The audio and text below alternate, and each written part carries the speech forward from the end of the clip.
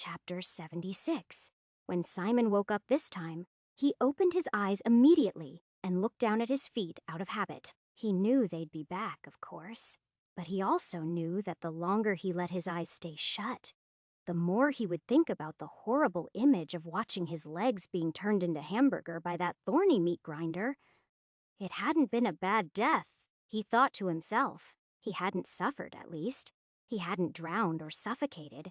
In a sense, it had been almost peaceful, but peaceful or not, being forced to watch it happen was enough to make him resent the younger version of himself for actually enjoying horror movies. Well, we aren't going back there for a while, he told himself as he sat up and grabbed for the bottle of wine.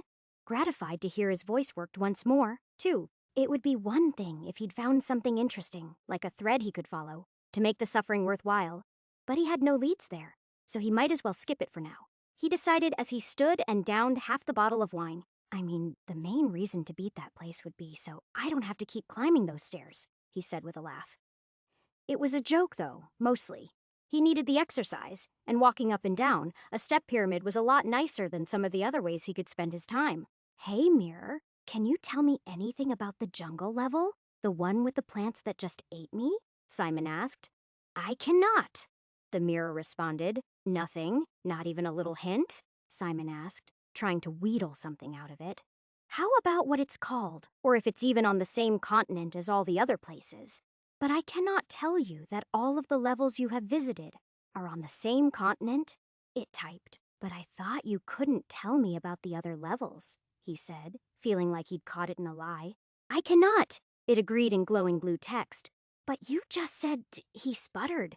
All I told you is what I cannot tell you. It typed infuriatingly. Simon sighed. Of course, you fucking can't. That would be too fucking easy. This time, he remembered the axe as he got ready, but he put it back as he tried to figure out how to really move the needle. I'd bet I killed that troll for good with the fire, the basilisk, too.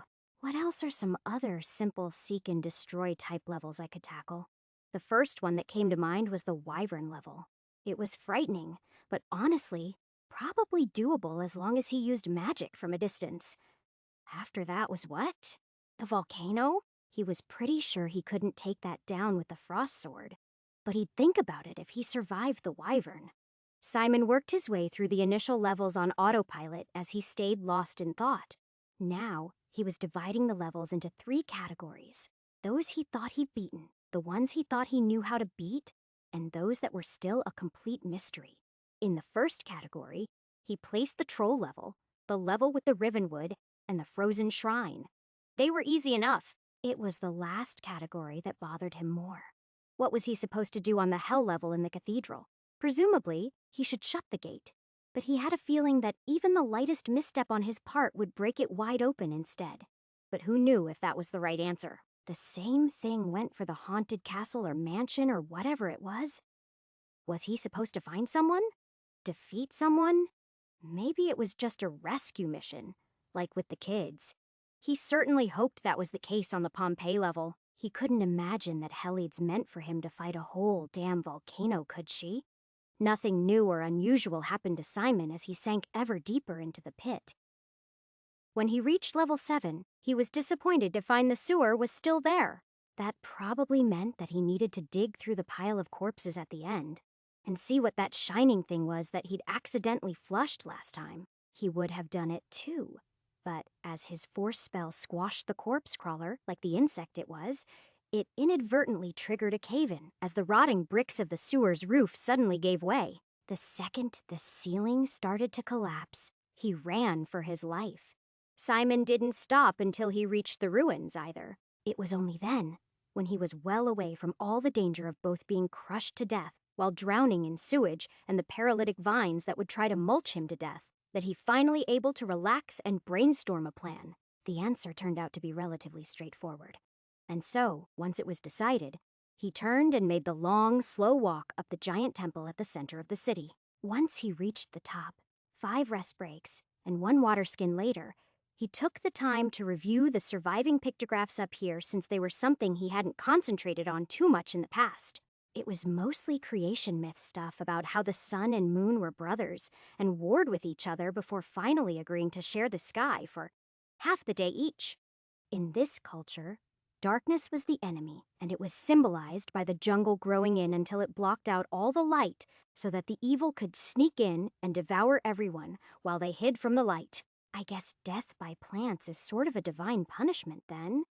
He laughed as he looked down at the vine-riddled cities. The jungle proper still hadn't eaten it, but Simon doubted it would ever find a way to displace all the stone plazas and megalithic structures. Still, as he looked at the carnivorous plants in the light of sunset, he couldn't help but think that they looked like a sort of cancer surging through the streets. He was pretty sure he'd penetrated all the way to the heart of that ugly green knot last time, but he didn't feel like going down to check just now. He could do that another time when the memories of his most recent death weren't so visceral. That was Simon's last thought before he turned and walked onto the weeks-old, crunchy snow of the Wyvern's Mountain.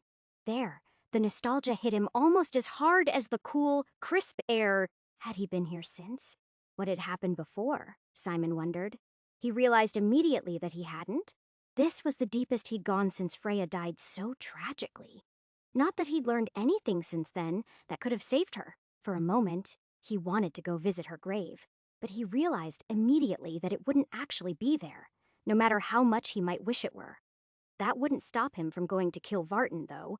He realized, with a little effort, he could probably pull that rickety tower that loomed over their manse and kill their household. For a moment, he entertained the idea, taking some dark pleasure in the idea of being the personal curse of the Wraithwaites for generation after generation. He dismissed it as he heard the distant screech, and he turned to see the wyvern wheeling high overhead. It was hunting something besides him, though, so he ignored it and instead looked off into the distance, wondering how far it was to Slaney.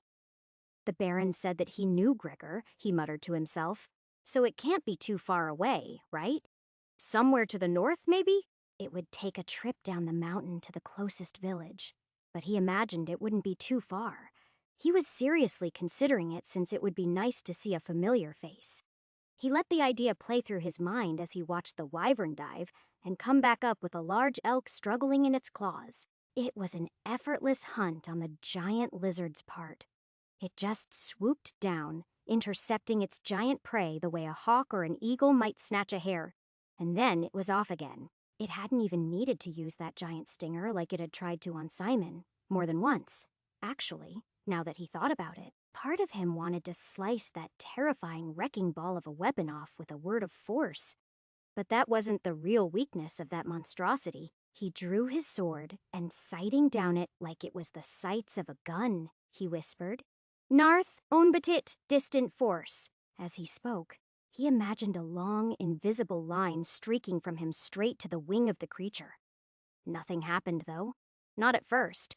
Simon would have bet money that even adding distant to force hadn't been enough to reach a target that was so far away. If that was the case, though, it wouldn't have swerved in midair or dropped its dinner as it started to look around for what had happened.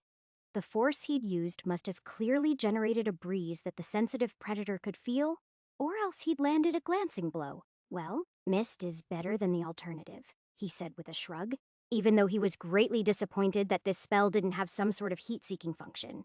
Even more than fire, force required very precise imagination, since it was literally just a line. It was even smaller than a bullet in that sense, and he was trying to hit a moving target that had to be almost half a mile away. He tried again and again, undeterred. With a word like this, it didn't take too much effort, so he had lots of opportunities. He wasn't worried. But even so, it took 4 shots as he thought of it to see any real result. It was then, when the predator turned toward him and flared its wings to dive bomb a new target, that Simon's invisible blow finally landed. His spell sliced right through the largest membrane of the creature's left wing. And then, just like that, it wasn't flying anymore. It was falling. With a shriek of alarm, the wyvern began to flounder and then fell out of the sky in an uncontrolled corkscrew flight that went faster and faster as it approached the ground with a wet thwack of meat and bone. Meeting rock and snow, he walked over to it, a few hundred yards away, where its evil green blood started to hiss and boil in the snow, which scratched the idea of trying out a wyvern steak right off the menu. Well, he shrugged, that was easier than expected. Part of him had expected some epic fight sequence with the weakened creature. And though he wasn't sure he had the balls to get up close and personal with a wounded wyvern while he was this out of shape, He'd expected he'd have to blast the thing with lighting a couple of times at least, but gravity seemed to have done the work for him. However, even after it stopped moving, he decided not to go stab it and make sure it really was dead. Even if it was playing possum, there was no way it would ever fly again. That had to be enough, right? Well, he said, sheathing his sword as he gave the corpse a wide berth. Might as well find that elk and make lunch. Waste not, want not. Chapter 77. The trip down the mountain was as exhausting as ever, but at least Simon had no need to look over his shoulder now that the apex predator of this particular level was dead. The only thing that troubled his sleep now were memories of the same trip he'd taken with Freya so long ago, and he passed several good campsites as he went, just to make sure he didn't dredge up any more memories than he had to. At the base of the mountain, he reached a familiar game trail that led to a familiar road. Here, he parted ways from his experience. With Freya, he'd gone south to avoid the zombies that he'd thought were taking over the world. This time, he knew better. In fact, as far as he was concerned, the world should be zombie-free now.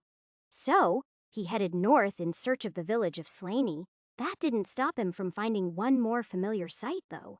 That evening, while he strolled north in search of an inn or even a tavern where he could get a bite, he found a small camp with a very familiar merchant's wagon under attack. Several people were already dead, and those that still stood were fighting for their lives against goblins. But still, Simon had trouble taking his eyes off the wagon itself. It was like the world was taunting him. It was the very same tinkerer's wagon that he and Freya had lived in for weeks until they'd finally sold it in Crovar. It was even being pulled by the same aging mare. For a moment, he didn't understand how that could possibly be the case. But then he realized what happened. That wagon had to come from somewhere, he told himself as he walked forward. Somewhere in the range of a man who'd been bitten might have made it to the tavern we found him in before he turned. Simon regarded the man bludgeoning one of the goblins to death. It had latched onto his leg and he was trying to get it off with a smoldering piece of firewood. Simon should have been helping him, but he couldn't. It was the same merchant he'd killed so long ago when the man had turned into a zombie in the tavern. Only the man wasn't dead yet. Instantly, Simon sprung into action. He unsheathed his sword and came in swinging. The man probably would have been able to save himself. He had before against the zombies, after all. But the other man that was with him had already been gutted, so time was of the essence there. The little monsters didn't see him until it was too late. Even with Simon's clumsy body and chubby fingers, half a minute later, all the goblins were dead, and he was dealing with the dying man. Who are you?" the familiar merchant asked, but Simon shrugged him off. "I'll deal with you in a minute," Simon said. "Your bite can wait, but your friend—" "It's nothing," the merchant yelled. "Just a scratch, fine. But you keep an eye out for me, or your buddy isn't going to make it," Simon said, not even bothering to look up. Instead, he was already mumbling words of power under his breath. The merchant started to say something about how there was no way Simon could save Marley. But Simon didn't pay any attention to that. Moments later, he was distracted by another goblin crashing out of the bushes, and he quickly turned to crush the thing's skull while Simon did his best to save the dying man. He started with a word of cure because a wound this ugly was almost certainly overflowing with disease, and he wanted to trap as little of that in the body as he could. After that, he used normal healing just to offset the blood loss as the man went into shock. Then he proceeded to use a series of lesser heals as he tried to find and seal as much of his patient's damaged and ruptured intestines and arteries as he could. It was a horrible, gory business, and honestly, Simon didn't hold out a lot of hope that he was going to make it.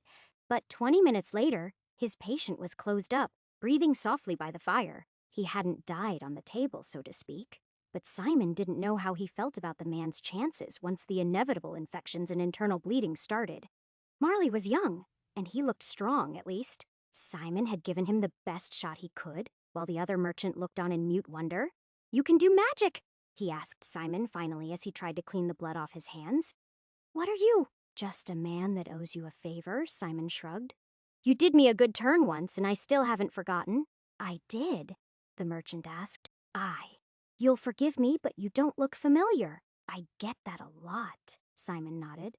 "Now sit down and we can deal with your scrape?"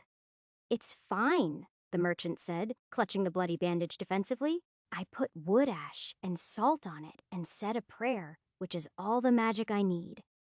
"Maybe," Simon shrugged, whispering a word of cure under his breath. If he wanted to stay bleeding and get a nice goblin scar, that wasn't Simon's problem. It certainly went a long way to explaining how it was that he'd turned into a zombie the first time, though they chatted a little bit after that about how dangerous the roads were getting in this part of the country now. Then Kurtz, which turned out to be the peddler's name, drew him a map in the dust that showed the way to Leapson and Slaney by association, which was all the recompense Simon needed for his efforts. Finding the way to his destination was something almost anyone could have told him. But he was glad that it had been this ghost from his past.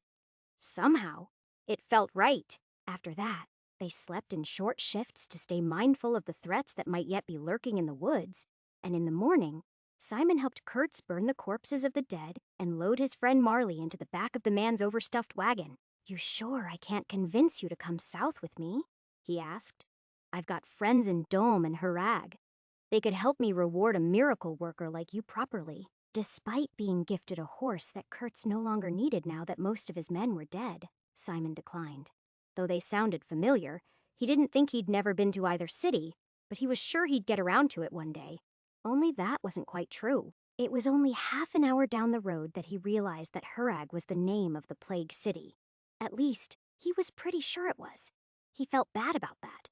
He probably should have given the man some kind of warning about it, but it was too late now. Would it have even mattered, though?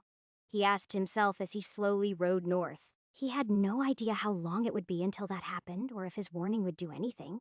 It might be months away. There was just no way to say from his perspective. He was only just getting the spatial relationships between all the levels down, but he had very little to go on as to when all the wares were. It was on his to-do list, certainly, but not really anywhere near the top. He gave that a lot of thought as he made the 6-day ride to see Gregor and his father. This level was sometime after the zombies, of course, which was sometime after the Succession War. But even with all that, it shouldn't be more than, a few years? Simon didn't find out just how wrong he was until he reached the small town he'd lived in so long ago. It had grown some, but at the same time, it had obviously fallen on hard times. When he called on the manor as an old friend of the family, he could see the obvious disrepair in the sagging roof and the patchy whitewash as easily as he could. The faces of the grim-looking footmen that answered the door. The servants brought him inside. But the man they introduced as Baron Corwin wasn't the man he expected to meet. He'd expected to meet the kindly old Baron he'd known before. He'd be a few years older, certainly.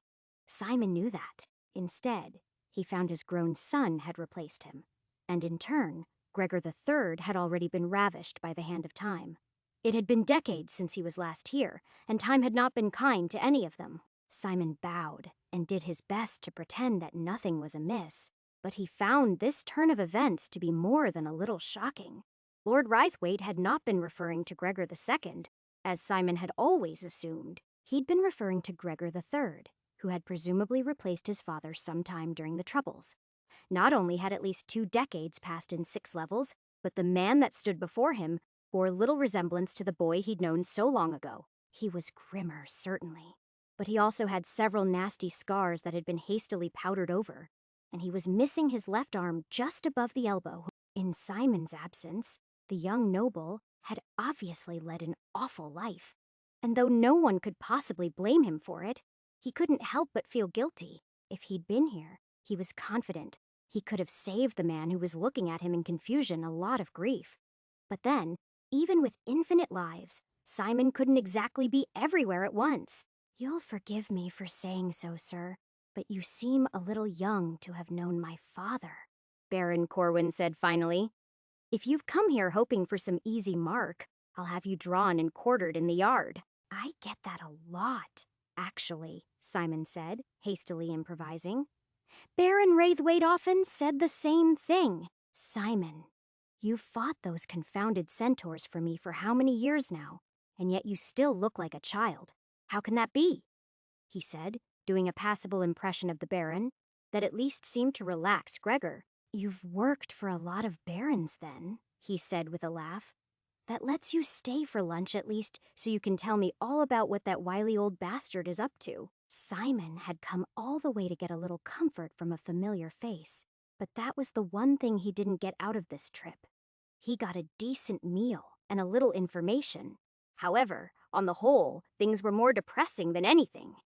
Gregor was farther from the boy he knew than he would have thought possible. Looking at him all through their meal, it was almost impossible to catch even a glimpse of the earnest young man he'd spent so many hours sparring with. Honestly, he reminded Simon of Vatran a little bit, now with his cruelty and jaded humor, which was disgusting but hard to deny. However, the longer he stayed, the worse things got. After 2 bottles of wine, after Simon had told the Baron a few stories that the man's father had once told him, Gregor told Simon how he lost his arm. It made Simon's blood run cold. He told the story of another sellsword that had come through town decades ago and offered to clear the silver mines that provided so much of the town's wealth. The man bungled it, though, Gregor said sardonically. He promised my father he'd take good care of me, but instead, I barely got out of there with my life. Weeks later, the doctors finally had to take the arm because it was rotting so badly. It was it or me. I'm sorry to hear that, Simon said. Truthfully, he was more than sorry. It was more disaster he would have been able to prevent if he'd been there now. He had to deal with a broken man who was barely a shadow of the man that he could have been. Simon promised to return another day after the Baron was drunk enough that he had to be half carried away by his manservant. But it was a lie. He'd start riding back to the portal tonight. There was nothing here he wanted to see for even a moment longer. It was simply too depressing. Chapter 78. The ride back to the mountain was far more enjoyable for Simon than his brief stay in Slaney. The weather was mild, and the things he could kill to get the unreasonable level of anger he felt about the whole thing out of his system were plentiful. He beheaded 3 highwaymen who thought they deserved his purse more than he did with a single word of force. He broke up a bar fight at a tavern he was staying in before it could get too ugly. And he took on a brief side quest to kill a young troll free of charge before it could do much more than decimate the sheep, herds of the surrounding villages. The last one was the most interesting, and the villagers did try to pay him for reducing it to ashes, but he wasn't interested in their coins. He needed to get back on task. He needed to go deeper. There was nothing here for him. That was what he told himself as he let the horse free once he stopped on the road, not so far from his destination. But he still thought about it on that miserable climb all the way back up to the top. None of those insistences to his brain kept him from thinking about it the whole way back, though. It was ironic because he'd hoped to find some comfort, but instead, he'd only found new things to feel guilty about, and they followed him all the way to the gate, which led to the end of the world. It was here he got his priorities straight as he watched the volcano erupt in the background and saw the people streaming toward the sea. He'd love to know what he was supposed to do here. Maybe even more than the jungle level. He simply had no idea what it was supposed to entail. Fight the volcano, save all of the people, save just one person. Who fucking knows? He signed as he watched another round of volcanic bombs launch in the sky and rain down as he turned toward the palace and the portal it contained. I mean, I could try to get a bunch of these people to follow me through there. But right now, it leads to where? He wasn't sure. The owl bear level was gone because he'd saved the kids. At least, he was pretty sure that was why it was gone. He'd killed the troll too, so if that was enough to solve the bridge, then that put him in what? The gateway to hell, he realized. Yeah, he definitely wasn't taking anyone to that level until he figured it out. Maybe one day, if he still hadn't solved this particular riddle, he could find a nice safe level to send all these refugees to. Well, safer, he corrected himself. What he needed to do was ignore this spot for now and go deeper. Maybe he could try talking with that demon for once and see if he could wring any new ideas out of it. The man seemed much more knowledgeable and marginally more helpful than the mirror. So, it had to be worth a try, right? It was the sensible thing to do. But as Simon walked up the long curving street of the island toward the slowly advancing lava, he realized he wasn't entirely interested in being sensible. He was lost, confused, and almost completely overwhelmed, which made him more than a little pissed off. He paused there, just before the turnoff to the castle steps, as he watched the lava slowly advance toward him. It was moving slower than walking speed, so he had all the time in the world to avoid it. But suddenly, he realized he didn't want to. He wanted to do something about this. He was sick to death of always saying he'd come back to this or that later. Then he remembered that the frost sword was still on his belt. It wasn't something that could stop the volcano or anything, of course, but the flickering things he could see through the heat shimmer of the lava. It might be able to do something about those, and maybe that would be enough for him to get a clue. The lava got closer as he looked around the street and started to formulate a plan. This was stupid and foolish, but it didn't matter. He didn't feel like spending another 3 months building a set of fireproof armor to give him a better shot. He just wanted some clue of what was going on. Getting burned by fire so hot that it could burn away his nerve endings in moments probably wouldn't hurt too bad. Probably. That thought made him grip his sword tighter as he cast a protection from fire spell on himself. He wasn't sure how well it would work or how long it would last. But hey, after this, he would know, right? Simon walked up to the edge of the lava to see, and though it felt warm, it didn't seem lethally hot like it should be. He wasn't about to touch it to find out, though. Instead, he used a word of lesser force to spring as high as he could on the nearest building, and then scrambled his way to the top. From up there, he had a better view of the ash-choked town and the flickering forms dancing on the surface of the spreading lava, but for now, he ignored them and focused on jumping from rooftop to get close enough to study one, or even do some damage. He found his first fire elemental that was close enough to see devouring the contents of someone's home the next street over. He considered using magic on it, but given how much he was relying on that for his survival, he opted to try his sword instead. The thing was a mass of embers in the vaguest shape of a man, and when Simon crashed through the window of the clifftop home, it barely even noticed him because it was too busy turning the contents of the room to ash. At least, that was the case, until he brought his sword down in an overhead chop. For a moment, it seemed like he was just waving the steaming blade through the fire, but then suddenly, the coals went cold, and the flaming outline of a person ceased to be with a silent scream as physical parts of its body fell lifeless to the floor. That didn't put out all the other fires in the room. Of course, they continued to burn, and Simon fled them as quickly as he could, refreshing his protection spell. He repeated this several times, but it was only when he'd killed the 4 fire elementals that were reachable that he turned his gaze to the plaza full of lava and saw it walking toward him. Though the creature seemed somewhat related to the fire elementals he'd just killed, that was all the 2 monsters had in common. This thing was a 2-story wall of dripping magma in the vague shape of a man. Every part of it radiated fire except for its eyes. There were wells of bottomless darkness set above a melting face that was fixed in a crude expression of overflowing rage. Even as it fixated on Simon and started stomping in his direction, he yelled, "Denarth Gelthic," launching a javelin of pure, smoking liquid nitrogen at the thing with the distant ice command. The projectile was half evaporated by the time it reached it, but that was okay. Simon was already shouting the word again. He uttered the command over and over, and each impact slowed the thing's advance a little, turning part of its skin until cold, hard stone. The thing launched volleys of fire at him as well, but they were fairly easy to dodge, and he took cover behind broken walls and the few pillars that were still standing. Through all that, he managed to refresh his protection from fire again. Some part of him felt like it was a waste, but it was a necessary evil.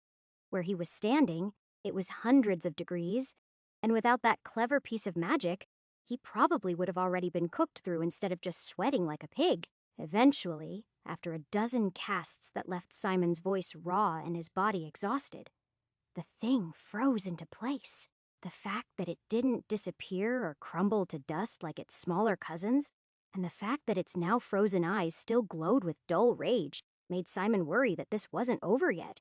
But it wasn't until the rocky layer that entombed the thing exploded like a grenade, sending obsidian shrapnel everywhere, that he realized how far from over this was. The thing was basically untouched, and that was as impressive as it was terrifying. "What in the fuck?" Simon rasped as he watched the thing glower at him, before it finally unleashed hell.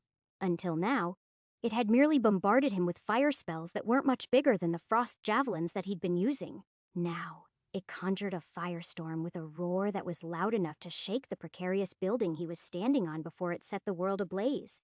"Gelthic Uvelum!" he shouted.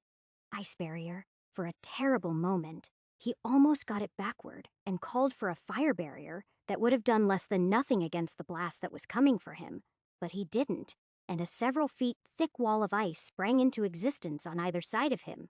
Simon knew that they needed to move, but where? His back was to the cliffs, and the lava dominated the world on all sides of him. Against something that could toss around so much magical energy like this, his only hope was to be a moving target. He couldn't move, though. He was out of rocks and buildings to leap to, and his protection from fire was fading. He needed to pause long enough to refresh that spell. But this monstrosity was giving him no time to recover. Already, his shield was engulfed in flames on both sides from the sheer power of the blast directed at him, and he could see the foot-thick wall of ice sublimating to steam as it thinned before his eyes. Despite that, he struggled to think about what he should do next. He knew it was a bad idea, but he still shouted, Gervul, Gelthic, Uvelum. He immediately tasted of blood and ashes in his mouth as he blew out his throat. In the long run, that meant he was fucked, but he didn't worry about that just now. As far as deaths went, this wouldn't be so bad. The words of power rippled out. Not as an ice wall, but as a spear and a bridge, countering the massive blast of fire that had been turned against Simon for the last half-minute. To his complete surprise, the spell was enough to overwhelm the fire, at least for a moment, and reach his enemy, momentarily freezing it into place. He knew that reprieve wouldn't last long, though. Already, it was melting, and when it broke free again, he'd be right back where he started. The realization of just how small his window of opportunity was enough to force him into action. He hopped over the remains of his wall and ran toward his fiery, glowing opponent with every ounce of strength he had left. Taking it out at the cost of his life would be a fine trade, he decided as he raised his icy sword high. He never got there, though. The thing redoubled its fire, drowning Simon in a sea of flames as his sword fell limply from his burning fingertips. As it turned out, being burned alive hurt worse than he could have possibly imagined. At least for a moment, his exposed skin charred instantly, and his hair and clothing burst into flames. None of those were as bad as what happened when he opened his mouth and inhaled to cast another spell. His lungs cooked almost instantly, and he pitched forward off his precarious perch into the lava. That was where he lost consciousness, and his final thought was of those terrible, malignant eyes that had burned into his soul. He'd learned something, though perhaps not enough to justify the unexpectedly agonizingly violent burst of pain. Chapter 79. Simon lay there for several minutes, just staring at the ceiling as he thought about the battle he'd just fought, and the things he might have done differently. It was a battle he almost certainly needed to face, and one that he doubted he could have won without some serious preparation. But it had still been cool in a way. Not the burning alive part, he thought wryly. The rest, though, even though he'd been deep-fried in molten lava, it had been kinda cool, running just above flowing magma and slaying elementals. It was probably the most cinematic thing he'd done so far in the pit, and if anything, the lesson was that he still wasn't thinking big enough. He'd spent what? 2 years of his life on that run? 3? It wouldn't have mattered if he'd spent 10, because he'd reset himself again anyway. He needed to get used to using more magic each run.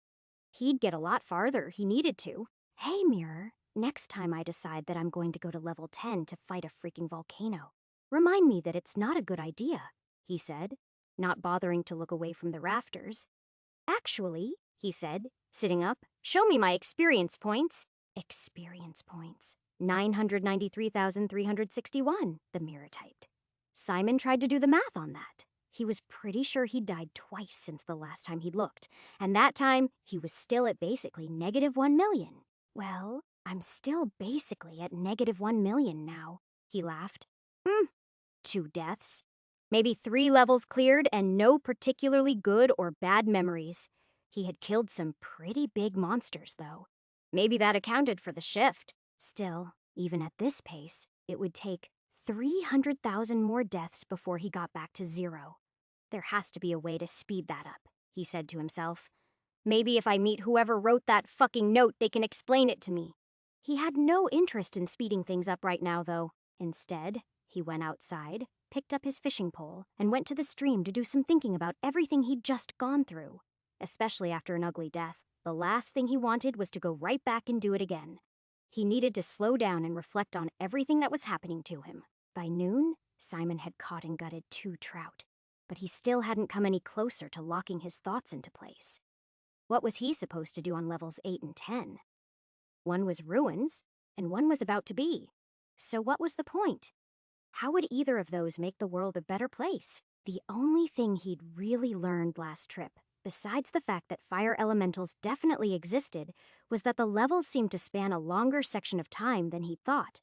If this was a game or a movie, then all of these bad things would be happening more or less simultaneously. The whole idea would be to stomp out every ember of evil before it could ignite some new threat. But this seemed more complicated.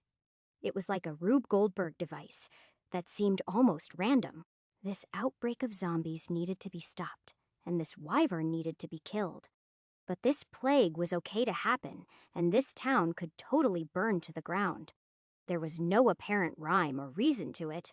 Worst of all was Gregor. In the grand scheme of things, he almost certainly didn't matter, at least as far as the pit was concerned. He and his family were just random NPCs that he probably shouldn't have ever met. He had, though, and he'd grown attached to them, and it was a shame to see the bitter, broken old man that the fierce, kind-hearted boy had become. Simon could blame himself, of course.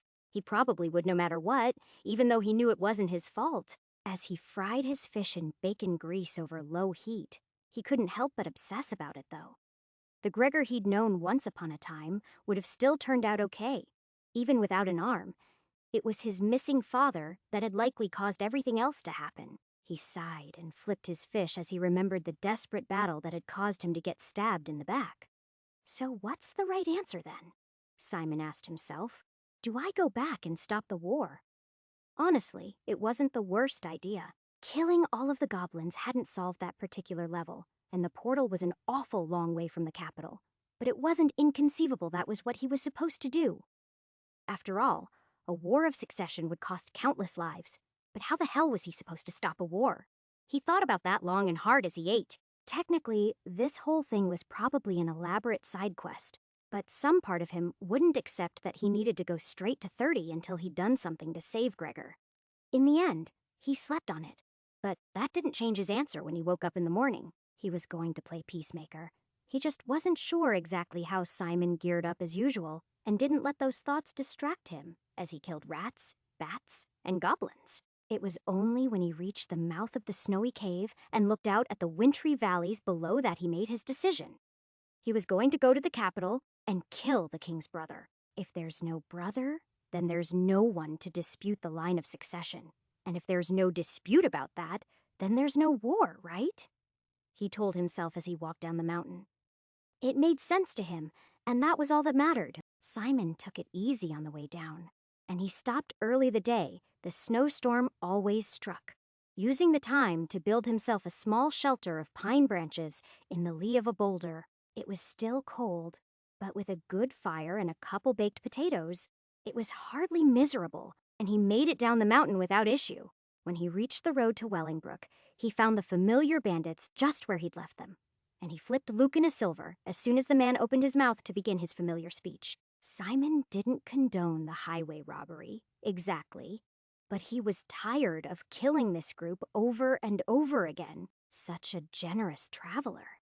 Lucan smiled. Maybe you'd pay extra for some protection, after all. It's a man that travels alone is the sort you and your friends should worry about the most, Simon said, not even bothering to slow down as he walked by the cocky highwayman. Do yourself a favor. Take the coin, keep the change, and live to fight another day. For a moment, he thought that the bandit was going to give the signal, and they were going to have to do this dance all over again. He didn't, though. For whatever reason, the man just stood there and let him pass, and none of his hidden friends struck either. It was good. It was pretty much the best outcome for everyone. He was down a silver he didn't really need, and they weren't another stain on his already bloody hands. In Wellingbrook, he stayed at his least favorite inn, but when he paid for his room, he fixed the woman behind the counter with a stern gaze and said, I know what you see, and I want no trouble. You understand? I'll be gone in the morning. She scowled and shortchanged him, but otherwise said nothing. The food was decent, but he resisted the urge to have a few beers, knowing how that had turned out in the past. In the evening, he still embedded his dagger deep into the doorframe to lock the door the best he could, but no one tried to sneak in and murder him. It was a nice change of pace, and he made a mental note to do that again if he ever came this way so that next time he could get a little drunk and play dice with the other men downstairs. Today wasn't the day for drinking, though. It was time for more traveling. Simon paid the ferryman to cross the river, enduring 20 minutes of his prattle before he reached the far side and began heading due east toward Leipzig. He'd considered getting a horse, but he wasn't in that much of a hurry, and he definitely needed to lose some weight. So, he walked all the way to the capital of the region, building his map of the way the world was laid out in his mind. As he went, he stayed in one more inn and shared the fire of two merchants heading west. In both places, Simon encountered mercenaries eager to swear allegiance to the king's brother, Duke of the northern lands of the Kingdom of Bryn. Simon said he planned to do the same, but only to make friends. In truth, he had no idea how he'd accomplish what he needed to do. Deciding to kill the man was one thing, but accomplishing it was quite another. So, he laughed and joked and tried not to get too drunk at each encounter as he learned pieces of the truth. Apparently, the king's son was weak and young, and as the aging man got sicker and sicker, war between the two claimants appeared all but certain. Simon already knew all that. Actually, he knew more than everyone else. He knew that the king would die within weeks and war would begin shortly thereafter, reaching the sleepy town of Slaney a few months from now. That was a certainty, unless he stopped it. What he didn't know until now was that the Duke was a hard but well-respected man who would surely become king in the absence of the 12-year-old heir and his scheming advisors. That was almost enough to make Simon change tactics and go after the boy instead. But murdering a 12-year-old simply wasn't going to happen, and he was sure that there would be less chaos if the legitimate heir took the throne. So, when he walked into Leipzig, he was a man on a mission, and the beautiful Gothic architecture of the capital city aside, he quickly made his home at the inn closest to the cathedral that was frequented by the royal family. This wasn't because he had the gold to pay for good food and a clean inn, though. It was because here he could see the path of the claimants as they strolled by several times a week, with their entourage as they prayed for the health of the king from his third-story window. It was in the second week he was staying there, after looking at the proud warrior and the young prince, that he finally pulled the trigger, so to speak. He'd been putting it off for days even after he formulated his plan. But once the skies clouded over, and he saw the approaching carriage, Simon knew that he was out of time. "Denarth Vrazig," he whispered from his window as the man made a speech on the steps of the church. Distant lightning. It was 100 yards away, and Simon hadn't been entirely certain it was going to work. But then, a single bolt of lightning arcs down from the stormy sky above, striking him and the guard closest to him. Simon winced at that. The last thing he wanted to do was get anyone else hurt, but he doubted very much that either of them would survive. A few minutes later, he was proven right. Neither of the men would ever rise again. Simon mourned the dead and felt bad about what he'd done, but weighed against the bodies of the thousands of people who would have died if this hadn't happened, he wasn't really sure what to say. At least he got the effect that he wanted. By the time dinner came around, the small inn was packed with people gossiping about Duke Bryn, who was struck down by the gods for hubris and daring to upset the order of things by seeking to replace the true heir. Simon smiled at that. It was a nice, clean explanation that a simple medieval mind could believe, freeing him up to go pay Baron Corwin and his son another visit. Chapter 80. The road south was untroubled, and Simon made good time, arriving 5 days later. He'd been looking forward to seeing the Corwins, and especially getting reacquainted with young Gregor again. But instead, he arrived just in time for a hanging in the square of Slaney. He didn't remember any of this, and as he moved among the crowd and listened to the charges being read out to try to figure out what was happening, he understood immediately what this was. Endangering the Baron's heir? Attempted flight. Cowardice on the field of battle. This was the man that the Baron had attempted to replace him with. Simon took a long look at the broken-down mercenary on the platform that had been erected and wondered how close he'd come to such a fate himself. Not that the Baron's men would have been able to take Simon so easily, of course. But as a lesson, it was still very easy to see himself ending up in that place. Especially given how much less magic he'd known back then. Simon was tempted to save him because the way that Baron Corwin was handling this struck him as unjust. He didn't, though. The first reason was that he would have definitely alienated the Corwin family in the attempt. But the second was more important. This had all apparently only happened a couple of days ago, which meant that there was probably still time to save young Gregor's arm and, if he was lucky, the man attached to it. So, he said nothing as the pathetic man begged for his life and was left to choke and dangle at the end of a rope. It was an ugly sight made uglier, as Simon couldn't help but see his own face there. As soon as it was done and the Baron was walking back to the house, Simon approached him. The reception was much chillier than it had been the last time Simon had come to town in this timeline. But the reason was fairly straightforward. He'd sought to avert a war, and in doing so, he'd come here too late. "Apologies, my lord," Simon said, bowing slightly as he saluted the man with his fist to his chest.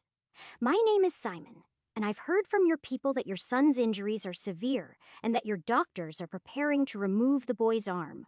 I'd like to help if I may before that happens. I doubt you know any more about medicine than that buffoon Carls's knew about hunting goblins," Baron Corwin said jadedly. "But as thanks for your compassion, I will let you walk away now instead of letting my men beat you for your insolence." There was a coldness in the man's eyes that showed just how much this event had already cost him, and it saddened Simon, but not enough for him to give up. "I might look young, your lordship," Simon said, "but I've seen several battlefields and served under both knights and healers. So if I must beat your men bloody to show you I know my business, I'm happy to do it." Baron Corwin laughed at that, unsure if he was serious or simply a bad joke. But when he shrugged, the three men that had been escorting the Baron all moved as one to do their lord's bidding. Simon wasn't afraid. He didn't even draw his blade. He'd fought all three of these men more than once, and though he didn't remember the exact foibles of their fighting styles, he was certain he could best them, especially with a few words of minor force. The first one went down without any magic at all. All it took was a feint to the right before an uppercut to the left, and he was down, vomiting his lunch up thanks to a hard blow to the gut. The second one was warier, and he and Simon exchanged several blows before he ended it with a headbutt to the man's flimsy nose guard. It cut Simon pretty deeply, but knocked his opponent unconscious. The last one, he tripped with a whispered word of minor force. Then Simon stood there with his boot resting lightly on the man's throat, making it clear that he could end this in a rather ugly fashion if he so desired. The Baron's response was to draw his sword a few inches from his sheath before he hesitated. "Why?" Baron Corwin asked. "Why not simply take 'get lost' for an answer? Why do you think that beating my men will make me let you see my son?" "I just wished to show you I was serious," Simon said, whispering the words for minor healing under his breath before he wiped the blood off his forehead with his leather gauntlet. "If you don't see how a man of my talents could be useful, then I am willing to take my leave." Truthfully, that little gesture, showing that he no longer had a wound, would have been enough to get him branded a witch in some of the places he'd been to so far. It might be enough here, but Simon was willing to take that chance in the hopes that it was enough to tap into a father's desperation as well. The Baron hesitated, but finally sheathed his sword and said, "I'm not paying you a single copper for this, you understand? I should put you in the stocks for assaulting my men." Simon nodded at that, smiling as he was led into the familiar manor. The last time he'd been here in this timeline, it had been a nice place, but now it was a house in mourning. When they reached Gregor's sickbed, the curtains were drawn, and the much younger version of the broken-down man he'd seen so recently lay in his sickbed. The smell of rot overpowered the flowers that had been brought into the room, and young Gregor's eyes barely flickered open at the sound of their entry. Simon said, "All right, every one of you leeches out, now." It was the only reaction possible. He was sure that they were doing their best, of course, but seeing what bad shape their patient was in made any other reaction impossible. Here they were, sharpening their saws and deciding how much of their patient's arm to cut off when the bandages of his arm were brown and foul-smelling. It was revolting. Everyone looked in shock, from him to the Baron, for approval, And when he nodded, once the two of them were alone with his dying son, Simon said, "Baron Corwin, I'm going to need clean linens, boiling water, and the strongest alcohol you have in the manor brought in here immediately while I remove whatever this is." "It's a poultice for the infection," Baron Corwin said immediately. "Really?" Simon asked. "And does it look like it's doing any good against the infection burning through him?" Simon started to peel away the crusted bandages, revealing the pale pus-soaked skin beneath. He could smell the stench of goblin immediately. But to him, it looked like Gregor had been mauled by a pit bull or a Rottweiler. He found more than 24 puncture wounds that went to the bone and a deep bite mark on the forearm that had probably done at least some nerve damage. Honestly, he was hurt so badly that Simon had trouble seeing him as the young man he'd spent so much time sparring with in previous lives for a moment. All in all, it was an ugly scene, but Simon didn't see anything that wasn't fixable here. When the Baron returned with the requested items, he paled to look at the severity of the wounds. This is what my gold paid for," he growled as he looked at the rotting flesh of his heir.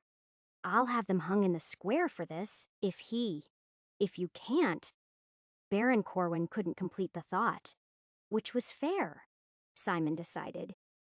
He was a good man in a bad spot. To distract him, Simon proceeded to list off 6 herbs he wanted brought to him. None of them would do much. They were more for pain relief than anything. He just wanted to keep the man busy while Simon started tearing the sheets into thin strips and sterilizing them in the boiling water. The bandages wouldn't do much either, except hide the magic he planned on using. "Gervul Delzam," he whispered, using the words of greater curing to focus on the bacteria and toxins running rampant in the boy's body.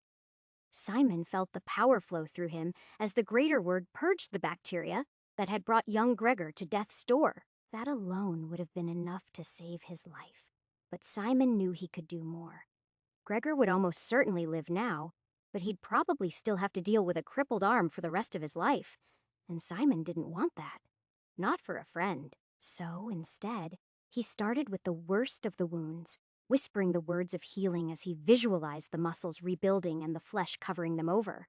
He tried to imagine the nerves coming together, too, but his knowledge of anatomy still wasn't what it should be, and he knew it. In the dim light of the empty room, no one saw what he was doing, which was fortunate for both their sakes. Simon made no effort to eliminate the scars he was leaving behind, though. After wounds this bad, everyone would expect scars, so he left them behind everywhere. "Afaram hiak," he whispered repeatedly, closing up the puncture wounds one at a time, and forcing them to vomit out the decaying flesh as they healed from the inside out. It was disgusting, and the smell made Simon gag, but he ignored it. Instead, he focused on his work. Whenever Baron Corwin was in the room, Simon focused on bandaging the parts he'd already healed. And whenever he made the Baron leave to find something else he wasn't going to use, Simon continued to weave his magic, one small wound at a time. Half an hour later, the arm had been completely bandaged by ragged, ugly strips soaked in herbs and brandy to hide his work, and his charge had been almost entirely healed. Though Simon hoped that no one would know that, for at least a few days, the Baron became much friendlier once he saw that his son's fever had broken, and there was some color returning to Gregor's cheeks. That night, he was invited to dine with their family as he had so long ago, and he volunteered to go and purge the goblin infestation at the silver mine that still remained undone, even after all of this. Over brandy afterward, Baron Corwin apologized and tried to pay Simon for all he'd done, but he wouldn't accept it. "I'll take a silver a head for the goblins, but nothing for doing right by your son," he said with a smile. Simon smoked the monsters out, the same as before. And by the time young Gregor was out of bed, the mines were clear.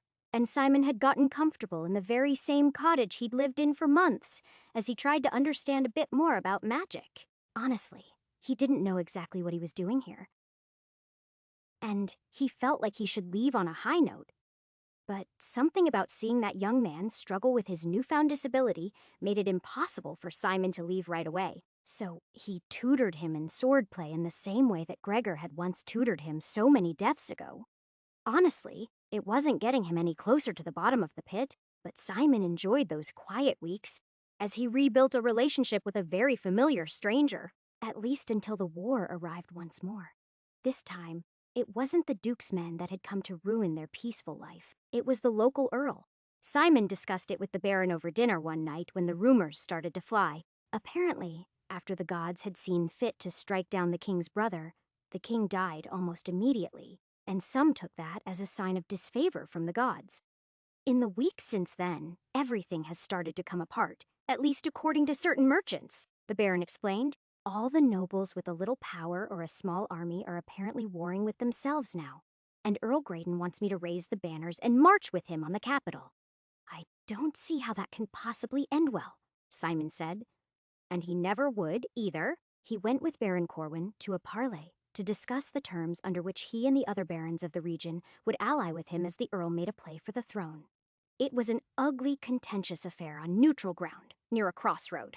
Each of the barons had been allowed to bring only a single bodyguard, and Simon went as Baron Corwin's. Sadly, even though he suspected a trap, he didn't figure out what it was until it was too late. That night, when they reached an impasse, and the barons demanded more guarantees about their rights, the Earl announced he was stepping outside to relieve himself so they could discuss their position among themselves. However, as soon as he was clear of the large pavilion tent they'd been meeting in, dozens of crossbow bolts ripped through the canvas walls, striking everyone in attendance. Simon was hit 3 times, but still managed to mumble the words of healing through numb lips enough to stop his bleeding enough to draw his sword. Regardless, even calling down greater fire and force on his enemies, it wasn't enough to fight free of the trap. As a result, he died along with the Earl that had summoned them, all 5 barons in attendance, and most of the unit that had arrived after the negotiations had started to ambush them. It was a bloodbath, and Simon's last thoughts, beside how cold the sword piercing his liver was that he hoped this newly orphaned version of Gregor would be strong enough for whatever came next. Chapter 81. Simon wasn't sure what he'd accomplished, but by the time he'd prepped to go back down after a lazy morning spent contemplating it, he wasn't so sure it was time well spent. It was only just as he was about to descend again that he realized he could just check his experience and see what the mirror thought.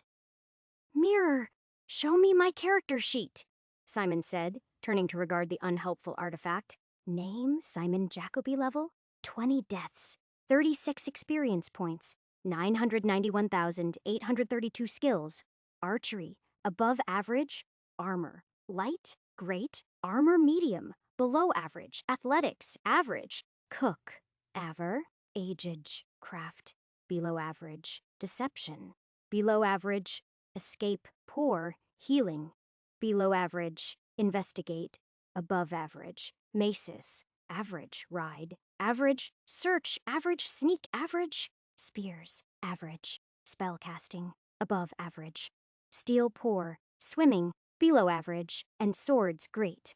Words of power, Gervul, greater, Marin, fire, Ophram, minor, Hiak, healing, Vrazig, lightning, Darth, distant, Onbedit, force, Zavan, transfer, Jelthic, Karish, protection, Uvelum, boundary, Barome, light, Delzom, cure. That's like 2,000 experience points, I think. Sue, marginally worthwhile then, he said with a shrug. What do you think, Mirror? Was my last life worth it? Every life is worth it, it typed flatly. Yeah, really profound, Simon laughed. Great work. Then he was gone. He didn't know if he should bother to try that again, or if he should just go deeper. But that was a question he could decide on after he killed some goblins. Simon made quick work of the floors as usual, and when he reached the door to the crypt of the Skeleton Knight, he paused. His attempts to make the world a better place with a strategic assassination had not only backfired, they'd been entirely reversed. The very fact that he was standing here once more was proof that the whole thing never happened. Is it even worth it to keep trying? Simon asked himself, noticing his breath fog and the cold air that radiated from the evil stairwell. He thought about the boy and the family, and was grudgingly forced to decide. Yes, it is. This time, though, he was going to take it more seriously. He was going to go straight to the capital, try to resolve the issue, and then make it back to the Corwins before Gregor went into that damn cave with an amateur. Normally, Simon took the valley to the north because it was mostly a slow downhill walk. But knowing as much about the world as he did, He also knew it was several days out of the way. The best way was to go east through a pass he could see from here. The way was a little more treacherous, and it was uphill, but it would save him a lot of time, especially if he was going to make this trip on a regular basis. So, with another sigh, he started trudging uphill instead of down through the deep snow, vowing to learn how to make himself some snowshoes one day. 2 hours later, just short of the pass, he found something he'd never expected to find up here. A small village. No, he corrected himself, a small, starving village. From the looks of things, this place had never been prosperous. But now, the cabins with their sagging, split shingle roofs just looked sad. And when the half-starved men came into view, it looked like a penal colony or something. That was made all the sadder because he'd found it just past a beautiful frozen waterfall that took his breath away, and a large flat area that was almost certainly a frozen-over lake. While he found it interesting that he'd never seen it before, even though it had been just around the corner from where he'd hiked half a dozen times now, it was a challenge he was certainly not prepared for. "Please, sir, do you have any food to spare?" an older man asked when Simon stopped to ask the name of the place. "Of course," he said, shrugging off his sack as he started to go through it to find the bread he was getting tired of eating anyway. It was only when he saw other people peeking out of the doors and through their shutters that he realized he didn't have enough food for everyone. "You know what? Why don't you start a fire, and I'll go find something to roast, or we've all tried hunting," the man said. There was a note of desperation in his voice that made Simon think that the man thought he was going to bounce. "It's just been a very tough winter, and I get it," Simon said, vaguely annoyed that his shortcut was turning into a detour. He pulled out what he needed from his sack and handed the potatoes, turnips, and sausages to the man. "This is for everyone, you understand? Make a nice thin soup and make sure the children are fed, and I'll try my luck anyway." "Bless you, sir," a woman said, descending from her porch. "We didn't think anyone was up through the pass this early yet. And, well, may the gods protect you?" Simon shrugged at that, handing out hunks of bread and bits of cheese to the children who came forward until he had none to give. Then he stacked up all his spare equipment, and taking his bow and his sword, he went out to look for something edible. Simon did not imagine that the hunting would be good up this high during this time of year. He briefly wondered how he would use a word of greater force to go dynamite fishing, but he decided against it. He also considered going back for the goblin corpses, but that was too disgusting for words. So instead, he wandered through the deep snow between the pine trees, hoping to find a deer or an elk, while he slowly lost the feeling in his toes. In the end, he found neither. But when he saw a mountain goat 30 feet up on a sheer granite rock face, he decided that would be enough, and he sent it tumbling to its death with a word of lesser force. Then he put it out of its misery with a swift knife to the throat, and after he gutted it, he dragged it back to the village. By then, the village was enjoying the soup, and a literal cheer erupted when he brought back the goat for them to roast. "I'm sorry, it's not more," he told them, but they wouldn't hear of it. Instead, they shared the last of their hard cider with him while people took turns asking him about his travels. Simon sat long enough by the fire to warm his toes, and he told them general things about his adventures, but he kept it pretty tame. In return, they told him about the small village of Meriton, and how the goblins and the winter were worse than ever, and that their herds had been decimated by both. It was pleasant, but he wasn't about to let himself be distracted. So, in the end, he told them, "I'd stay longer and hunt a few more goats or whatever for you, but I want to make it through the pass before the storm tomorrow. I've got a war to stop."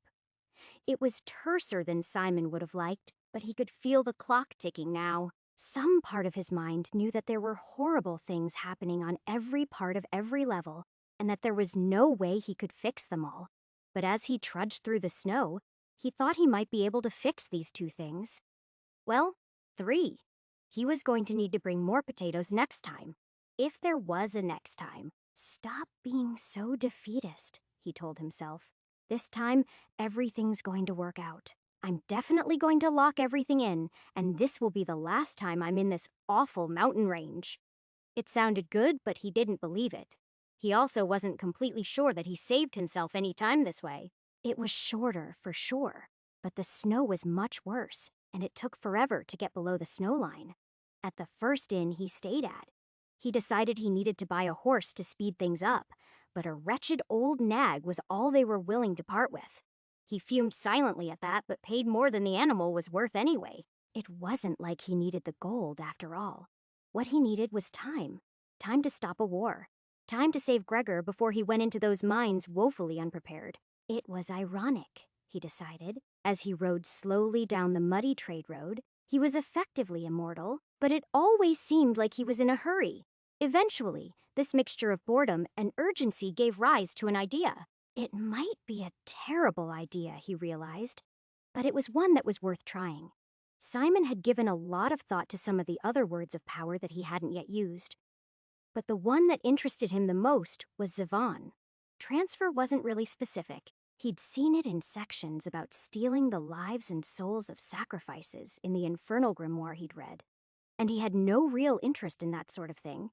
But given that the whole structure of this magic seemed to be about life energy, he was fairly certain that was the transfer it was referring to. That was what that creepy apprentice had been referring to, after all, wasn't it? He'd spent most of his life with his spells and wanted to know the secret to refilling it. Simon tried it on the horse, visualizing his life flowing out of his body and into the beast.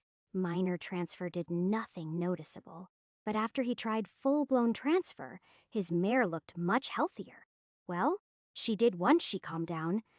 The effects of the spell spooked her, and he'd had to hold on for dear life for a few minutes until she calmed down. That in itself was a good sign, though. Before that point, she wouldn't have had the energy to prance around like that, and had been content to plod along for mile after endless mile. Simon patted himself on the back for a successful experiment. Even if the increased speed was a very unwelcome reminder of how little riding agreed with him after a few hours.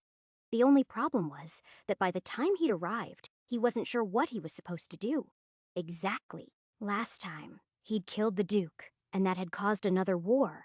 He'd love to just try the same thing, but he couldn't. The prince was a little too young to assassinate, so he was going to have to do something clever. He just wasn't sure what. Simon spent the next day lazing around his inn, appreciating how nice it was not to walk all day and wishing that he could just talk to the kid and explain the facts of life to him or something. The third story of the castle was a little out of his reach, though. Or was it? Something about that idea refused to get out of his head. And by the following night, he had at least the outline of a plan. Before he could do anything, though, he'd need something a little more ominous than his jeans and his boiled leather armor that was a little too snug to be called intimidating. Fortunately, that was a problem that could be fixed with a couple of gold coins, a tailor who was willing to work all night to get them, and some of the white face powder that the courtiers seemed to use so much of. It was a dumb plan, and he'd never admit to anyone that he'd been inspired by the ghost of Christmas future in the Christmas Carol. But the worst thing that could happen would be that it wouldn't work, and he'd have to try something else next time. The following night, after he spent the day practicing lesser light effects in his room, Simon got dressed up, and as soon as the moon set, he began scaling the wall to the prince's room.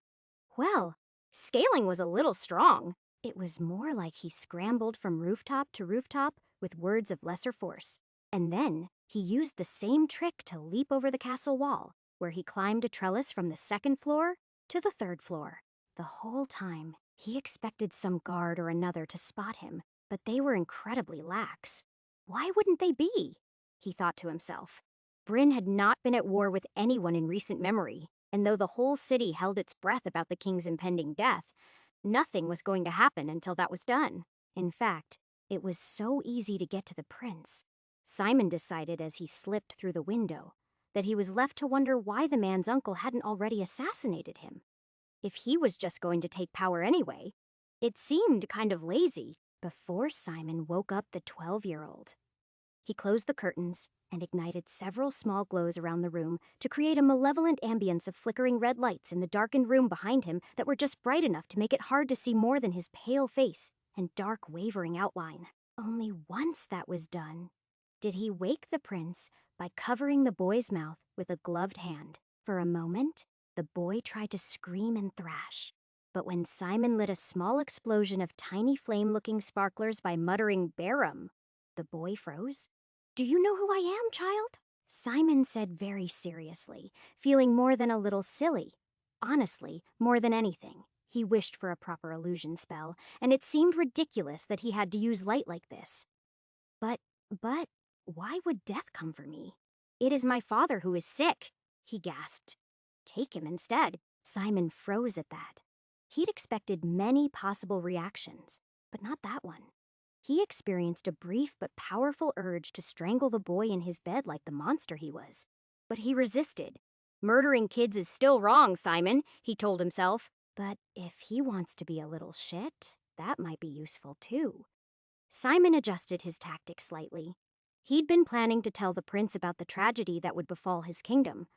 But the boy seemed less interested in that than he would have thought. I'll soon be coming here for all of you, he growled.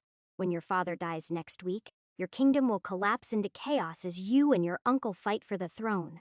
I've come to thank you. Thousands will die, and all of those souls will be mine, my uncle, the prince asked. He wouldn't. He couldn't. The throne is mine by right.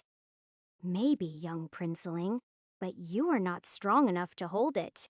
You will die in the war that follows, along with everyone foolish enough to serve you, and Bryn will break apart into smaller nations as a result. Simon smiled at the look of horror that dawned on the child as he considered the words of the monster whispering in his bedroom. But you can't. This is my kingdom, the boy said. Coming close to sobbing, there is only one way out for you, Simon, pretending to be death gloated. But it is much too hard for you. As Simon finished speaking, he caused another cascade of phantom sparks to dance around the face of the frightened boy. Tell me, spirit, the prince pleaded. Tell me what I must do. You have only a single way out of this, Simon cautioned him. You must go to him before the day the king passes and beg him to take the regency until your 18th birthday. That is the only way that you will ever live long enough to see the crown. But if I do that, my uncle will never give up the power he's. The prince started to argue back, but Simon stopped him. As I told you, it is impossible for you to prevent this, Simon said with a smile as he rose to his full height and whispered the words for minor force to make his cape billow out dramatically. And for that, I thank you for the bounty to come. Then, before the prince could counter, Simon turned and fled. He opened the windows with a single motion and then jumped heedlessly into the night. The prince didn't know he'd use force magic to keep from breaking his legs. And, as long as he managed to escape the castle unseen, the words he'd uttered tonight might just be enough to change the man, and thus the path of history forever. Chapter 82.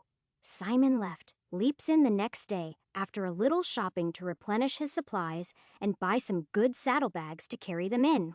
By the time he left town and was riding toward Slaney, he was almost 2 full weeks ahead of schedule compared to his last trip. That was good, but it was overshadowed by the bad news that he had no idea whether his little amateur theater production had been successful. There was simply no way to say what that spoiled brat would do. Simon could only brood about it as he sat in the saddle and tried to imagine the consequences. He'd know in a month or two. He always did. But until then, there was no way to know if he'd made things worse or better. When he reached the seat of Lord Corwin's barony, he stayed at the inn as he usually did and spent the next couple of days buying men drinks and boasting about his exploits, until he caught the attention of the Baron just as he'd done the first time. It was funny to Simon, because the last time he'd been in this situation, he'd been trying to avoid gaining too much attention, and this time, he'd been actively seeking it out. But it hadn't seemed to move the needle much. It was enough to make him wonder just how much causality really mattered, and how much some things were up to fate. He told some of the same stories as last time, though he toned out the ones that they'd found unbelievable before, and focused on his mercenary work against the goblins and the centaurs. That was enough to get him invited to the Baron's study, where the infestation of the silver mines was explained while he patiently pretended not to know any of that. And he was invited to purge them. Somehow, this moment had seemed more interesting the first time Simon had lived it. But then, in his mind, it had been one of the first times that a total stranger had considered him a hero. Now, he'd had so many of these conversations that it was just another job. Well, not just any other job. It was one of the most important escort quests, The pit had to offer as far as he was concerned, and he wasn't going to fuck that up. In fact, this time, he was harder on Gregor than before. As ungainly as Simon was at his current weight, at least he could still move in his leather armor.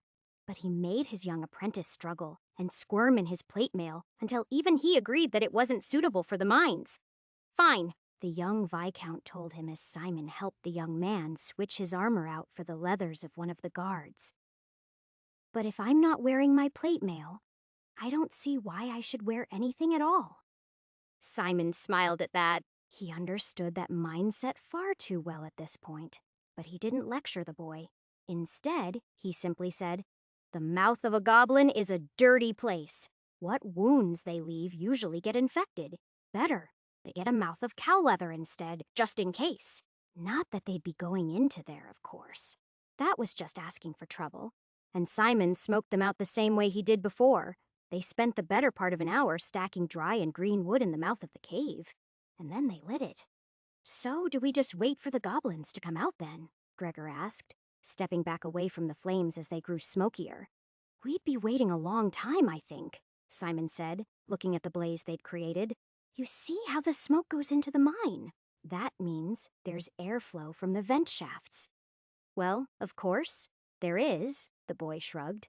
"How else would the miners breathe?" "Breathing is good," Simon answered. "But do you think anything might be able to climb down those shafts and make a nice home?" Slowly, Gregor connected the dots, and Simon took his time, letting him guide them from vent hole to vent hole with nothing but a sense of smell and a little prodding. When they reached the last one, Gregor asked, "Well, still no goblins? What now?" "Well, we keep looking for smoke until we find them, I expect," Simon shrugged. "I think I smell more from this way." He didn't, of course.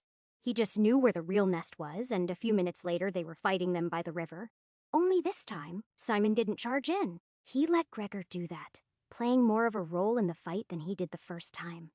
Last time, Simon had been worried about how to keep the young man safe, but this time, he had both a much better understanding of the lad's talent with a sword and a lot more experience with a bow. With a few arrows, picking off a runner, or killing one of the monsters that was sneaking up on Gregor was the easiest thing in the world. By the end of it, they'd killed 8, and once the 2 of them had finished filling a sack with goblin heads, Simon showed him the warren that they'd come out of. He hadn't known about this the first time until days later, but he thought it would suitably impress the kid to point out the dozens of corpses that lay just inside where they'd suffocated. "Wow!" Gregor exclaimed. Not sure what else to say. At dinner with his father that night, that was the point that young Gregor repeated the most. If we'd just charged in, then we would have been outnumbered 20-1. But thanks to Sir Jacoby's experience, we only had to fight a few. Simon let the young man boast on his behalf and simply enjoyed the moment.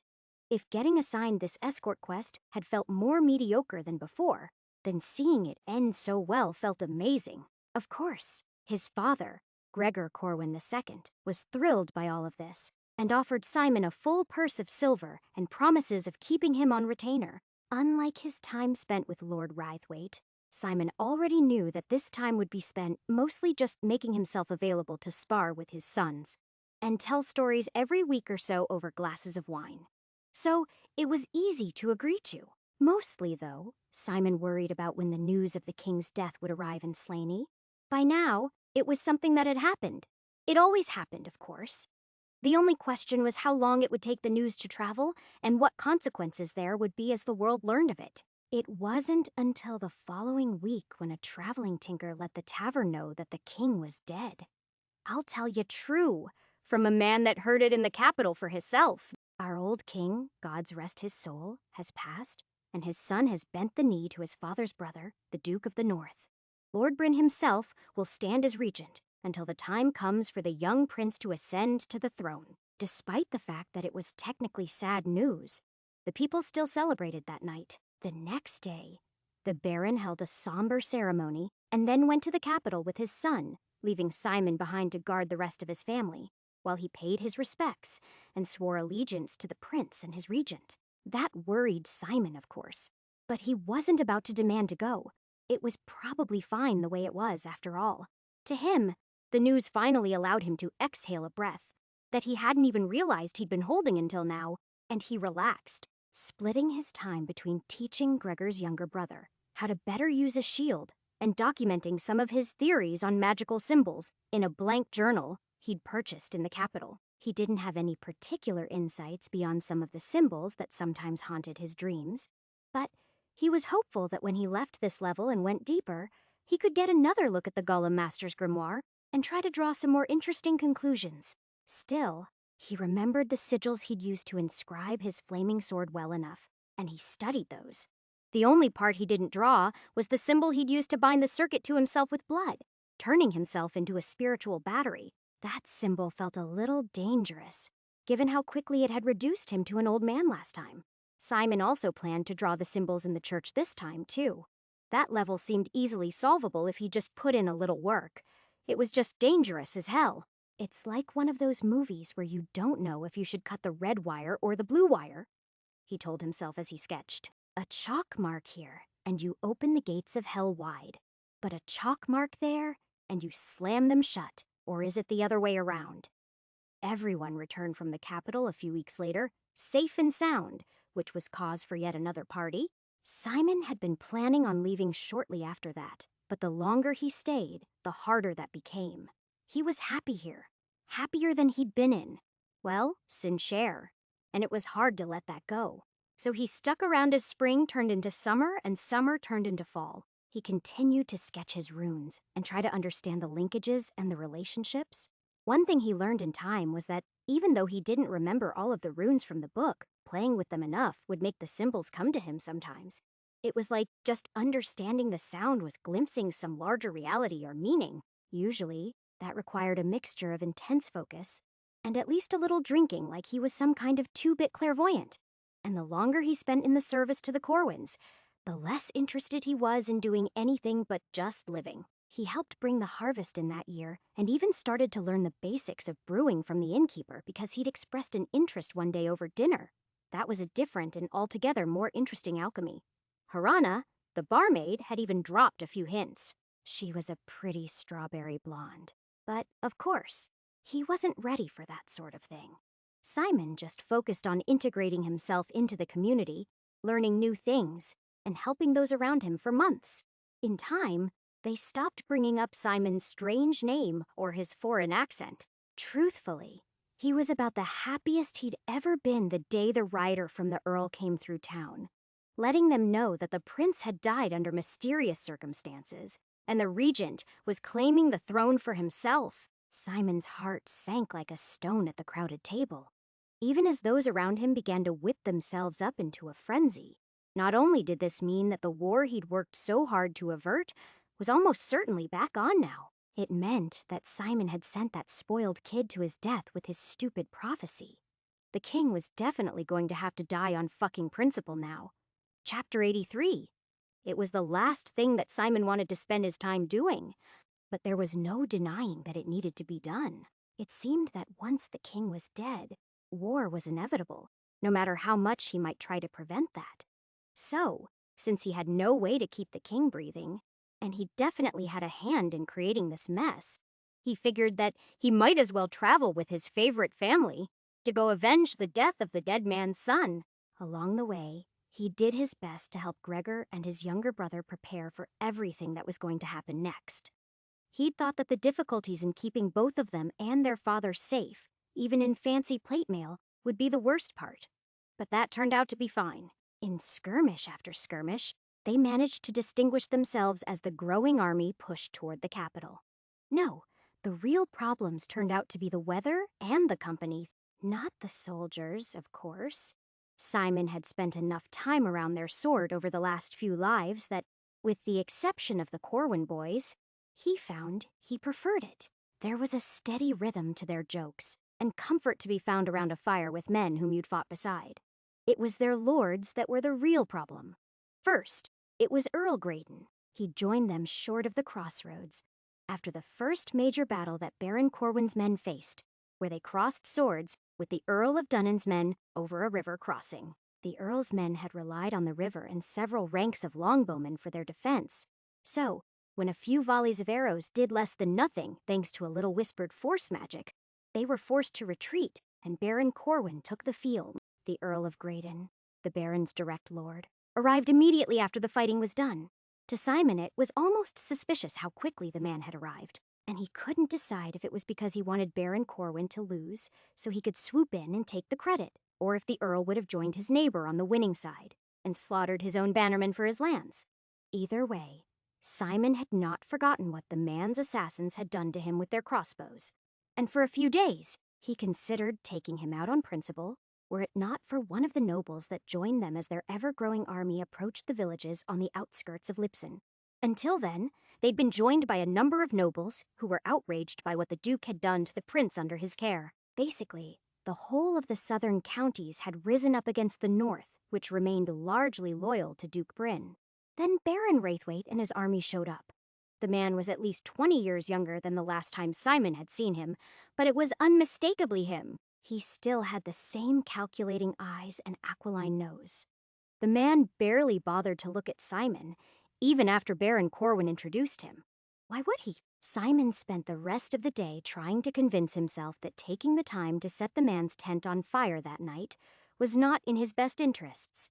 That was the first night he got drunk, too. He spent enough time bad-mouthing the nobility that many of the men he sat with gave him uncomfortable looks and encouraged him to go sleep it off. None of those events stopped them from either battle at Leipzig. The first was held on the freshly plowed fields of the southern hills, which they easily won, and the second was at the walls of the city, where they were repulsed. Simon spent most of his time dragging Baron Corwin out from underneath his horse and back to camp. He spent the night stabilizing him and felt good that he might pull through, but his leg had been crushed and he'd probably lose it. Simon felt bad about that, but he wasn't about to resist exposing himself or burning out his voice with the words of greater power that would be needed to fix it. "I don't know what we'd do without you," Gregor said, after Simon finally emerged from the tent covered in the blood of the boy's father.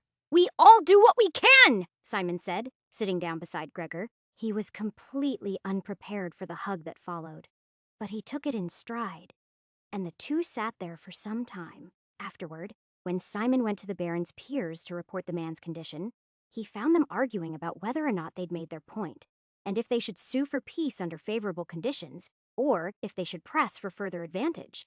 Simon said nothing about any of that. They wouldn't have listened to a commoner. Inside, though, he was disgusted. So many lives are being spent for what everyone agrees is a just cause.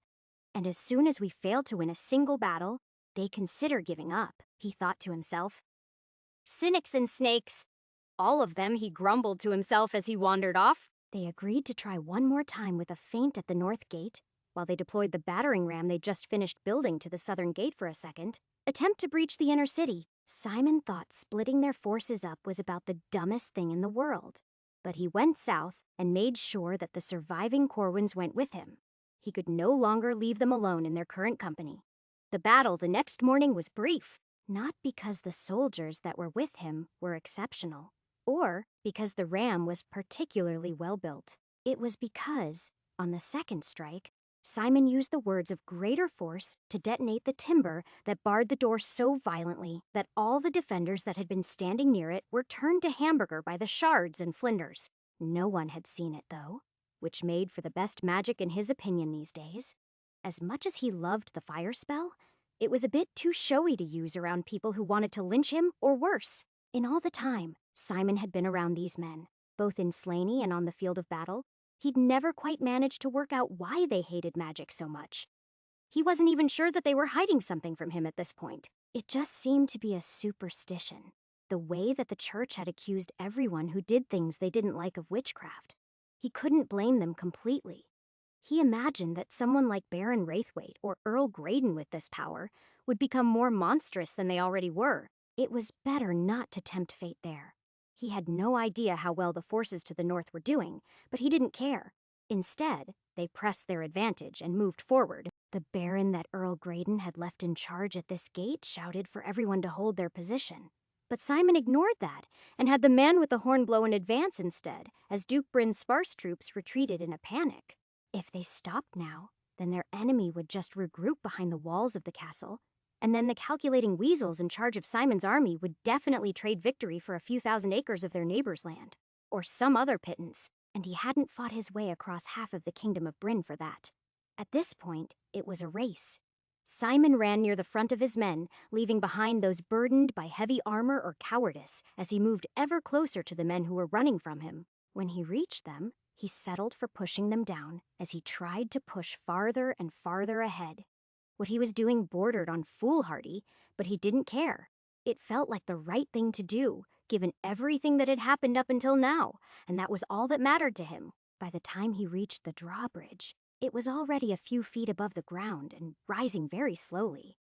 Simon was way ahead of his own side now and completely on his own, but he didn't care. He could feel his bloodlust flowing through him. It wasn't quite as powerful as being in the zone on an RTS or an FPS, but it was still intense. At the end of the drawbridge, a pair of men tried to stop him, but he slid cleanly between them. The man on the left ended up being pushed into the moat with the words of lesser force, where he would likely drown wearing all that steel, and the one on the right got Simon's dagger in his throat and fell there while his lungs filled up with blood. Then, with a magic-assisted leap, Simon jumped 5 feet into the air, pulled himself up onto the rising bridge, and ran down it to face the remaining defenders. What he was doing was silly. Part of him knew that now, 8 on 1 plus the archers on the wall, sending quarrels in his direction on a pretty regular basis. He was pretty clearly screwed, but he wasn't going to accept losses. Not anymore. He might not be able to figure out how to beat this game yet, but he could still win every level. Koresh on Betit, he whispered as he ran down the drawbridge. Force protection. He wasn't entirely sure it would do what he wanted, but it was a word he needed to experiment with more. So, he imagined a semicircle of force floating in front of him to protect him from the flurry of projectiles coming at him. It seemed to work. Mostly.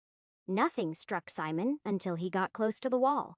That was when someone hit him in the back under his left shoulder blade with a bolt before he reached his enemy. That sucked, because he wouldn't be able to pull it out and heal it without help. But he ignored it as best he could. Instead, Simon barked, "Un petit," as he leaped into the air toward his waiting foes. The word of force wasn't directed at them, though. It was directed at the taut chain attached to the captain that was slowly pulling up the drawbridge. A word of force wasn't a lot. It was more than a single blacksmith's blow, though, and that was all it took to mangle that link enough for it to come undone with all the tension it was currently enduring. The chain parted with a terrible noise and swung violently away from the wall, splitting apart half of the men that faced him in a vicious arc of steel that surprised everyone as the drawbridge started to crash back down behind him. Simon was at a disadvantage here despite all of those efforts. It was still 4 against 1, which would have normally been doable, but he couldn't really raise his shield, so he was forced to fight far more defensively than he would have preferred. Still, he didn't need to kill all 4 of them, he reminded himself. He just had to hold the line here for another minute or two so that everyone on his side could catch up. After that, he could have someone yank out the blasted bolt, and he'd be practically as good as new. At least, that's what he thought until the cauldron of boiling tar somewhere above his head in the gatehouse was dumped on him. Simon had smelled the acrid pot somewhere, but he hadn't put 2 and 2 together until he felt the first drips of molten tar drip onto him. By then, it was too late. Simon opened his mouth to shout a word of protection, but as the hot tar blistered his skin on contact and splashed across his body, all he could do was scream in agony. It was just hot enough to be painful, but not hot enough to kill him, and all he could do was suffer until one of the enemy soldiers was kind enough to put him out of his misery. Chapter 84. Well, I'm never doing that again. Those were Simon's first words when he opened his eyes to stare at the ceiling. Charging the drawbridge had been awesome in the heat of the moment, but maybe daring the enemy to fight him 20 or 30 on 1 hadn't been the best idea. Mirror, show me my experience, and make a note that I shouldn't forget about the boiling tar in Leipzig Castle again. Of course, it replied as Simon sat up and reached for the same tired bottle of wine as he reviewed the new data. Experience points, 987,341. So last time it was 2,000 experience points in a couple of months, and this time it was 4,000 experience in close to 6 months. Simon said to himself as he considered the number. Not exactly linear, is it? The mirror didn't respond to that question, but he continued to mull it as he started getting ready. A lot of his time had been used in very similar ways in both cases. So, did that mean that the war was bad for experience, or simply less good than leading a quieter life? It might not have been either. He realized he might have simply gotten more from saving Gregor, and the rest had been a wash. The only way he'd ever really know for sure would be to conduct very controlled experiments where he went and lived the same month over and over again and compared the results. And that sounded truly awful. At least this time, what he had to do wasn't in doubt. Well, whether or not he'd give the whole try to stop a war thing another shot was up for debate. That seemed to be a complete waste of time. One thing that wasn't, though, was that there were some people who needed to be fed, and he knew just where to get some food. Simon dispatched the rats on the first level, and then, one bag at a time, he transferred the remainder through the door to the trap floor. Once that was done, he stopped and tried to decide if it was really worth it. 4 trips through the levels to carry all this, and then somehow he'd have to drag it through the snow. Maybe just one would be enough, he said to himself, but he knew it wouldn't. There was at least a month before the snows melted, and something like 40 mouths to feed in that village. They'd need every scrap of food he could bring them and more, probably. So grudgingly, Simon killed all the bats and tripped all the traps before he brought each bag of lumpy potatoes and moldering turnips to the goblin cave. That gave the little beasties ample warning that something was amiss, and fighting them took twice as long as usual. But Simon got through it with no more than a couple scrapes and one nasty cut. After that was harder. With no more than the rope he carried and a small hatchet, he had to turn a couple small pine saplings into a sledge so he could drag all of these supplies uphill to Meriton. In theory, that seemed simple enough, but between the unexpected goblin attack that night and actually trying to build something that was way outside of his meager experience, it quickly turned into 3 days of his life he'd never get back. Simon didn't mind fighting goblins at this point. It was kind of fun even when it was on a familiar playing field, but to do it when woken up from a sound sleep because one of the fuckers was trying to rip his throat out in the night, that was awful. And he made sure to sleep with the bonfire between him and the tunnel deeper into the cave after he'd finished crushing their mushy little skulls. To make matters worse, by the time he was finally ready, the snowstorm arrived.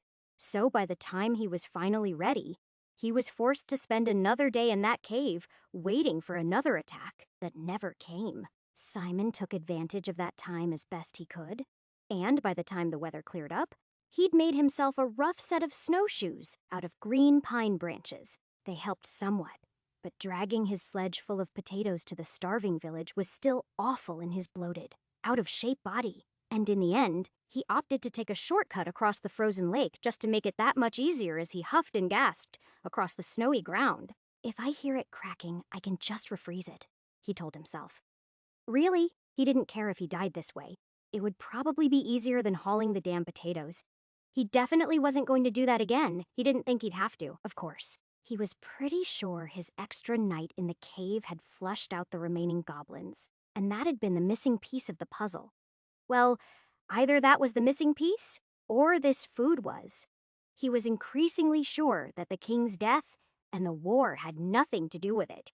Meriton was even bleaker than it had been the first time under the new blanket of snow. This time, when he came into town, there was no one to greet him. That didn't stop him from going up to the old man who had done the cooking last time and pounding on the door. "Brannon, get out here and start boiling some water," he said, shoving a crust of bread in the man's face. "This soup isn't going to make itself." Simon went hunting just like before, and this time, he was able to find a fine stag that was practically waiting for him when he went looking for those mountain goats again. Simon brought it down with a shot through the lungs and then cursed his luck for having to drag it a quarter mile back to the village. Still, it was easier than the sledge had been. The subdued villagers were more lively when he returned, and food loosened their tongues the same as it did the first time. After the late snow, "I thought we was done for," Vermina explained as she greedily slurped her bowl before filling up another one for her oldest. He was celebrated as a hero, but he still didn't plan on staying more than a night. He was sure that 100 pounds of root vegetables and almost as much venison would be enough to last them until that wretched pass thawed open. That night, Simon stayed on Brannon's floor, where he put his bedroll down near the man's fire. Several of the villagers had offered him their bed, and Vermina had offered him her children's bed, but he declined. Instead, he lay awake on the hard wooden floor wondering what he should do. Honestly, he was getting pretty tired of causing new and more interesting wars, and wasn't sure he had it in him to do that one more time. He certainly wasn't assassinating the Duke or tricking the prince again. Not only had both experiences left a bad taste in his mouth, but neither had made things any better. By morning, he decided he had to do something, though, and then he had to go save Gregor one more time. If he really had solved this level by killing the goblins, then how could he lock in such an awful fate for his young friend? He'd already tried to tip the scales in favor of both sides to avoid conflict, without success. What was he supposed to do now?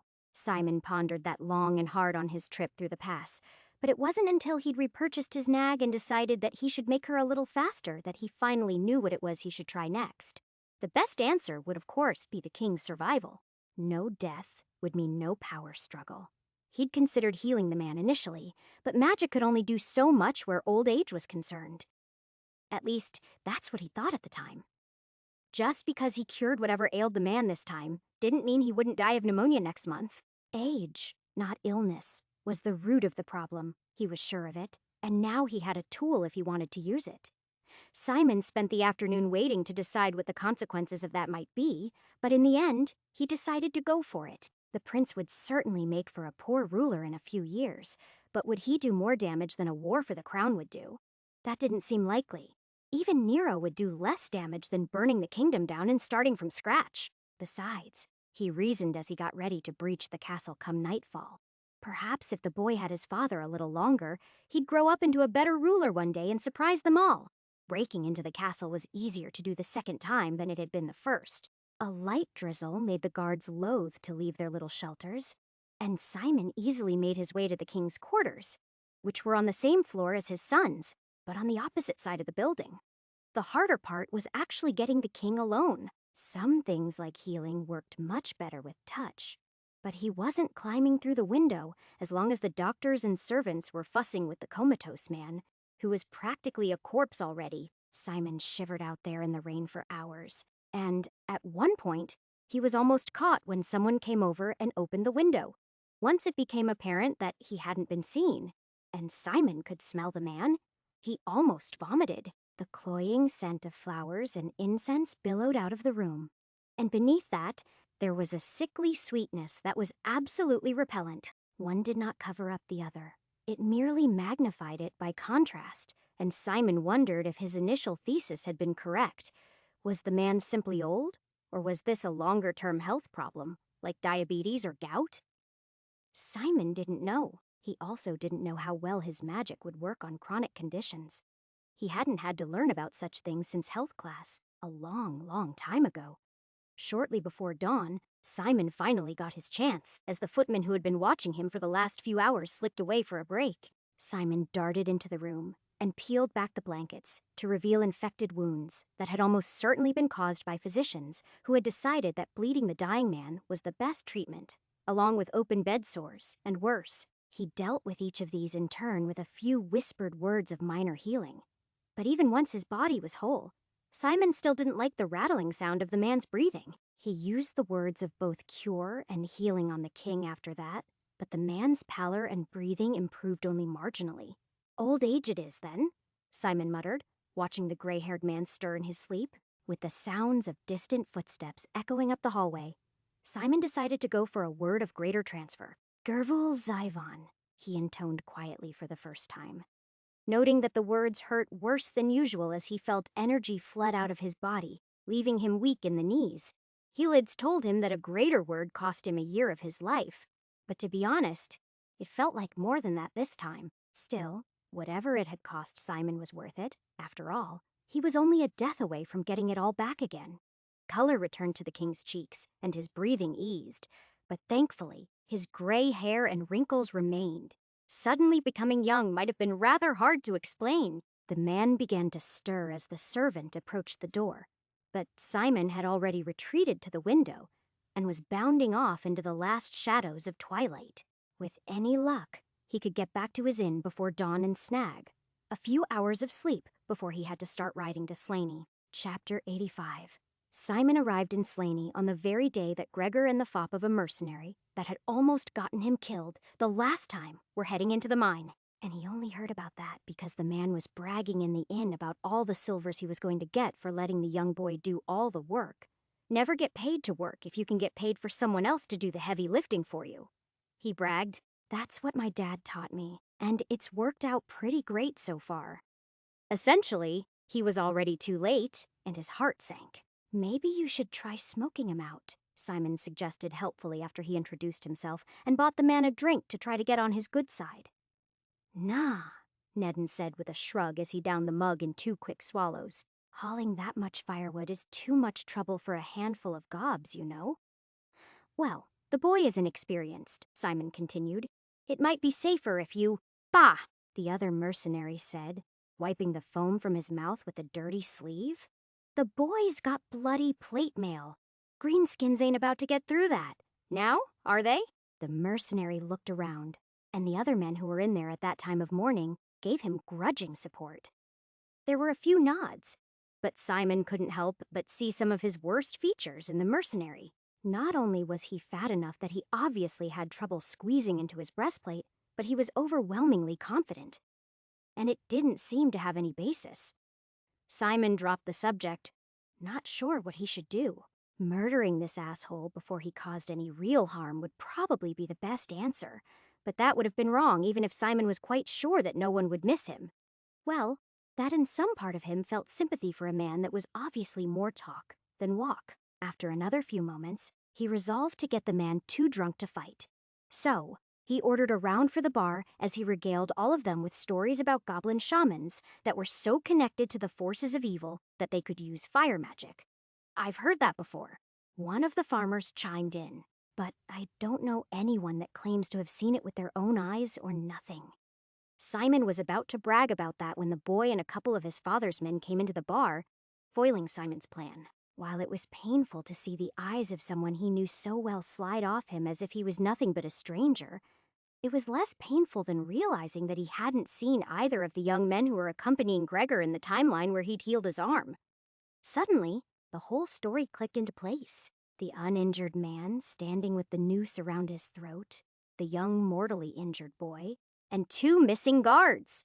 The only one that was going to survive this was the coward, and he wouldn't survive this for long. Everyone else was walking into a trap with a fraud that they thought was an expert. Simon cringed at how closely that description fit his first visit to town. If Simon had gone into the silver mine with his charge or accepted the Baron's men, history very well could have played out in exactly the same way, with an adventurer who didn't know as much as they claimed to leading the boy to his doom. There were probably reflections to be made there on the nature of reality and time travel, but Simon didn't have time for that just now. Instead, he turned to the group of men leaving the bar and said, "If you need one more sword, I'm game. 4 is more than sufficient." "I would think," Nedden said quickly. He might have acted confident, but Simon could see in his eyes that this was all about the silver, and he didn't want to cut anyone else in. He wanted to say he'd do it for free, but when Gregor appraised Simon for a moment, he froze up. The boy didn't know him, but for a moment it seemed like he did, but then it was over. Gregor was barely 16, and Simon had to admit he probably looked like shit at the pace he'd been traveling. So, instead of taking him seriously, he deferred to the man his father had hired. Then he turned and left. That only complicated things further. Trying to chase after them would only make Simon look pathetic, which was definitely not how he wanted to start their relationship. So he didn't. He sat there, nursing a beer while he tried to figure out what to do next, while the men around him gossiped about how they didn't think this was going to end well. "Grown men die to goblins all the time," the barkeep said. "I don't see why the Baron is letting his son face them." "The boy's got to grow up sooner or later," another man said. "He can't grow up to be half the man his grandfather was if Lord Corwin coddles him." As the discussion grew more heated, Simon could almost see where this was going, and a few more things fell into place. The only way that the Viscount would survive, or that anyone would know that the warrior who was supposed to guard him had fled, was if a few men got riled up enough to go check on them. In a couple of hours, there would be a mob of aging farmers and out-of-work miners heading down to handle things. But that would already be too late. They might save his young friend's life, but everything else. Simon slammed his glass down and stormed out of the bar. He started following the group discreetly from a distance. He wasn't planning to accompany them to the mine, though. Instead, he cut into the woods and watched as they got closer. Then, once they were inside the mine, he waited. Simon had been all over these woods in the past few lives. While he might not know every inch, he certainly knew where the ventilation shafts were, and he waited at the first one for signs of the group's approach. There was the sound of battle once, but it was over quickly, and by the time they passed the ventilation shaft, they were still in good shape, so Simon followed them slowly toward the second, a couple of 100 yards further on.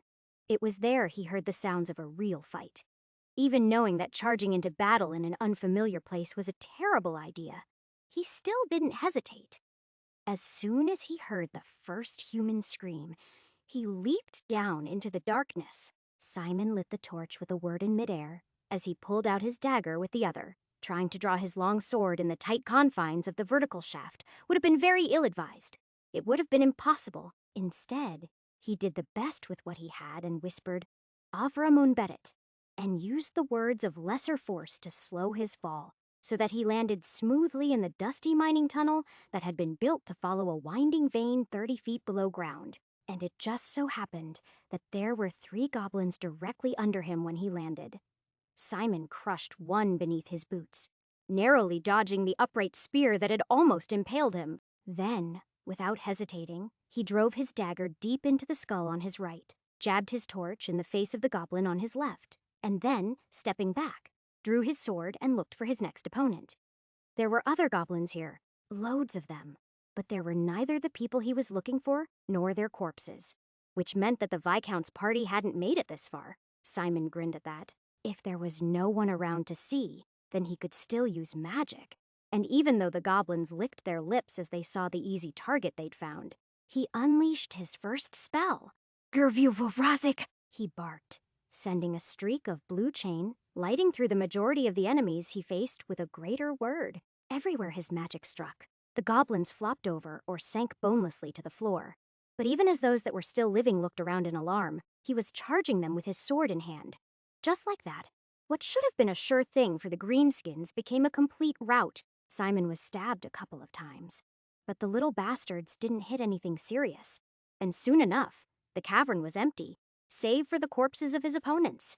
Only then, when he'd broken their spirit and stopped the trickle that would have no doubt become a flood, did he turn to look for Gregor's party. He found them 50 yards back toward the exit, where Gregor and one of his father's men faced off against 4 remaining goblins. The other soldier lay on the ground along with the corpses of a dozen green skins, though Simon couldn't determine if the man was living or dead. And there was no trace of the Nedin, who had almost certainly fled as soon as his cakewalk turned into a rout. Simon dispatched 2 of the ugly buggers before they even knew he was there. The remaining 2 quickly found themselves outnumbered and unable to flee, and had messy deaths that were quicker than they deserved. Once all that was done, Simon began to order the 2 of them around. "You there, watch my back while I see what we can do for your friend," he ordered the soldier. "And you, Viscount." "Well, why are you here?" Gregor asked. "We left you at the tavern because Nedden said we didn't need you. Why did you come anyway?" "Letter," Simon said. "I need to see what can be done for this man, so you make sure nothing is coming from the other side." He was concerned there might be more goblin attacks, of course, but that wasn't the reason he pointed the 2 remaining men in opposite directions.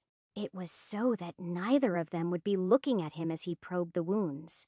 The guard had been stabbed in several places and was covered in blood, but his pulse was still strong. So, Simon muttered a few words of lesser healing to partially close the man's wounds, and a word of cure to reduce the chance that infection would take him out. and then they made a crude litter from a cloak and goblin spears and dragged the unconscious man to safety. They were halfway to town before they met the mob that Simon had predicted that morning. Honestly, he thought they would come earlier, he thought to himself. But he said nothing. Instead, he let Gregor do the talking. As it turned out, they had started marshalling together as soon as the stable boy caught Nedden trying to skip town.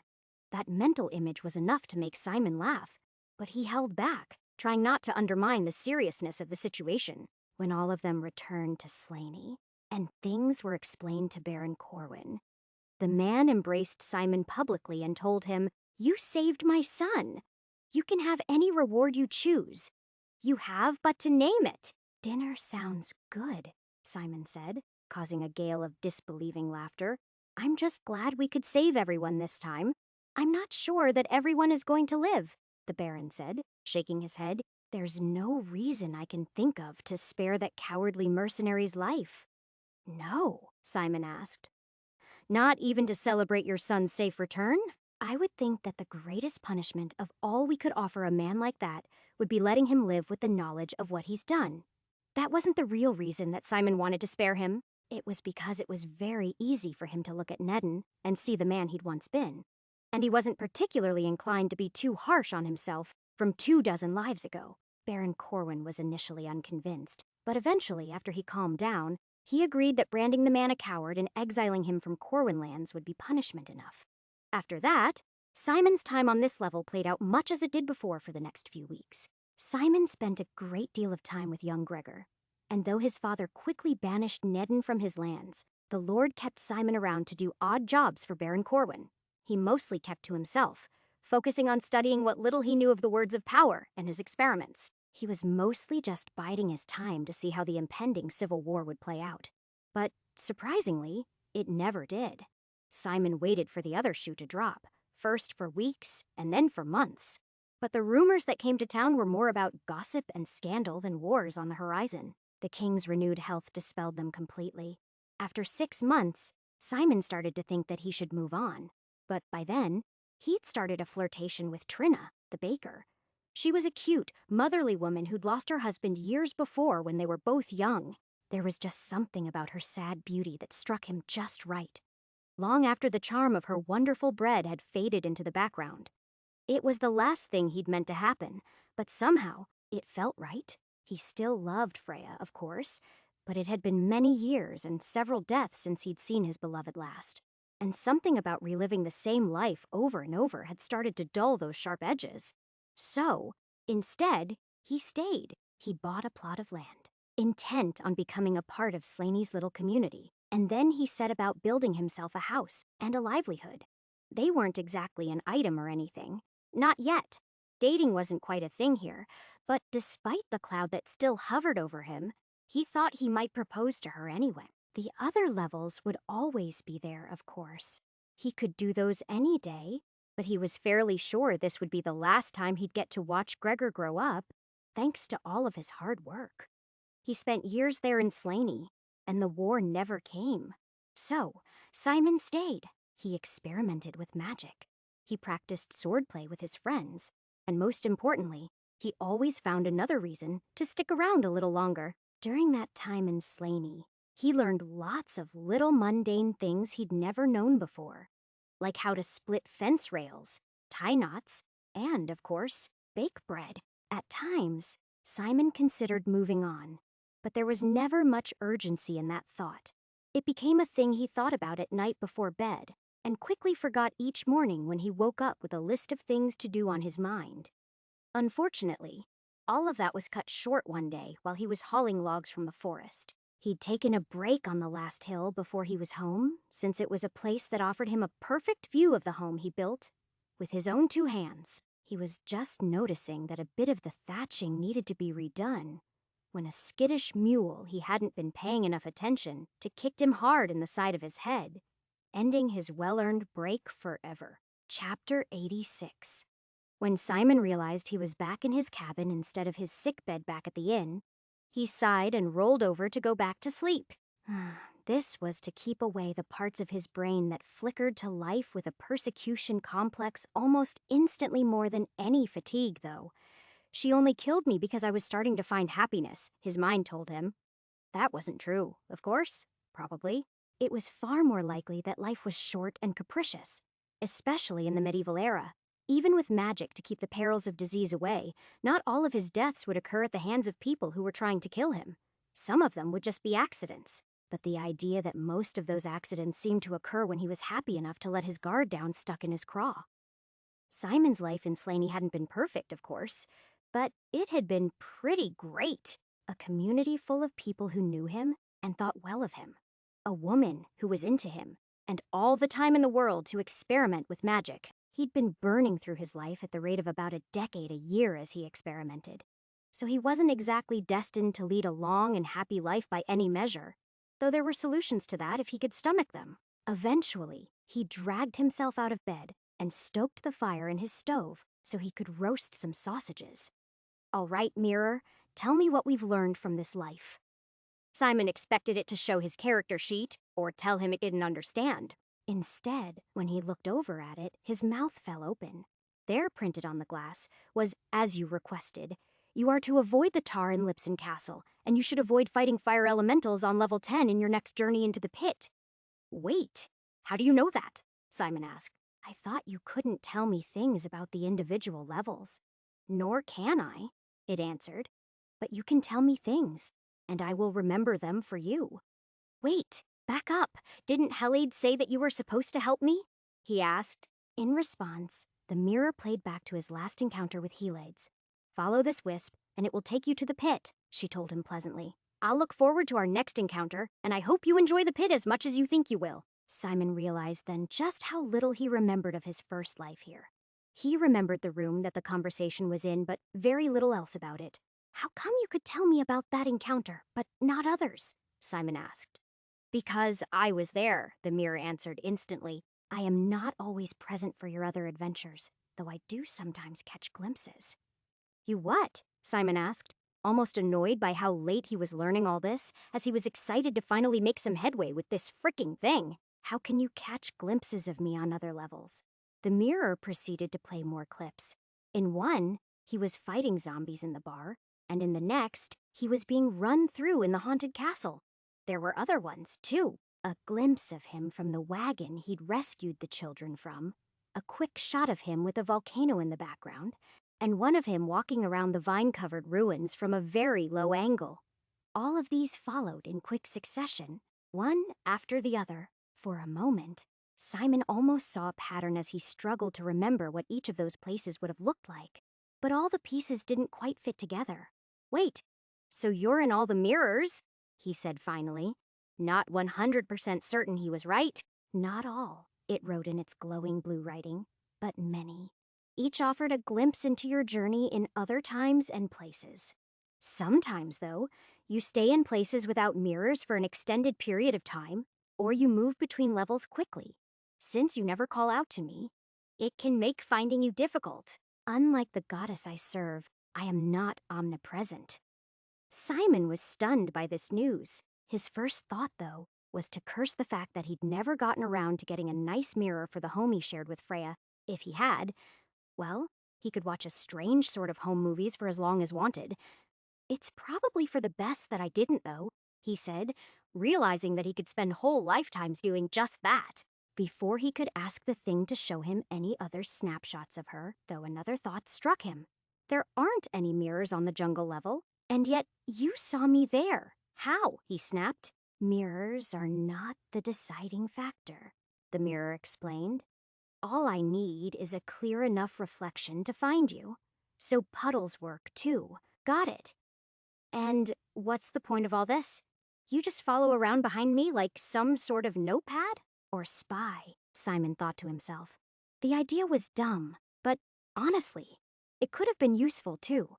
He had years and years worth of notes that he could have kept if he'd known all of this before now. Why did Hylides give you to me, he asked. Are you a babysitter or a notepad? Having a spirit to watch over those who chose to brave the pit was decided long ago, it wrote. Much like the potion that the goddess gave you, so that you might understand all the languages of the world. It was meant to be a tool for those who lose their way. Lose their way? Simon asked. After spending lifetimes in the pit, Many adventurers become lost in their lives and lose track of the larger picture, it explained. I'm here to help with that. I see, Simon said. He did too. Even after a couple of years living another life, he found his return to the beginning more than a little disorienting. If he ever put down roots somewhere and spent decades there, well, he could see how that would be difficult. So, you're a journal?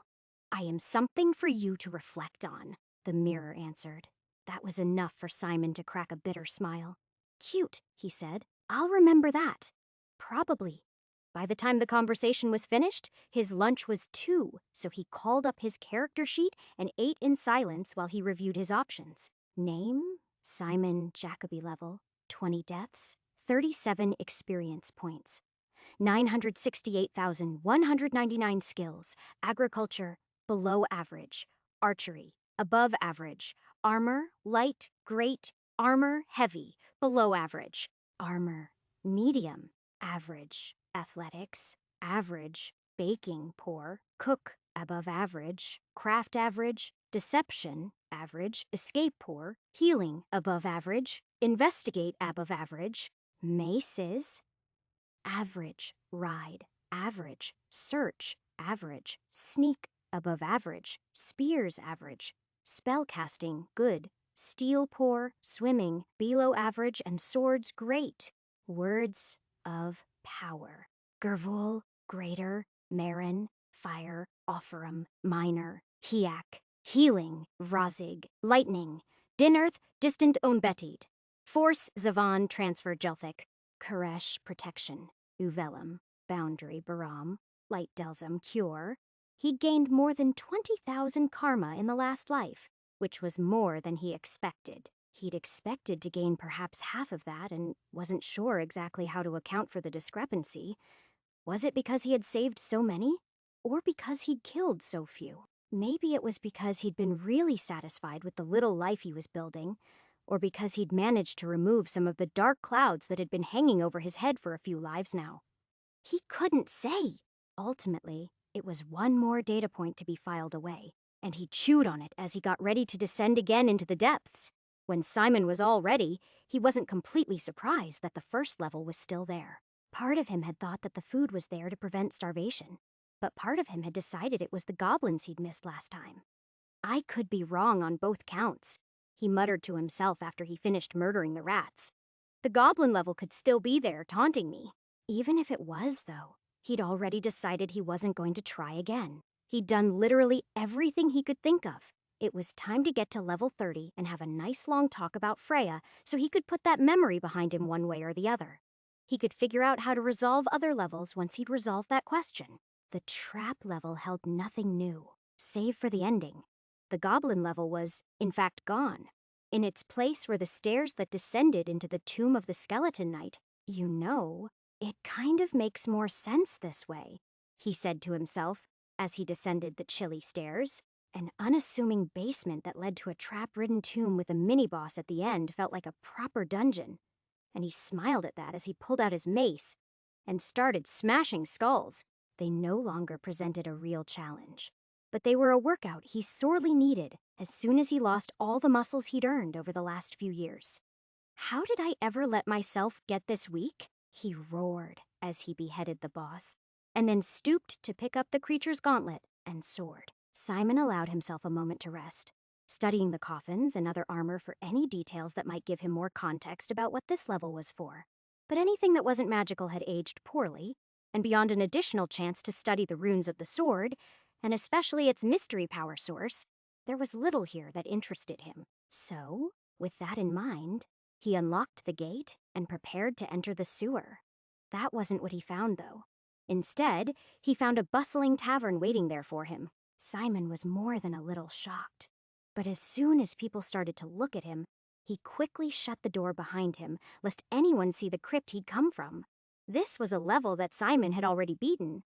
He was sure of that. He'd memorized every detail of this cursed inn, and more than that, he'd put it behind him. So how was it back? No, how was it back and whole? Simon left the small dining room he was in a daze as he walked into the common room. Where were the zombies? Where were the dead bodies? He wondered. It was a jarring moment, and he almost stopped to ask someone about it. But before he could open, he saw her smiling across the room from him, and his mind froze completely solid. Freya was alive, and stranger still, she was smiling. Chapter 87. Simon would have stared all night if he hadn't noticed someone else giving him a strange look. It was then, only reluctantly, that he walked across the crowded bar and ordered himself a beer so that he could have something to do for a while longer. Freya wasn't the heartbroken, timid barmaid he was so used to seeing in this room. She was practically the opposite. She was wearing light leather armor and had a quiver of arrows on her back.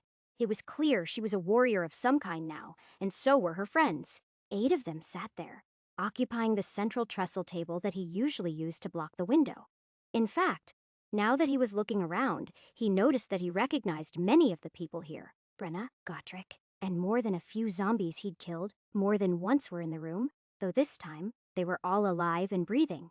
The adventurers he'd fought so recently at the front gate were even here, and they were part of Freya's party. Simon was still trying to come to grips with that strange arrangement when Brenna brought his drink over. She practically shoved her tits in his face as she did so. "Anything else?" she asked with a wicked smile. "Or are you going to go join those friends of yours?" "Oh, I don't know them," Simon said quickly. "No," she smiled. "Another mercenary group coming into town just as these are leaving. That'll be good for business." Simon thought about asking her what she meant by that, but instead, he let her walk away. He knew he wouldn't be able to keep his contempt off of his face when it came to dealing with her. Instead, he did what he always did. He bought a few drinks for the men at the bar, played some dice, and let them talk. It turned out there hadn't been any attacks on Schwarzenbruck in recent memory. Times had never been better. King Wilden II, whom Simon had once met as a prince, had been in power for years now, and though people didn't think he was the man his father had been, the Duke had not tried to seize power on the man's death. No one had heard anything about zombies or necromancers either. It was practically a golden age. It dawned on Simon only slowly that this was his doing. He'd changed the past, and in doing so, had changed all future levels. Only that didn't make sense either. If completing past level reset all future levels, then he should have gone to the slime next. Did the slime level stay completed because nothing I did affected it, or because it's no longer necessary to complete this level? He wondered to himself as he let himself lose another silver. There were so many unknowns here that he wouldn't have known where to start untangling the knot even if he wasn't distracted. And he was hopelessly distracted by the idea that Freya was just across the bar, and he didn't know what to do about that. One thing he did know was where they were going. There was some sort of trade dispute to the north, and they'd been hired to escort a caravan and make sure the way was clear before any more valuable cargo was lost.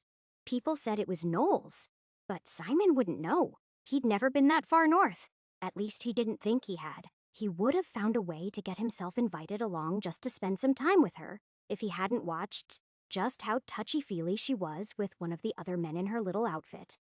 That was enough to make him decide he needed to be moving on right there. Simon reminded himself that this wasn't his Freya, and that she could do anything she wanted, with whoever she wanted, but seeing her laugh at another man's jokes was enough to turn that dull ache that had haunted him for so long into a sharp pain as his old wounds ruptured their scar tissue and came back to haunt him. Simon chugged the last of his beer before he slammed his wooden tankard down and rose.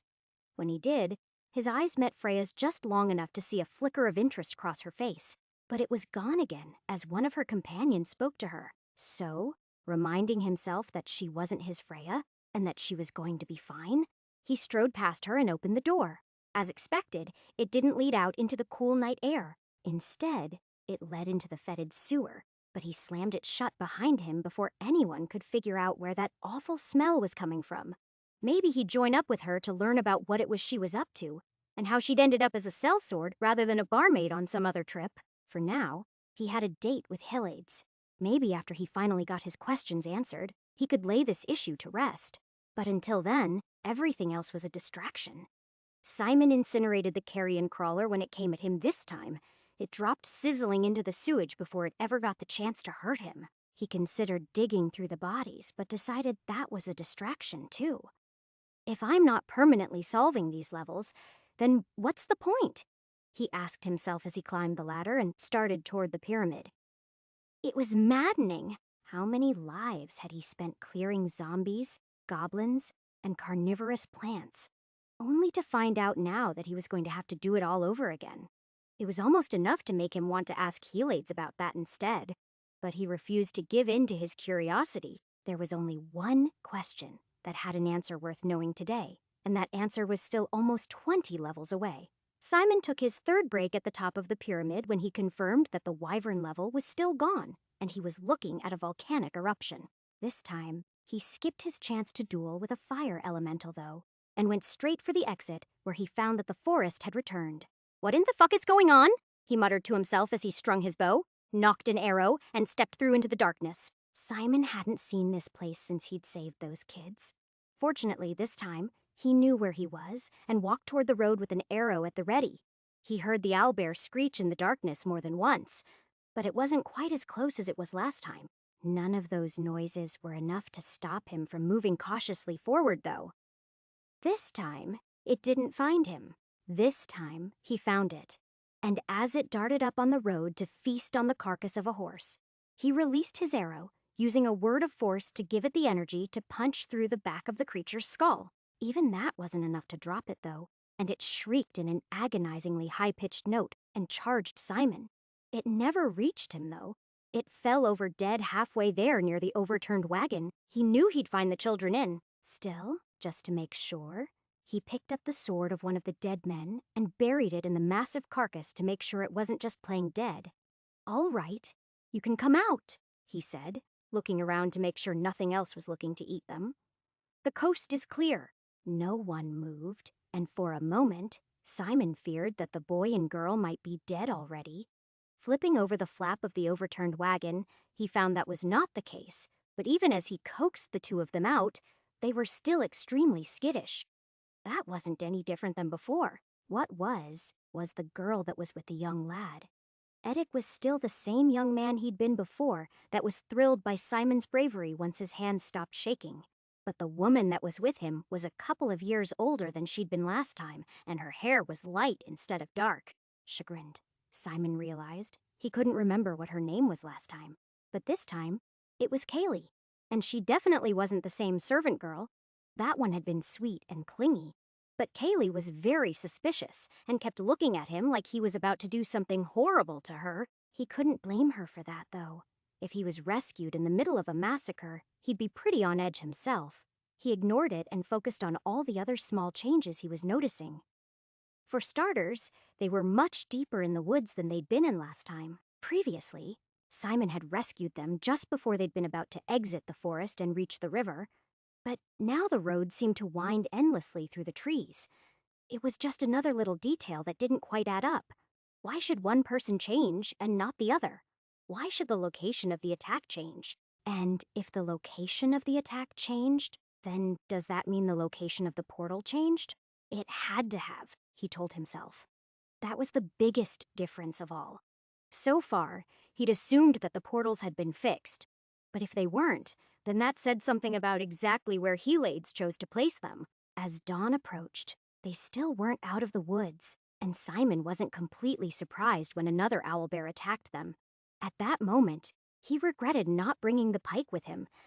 That had been a superb weapon for dealing with an 8-foot-tall monster. Since he didn't have it, though, and since it was already drizzling, he called down a bolt of lighting to fry it in place as subtly as he could. Not that there was anything subtle about lightning, of course, but he could do his best to make sure that the pair of children he was escorting didn't think he had anything to do with it. "Well, we certainly lucked out there," Simon said, as he lowered the sword he had been pretending like he was about to fight the thing with. "We should get out of here before we're struck down next." The boy responded by nodding mutely, but the girl continued to glare at him. That was when he realized that she could probably see the aura that the other two women had seen around him for the first time. It would fit with the facts, but he wasn't sure exactly how he was supposed to bring that up without further incriminating himself, especially considering her stony silence. Still, Simon kept up a cheery conversation with the boy. At least, as he told Simon all about his father and the festival he was supposed to attend. When the sun rose, part of him wanted to sleep, but they were too close to the edge of the woods now, and in another hour or two, they'd be at the miller's place. So he pushed on. Camping in the open would be dangerous. But doing it with a girl who might be convinced that he was in league with the devil might be asking for another death. And he was in a hurry. Chapter 88. This time, when they arrived, the miller was already hard at work, using the gusty winds to turn wheat into flour. He was an earnest, hard-working fellow, and he didn't seem nearly as sinister with the sun out. And though he seemed a little concerned when Simon stepped into his windmill armed and armored, the man's demeanor quickly softened when he saw Simon had 2 children with him. I found them at the site of let's call it a battle, Simon explained. Owlbears. They were the only survivors. May the gods preserve us, the old man said as he turned his attention to the children. Simon let them do the talking for a bit. But when Edic was about to brag about what a big shot his father was, Simon cut in, saying, his family are merchants. Doubtlessly, when they find the caravan wreckage, there will be some small reward for the good person that takes care of them in the interim. I don't need no reward to do a good turn for those who have already been through so much, the miller said with a shake of his head. Now, let's find all of you something to eat before you all pass out in front of me. Simon had been about to make his exit, but a little warm food wouldn't be the worst idea in the world. He'd powered through several unexpected levels now, and he had no idea whether or not he was going to have to fight the troll next. He kind of hoped that he would, to be honest. He could use the chance to get some of the aggression out of his system. A little rest before that would probably be warranted, though. Inside the man's house, they met his almost equally old wife, but after a few whispered words, she got the message and turned the conversation to brighter topics. She'd obviously almost finished cleaning up their breakfast, but quickly started some new oats boiling when she saw the traumatized, blood-stained children. She didn't take a liking to Simon right away, but after Edic explained how Simon had slain the owlbear in single combat to save them, she was friendlier. When the boy explained afterward that he'd struck down the second with lighting, she gave Simon a worried glance. However, when he started laughing and playing it off as a bit of childish exaggeration, she did too, fortunately, and the situation resolved itself. So, after some porridge and the last of the bacon, Simon decided to take a short rest in the hayloft of the man's barn, where he got a couple of hours of shut-eye. It might have been that he pulled the ladder up after him, but no one tried to murder him in his sleep, and when he made his way back to the miller sometime after noon, the girl no longer looked at him like he was a bad case of stranger danger. You're a good man, Simon told the miller as he pressed a gold coin into the palm of his hand. I'd stay around to help out, but there's a troll not far from here that isn't going to slay itself. Troll? He bristled as he pocketed the coin. No one told me about a troll in the area.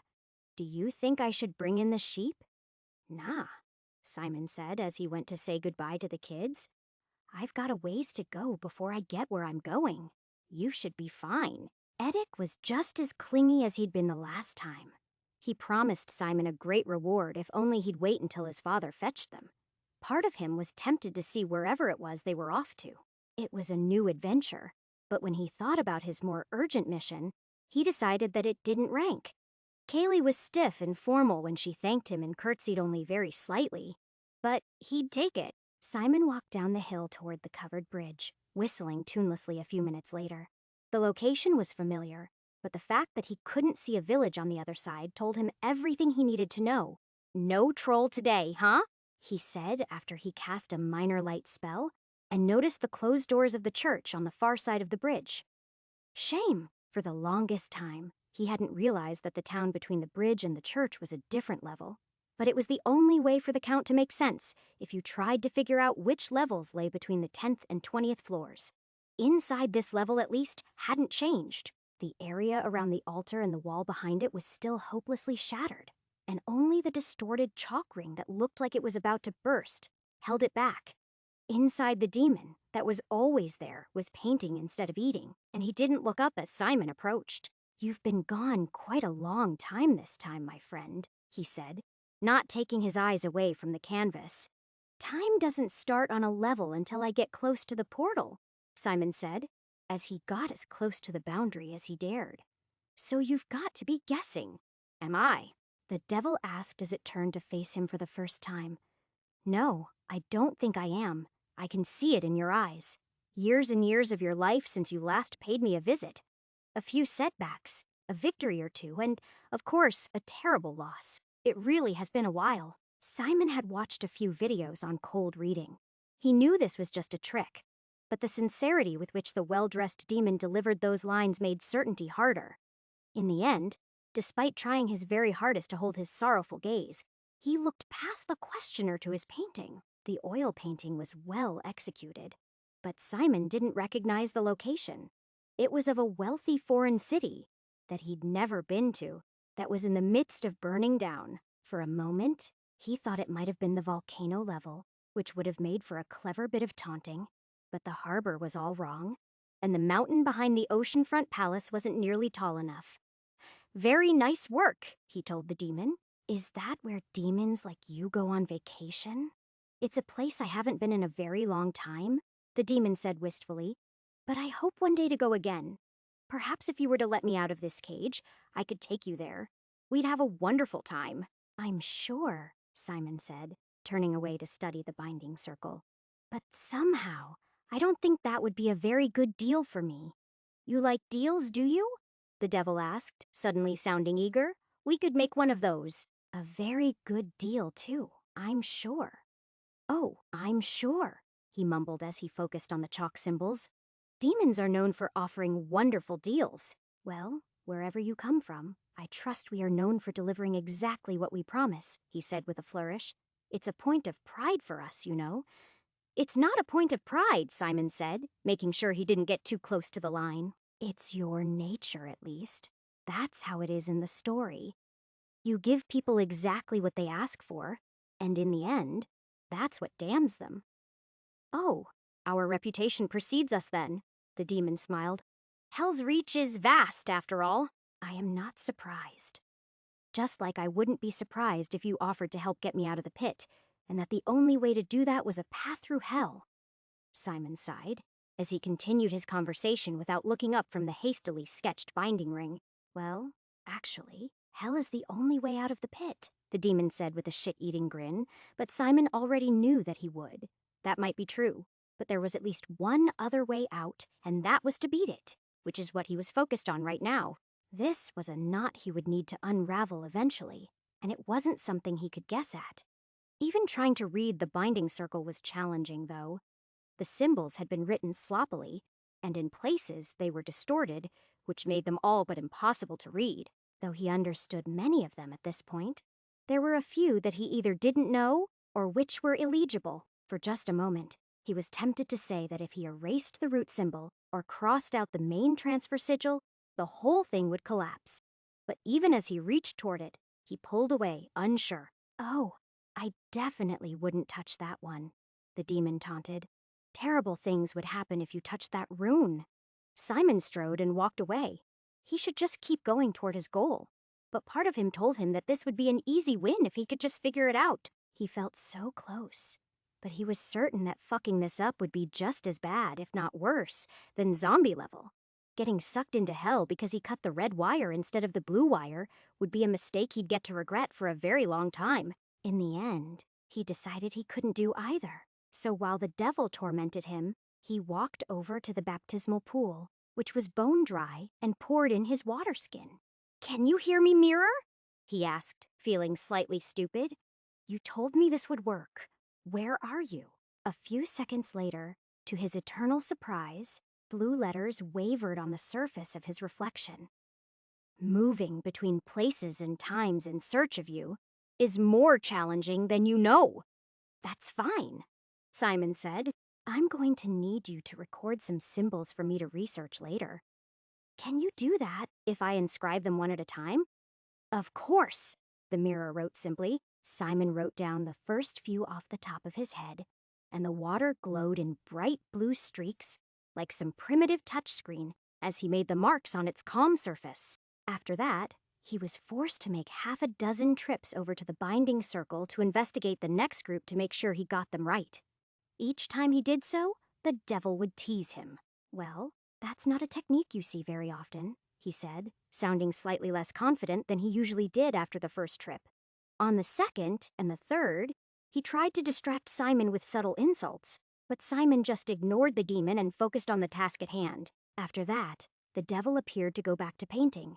But Simon could feel the thing fuming and smiled slightly to himself as he finished documenting the circle.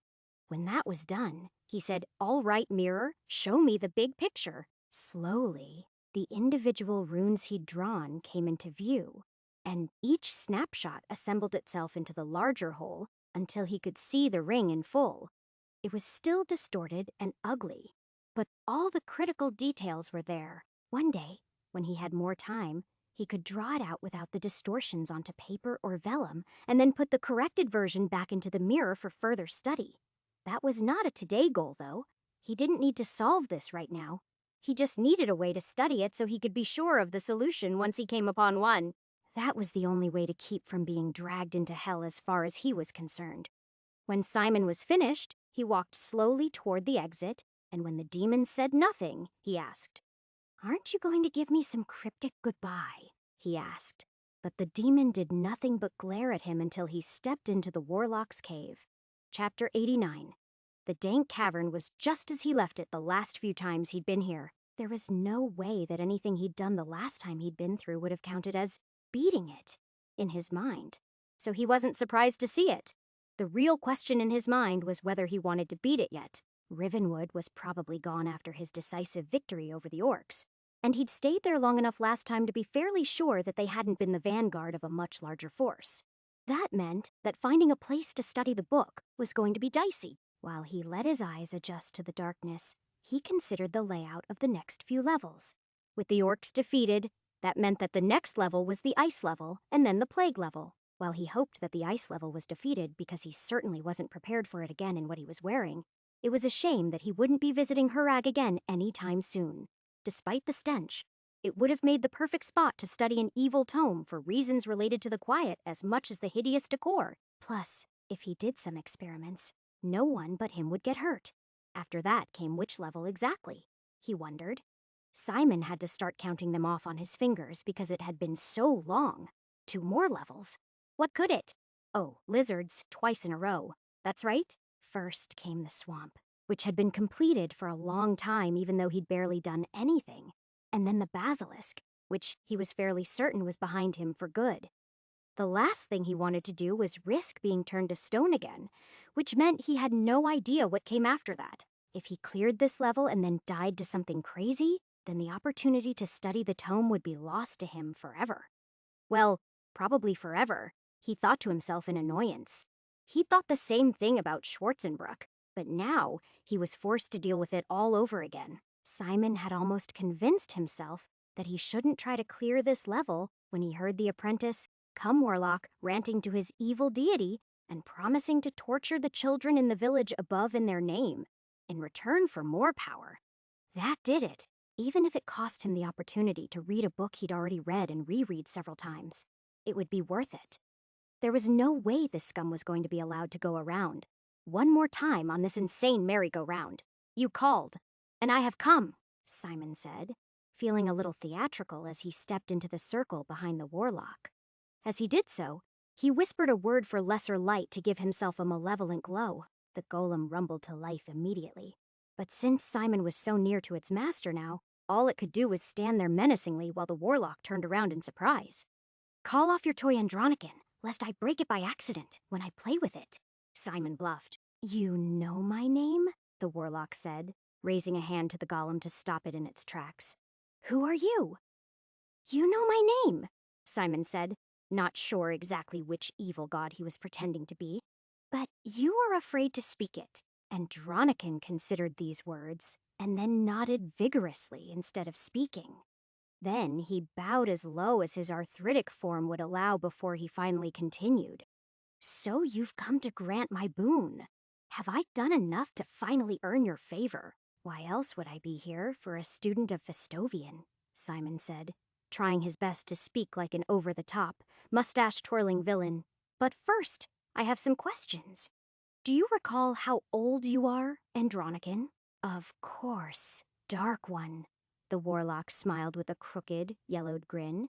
"At the equinox, I will have lived for 19 summers. 19 summers of life. And yet you've spent nearly 70, Simon chided. though that was mostly because he'd been taken aback and was playing for time. He'd put together the pieces on his last trip through here. If I gave you 7 or even 70 more, how would you spend them?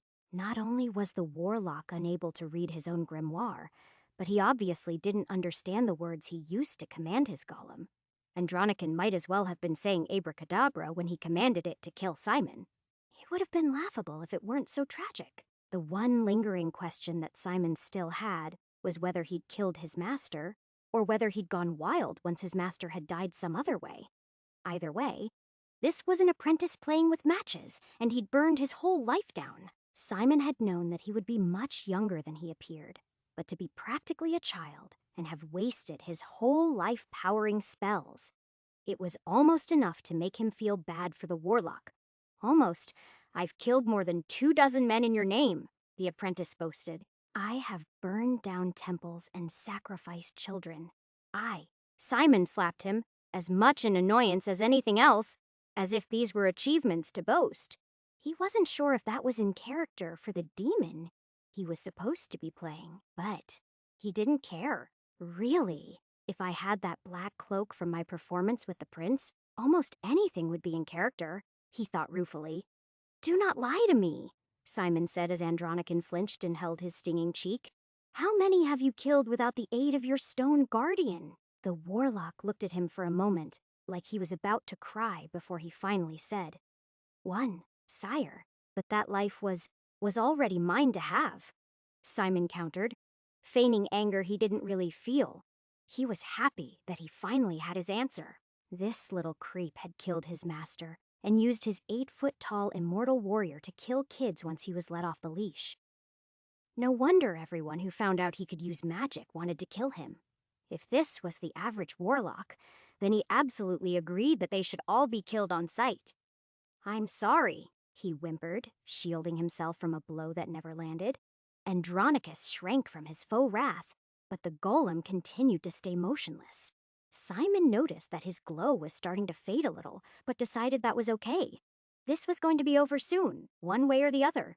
I don't want your apologies, Simon said, walking past him to examine the golem. In all this time, he'd never gotten a good look at it, but right now, the one thing he wanted even more than Festovian's tome was to know what was powering this thing. That was a secret that would be worth eating another death for. I want to know what you will do if I grant you the favor you've beseeched me for. Do you think I would give such a gift to a man who would use this to do his killing for him? Simon only started to smile once he turned away from the warlock. Pretending to be such an evil caricature was easy. It was keeping himself from busting up laughing that was the hard part. I know, but Andronicus was completely frazzled by this point. For a moment, Simon thought he might have gone too hard on the guy. He clearly thought he was consorting with dark powers, and that could put anyone on edge. He was way off, though. My lord, how did you leave my summoning circle? Simon swallowed, finally aware that he'd fucked up. He could see the runes on the creature's back now, and given a moment of study, he was sure he could parse some of them out. He might not have a moment, though, he thought to himself as he turned to face the warlock. Your circle was enough to draw me into this world, he explained. But there are gaps, you see, here between the... You are not the Reaper of Souls! Andronicus screamed, no longer buying the act. Tell me who you are before my guardian crushes you like an egg. Simon didn't bother to answer. Instead, he shouted, Un petit, and used the word of force to cleave a line in stone between the portion of the magical circuit that brought the golem to life and the portion that powered the spell as he stepped behind its leg. Rise up, my pawn, and defend your master, the warlock yelled. It was a tense moment. Simon realized the thing would really just have to fall backward to crush him, but that didn't happen. Instead, it simply stood there now that its spell was broken. Simon looked up at the damaged runes, but before he could do much more than determine that most of them were still legible, he heard the warlock shouting the word for fire. Simon responded almost instinctively, moving closer to cover as he whispered, Koresh Marin, to protect himself from the gout of flame that shot out of both sides of the pillar like stone leg he was sheltering behind. When Simon saw he was uninjured, he laughed and said, Is that all you got there, Andy? As he bolted for the stalagmites on the floor that would offer more cover and drew his sword. Simon knew that the right move was to blast this guy instead of taunting him, but he couldn't help it. Besides the goblins, which didn't really count, he'd never faced another mage before, and that made this a valuable experience.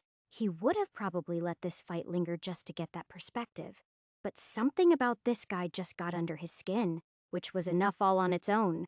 When I am done with you, there will be naught left but ashes, Andronican screamed. Simon didn't have to wait long. The apprentice was hardly imaginative, and he followed fire up with greater fire. The blast that followed was intense, and Simon noted, substantially different from the way it looked when he used it. When Simon used greater fire, it looked like some kind of superhero beam attack. But when Andronican cast it at him, it was like a wave of liquid fire crashing toward his target. Simon thought it was almost pretty, but he quickly hunkered down behind the rocks and let the wave pass over him. This time, and distance better cover did as much as the lingering effects of his protection spell and dissipated the heat harmlessly around him. Simon smiled as he popped his head back up. This dude was definitely no fire elemental. You wasted a year of your life for that, he said with a laugh. No wonder you're down to scraps. Why don't you quit while you're ahead? Never. The warlock screamed before yelling, the last thing that Simon would have expected. Gervul! Gervul, Marin! Simon had only a moment to ponder those words. Greater fire? Does that double or multiply the effect? Would it take 2 years, or that was as far as he got before the room was awash in flame? This time, it wasn't like a wave of flame. It was like the beginning of a powerful explosion, but that only lasted for an instant. Then, instead of blowing everything apart and burying him under tons of stone, it just stopped. While dust continued to rain down on him, Simon stood cautiously and surveyed the dark, dusty room. He couldn't see shit until he used a word of lesser light and advanced on the place where the warlock had stood. Simon didn't know what to expect. His gut told him the body would be burned to a crisp, or that it would have been blown apart so thoroughly that there was nothing left. Instead, he found the warlock curled up in a fetal position. Not only was he the only thing in the area that was unscorched, but he was practically mummified. Simon couldn't say exactly how much a spell like that took out of the man, but looking at him, it was hard to say just 10 years. The corpse in front of him appeared to age decades in the final moments of its life. And that, kids, is why you never play with matches, he said to himself as he turned away and went to check on the book. It was an interesting experiment, but it would still be terribly ironic if he'd done all this only to lose his shot to do some more light reading. Chapter 90. The grimoire's cover was burned badly enough to be unrecognizable, but the pages were barely singed at the edges, so the whole thing was readable. Simon breathed a sigh of relief at that, and using the minor word of light, he briefly inspected a few passages to see if anything had changed, but it looked the same as he remembered it. Once he was satisfied with that, he investigated the golem's runes and found them to be largely readable but not completely comprehensible. The thing seemed to be powered by a large compound word that he didn't truly understand and couldn't quite bring himself to pronounce. It was very similar in that respect to the unidentified rune that powered the icy sword on his hip. They weren't the same, though. Simon spent several minutes comparing the two to make sure that was the case. Both of them were several times larger than any of the other runes on either object and resembled a knot that was like a long compound word. But it was hard to say for sure. Simon shook his head to clear it. Then he looked through the smaller runes for any words he didn't already know. There was Ivan, which was what transferred the power from whatever the large rune was to the spell itself, and there were connecting runes that didn't have a direct literary meaning. This one he couldn't say, but he knew it regulated the strength of the mana going through it. It was a mess. He would have thought that something this complicated would use much different pieces than he was used to, but instead, it seemed to use the same parts in a much more complex way.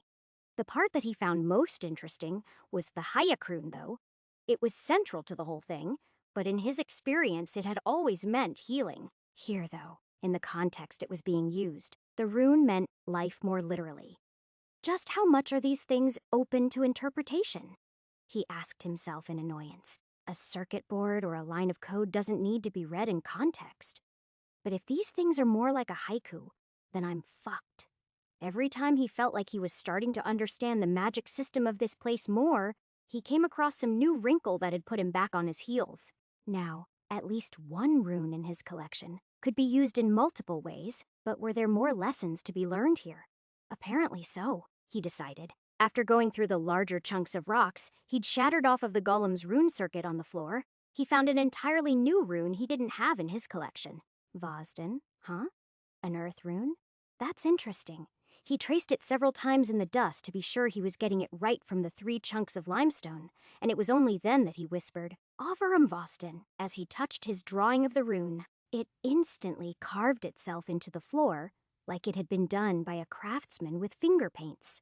It wasn't the cleanest, and he could have probably done a better job with a chisel, but it was interesting, that was for sure. What he wanted to do immediately was summon the mirror and record all of this, but his water skin was empty, and there was nothing else that was reflective in there. "I could make a pool of my own blood and then heal myself," he said with obvious distaste. That's what a real warlock would do, but fuck that.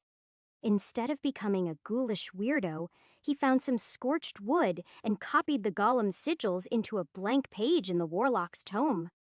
When he did so, he was careful not to actually connect them all. He didn't think he could actually bring the book to life by accident, but he wasn't about to risk it. Once that was done, he took a lunch break and reflected on all that he had learned or thought he had learned, and then made his way up the stairs to see what awaited him. Is it going to be a redo of the swamp or the desert, or will it be something brand new? He asked, as he opened the door and came face to face with a graveyard.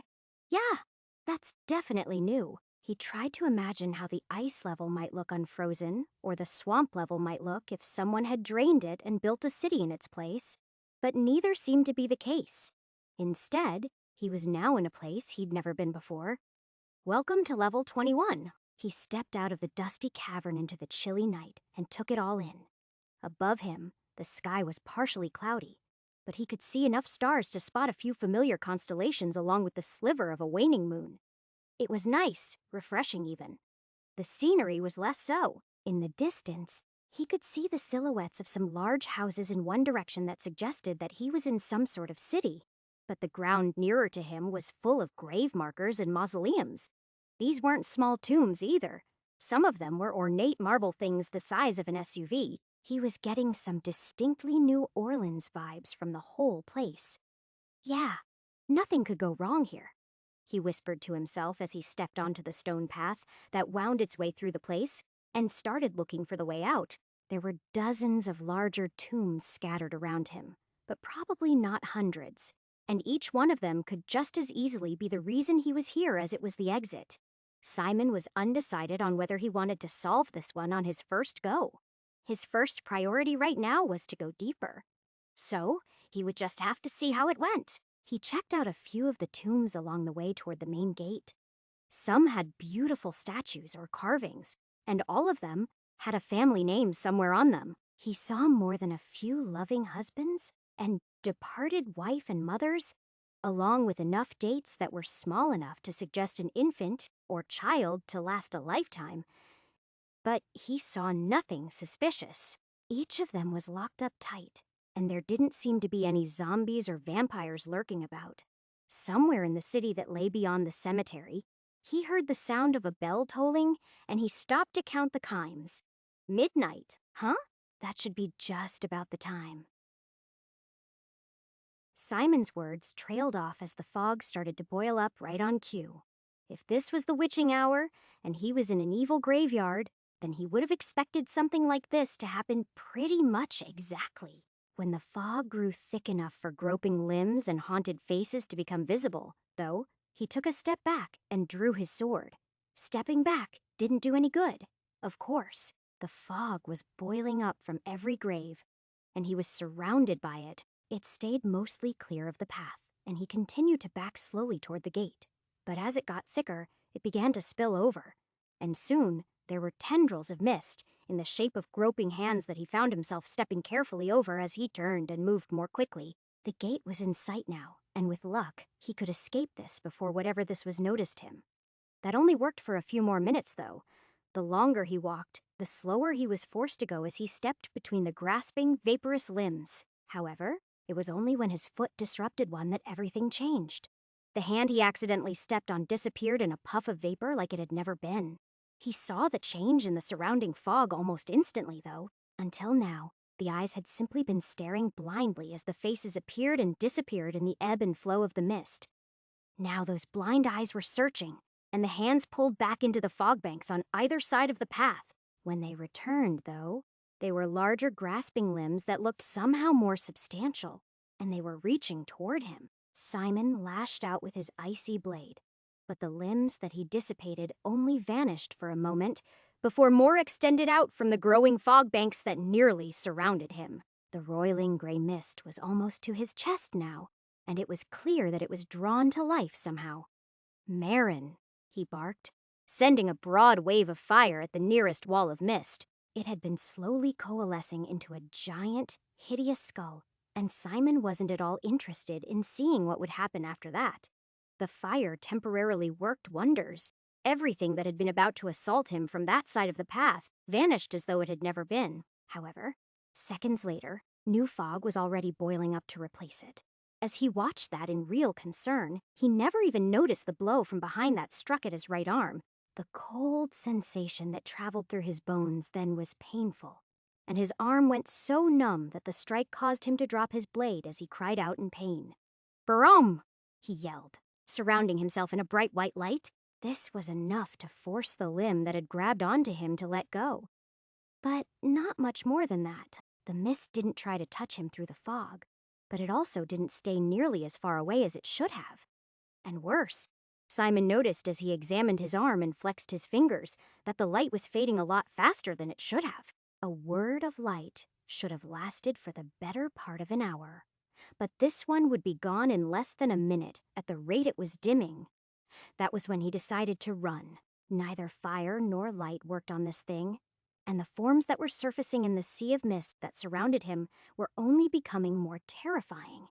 He needed to bounce until he had a better plan of attack than get my soul ripped out of my body and die in terror. So he left his sword where it lay, and he ran. He used fire twice more on his way to the gate to give himself some breathing room, but each time he dissipated the mist, it came back faster than before. It's probably feeding on the magic itself, he realized, but there was nothing for it. If he used no magic, he would die. If he used magic, he would die later. That was as complicated as it needed to be. Simon ran toward the main gate and the small temple that adjoined that, still carrying his grimoire, and reached the gate ahead of a growing tide of evil that was swelling behind him and rattled the locked bars. Part of him wanted to knock the thing down or cut through the chain with a word of force, but another part of him said that unleashing this thing into the city, where people were sleeping, was incredibly dangerous. Instead, with another blast of fire to open the path, he darted toward the side gate that connected to the temple. Getting off the main path was an obviously bad idea, but it was his hope that at least at the temple there would be some sort of holy effect, or maybe some hallowed ground that would hold back the tide of ghosts or evil, or whatever it was that was assaulting him. He was in luck. Around the temple, there were indeed a dozen or so feet of grassy earth that was almost completely vapor-free, and he leaped for it even as the mist tried to grasp his feet.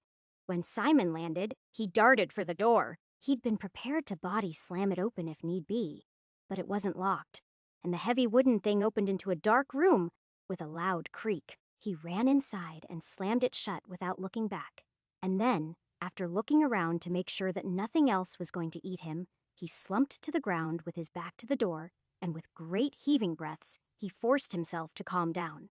It was only after he'd done that for several minutes that he noticed something strange. Faintly, in the distance, he could hear a sound he hadn't heard in a long time. Music, Chapter 91.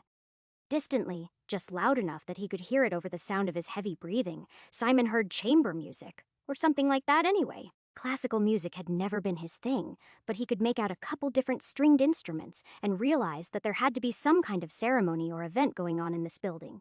Is it the cause of the fog? He wondered. If it is not, I probably need to warn them. But music in the middle of the night in a creepy old temple, it can't be a coincidence. Slowly, he rose to his feet and began to look around. What he really needed was a window so he could look around the city and see if it was somewhere he knew or somewhere else entirely. He didn't get that, though. Instead, the room was pitch black, and he was forced to use a word of minor light just to get across the room without tripping over furniture. The building he'd broken into had been a temple, but this looked like an anteroom, or a small hall more than anything. Maybe this is where they view the corpses before they bury them, he said with a shrug as he moved to the door. The music was definitely louder when he put his ear to it, but not so loud that he thought it was directly on the other side. So he waited a minute for his light to fade out in case someone was on the other side, and then he cracked it open to take a peek. Simon's caution turned out to be completely unwarranted. On the other side of the door was an empty hallway with several other doors branching off from it. It had clean stone floors and paintings on both walls of rich people dressed in their finest. It definitely wasn't a dungeon or anything like that, so there probably wasn't anything nefarious happening. He breathed a sigh of relief and quietly shut the door behind him as he stepped into the hallway and moved toward the next door. If I just... He mumbled to himself. Can I help you? Someone asked. Simon whirled at the sound of the unfamiliar voice and found someone 30 feet away near the other end of the hallway. He'd been expecting a guard, and though his hand was on the hilt of his mundane longsword, he'd refrained from drawing it. That proved to be a good move because instead of a guard, it turned out to be a manservant. Oh, I was just... Simon started to say before trailing off. What was he trying to do? What excuse would keep this from escalating further? He had no idea, and eventually settled on, I was just lost and... Oh, you're one of the party guests, the man said with a knowing smile. Do try not to stray from the main rooms then, sir. The rest of the guests are right this way. The servant gestured with a bow and then escorted Simon the opposite way down the hallway as he decided the best thing to do was play along. He had no idea where he was being taken. But since the most dangerous thing the man escorting him had was a silver tray, he went with it. With every door that opened, his worldview shifted. This probably wasn't the same building he'd started in, he realized. It was too big and too nice for a temple. Where does that put me then? He wondered to himself. Am I on level 22? Before he could decide one way or the other, the footmen opened the third door on their trek, revealing a large ballroom. That was full of people. Well, strangely dressed people. The entire room was full of men and women dancing or milling about in small knots, drinking glasses of sparkling white wine. At first, he feared he'd stick out like a sore thumb. But it was only after he took it all in that he realized why the servant had made the mistake that he did. Everyone was wearing a costume. Though famous historical figures, he didn't recognize dominated most of the crowd in the form of heroic warriors wearing paper machete armor and beautiful queens wearing a bit too much makeup. There were monsters, too. Simon saw a few orcs, a couple of zombies, and one particularly good werewolf. But all in all, nothing to worry him.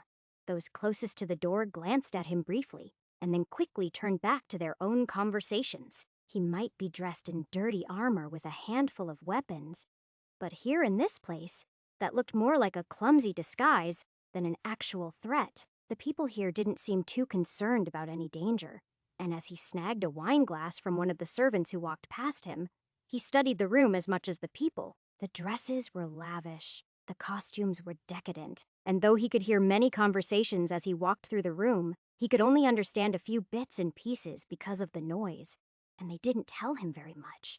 The fact that he understood every language made it harder at times like this. He could understand every word, but it took a great deal of effort to figure out if those words were even part of the same language. So, it all blended together, and in the end, he got more information from the room's decor than the people.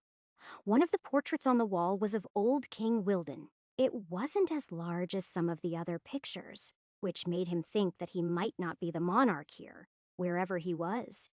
No, Simon realized as he looked again at the mammoth 4-foot-wide portrait, it wasn't Wilden the First. It was Wilden the Second. The same boy he'd once pretended to be the Grim Reaper for had not just grown. He'd grown old. Though he bore a definite resemblance to his father, he had more than a little gray in his beard now. Simon had no way of knowing how old this painting was, of course, so the man was likely older still by now. In fact, it was entirely possible that he'd already died of old age. Simon tried to do the math as he stood there. It had to be at least 40 or 50 years since level 3, so if he was on level 21 or 22 now, that was, what, 2 years a level? More. It probably wasn't that simple, of course, but it was interesting to think that when he got to level 99, he'd probably be 200 years in the future. I'm a time traveler, he thought to himself as he toasted to no one in particular. Oh?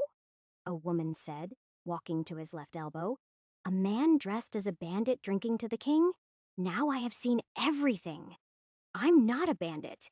I'm more of an adventurer, really, he said, not looking at her immediately. Oh, hunting for big game, perhaps? She laughed. The court of Barbaria is a strange place for such things, but then the room is full of more monsters than usual. Monsters, huh? Then what does that make you? He asked as he started to turn around. He realized then that he'd seen her somewhere. Wait, have we met? He asked as he studied her. The woman was a little older than him, with dark hair and a mischievous smile.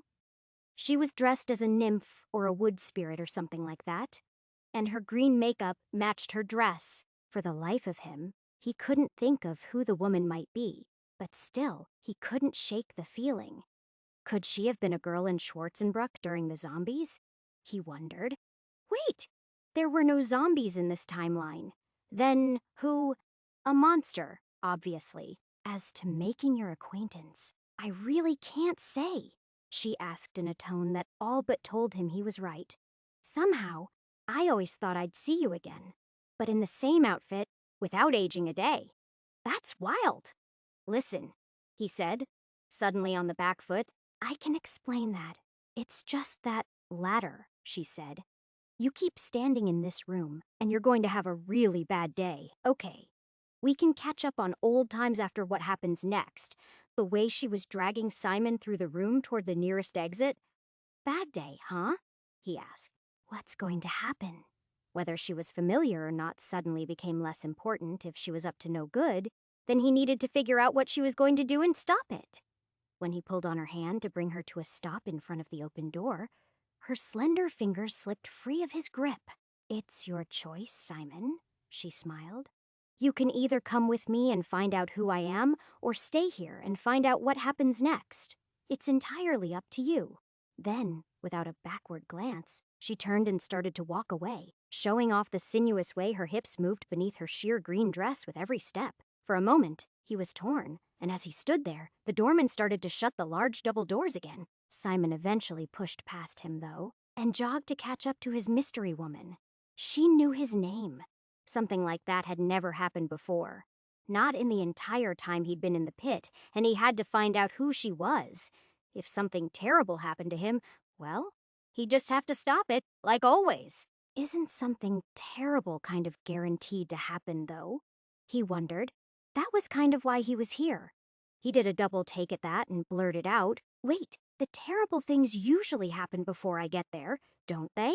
If you say so, she murmured, taking her hand in both of his and resting her head on his shoulder as they continued walking down the hall. As far as I'm concerned, terrible things have been happening for far too long. I'd hoped that we would have left that behind in Adonan, but I suppose that was never Edic's lot in life. Adonan, Edic? Simon murmured to himself as he thought about what she was saying.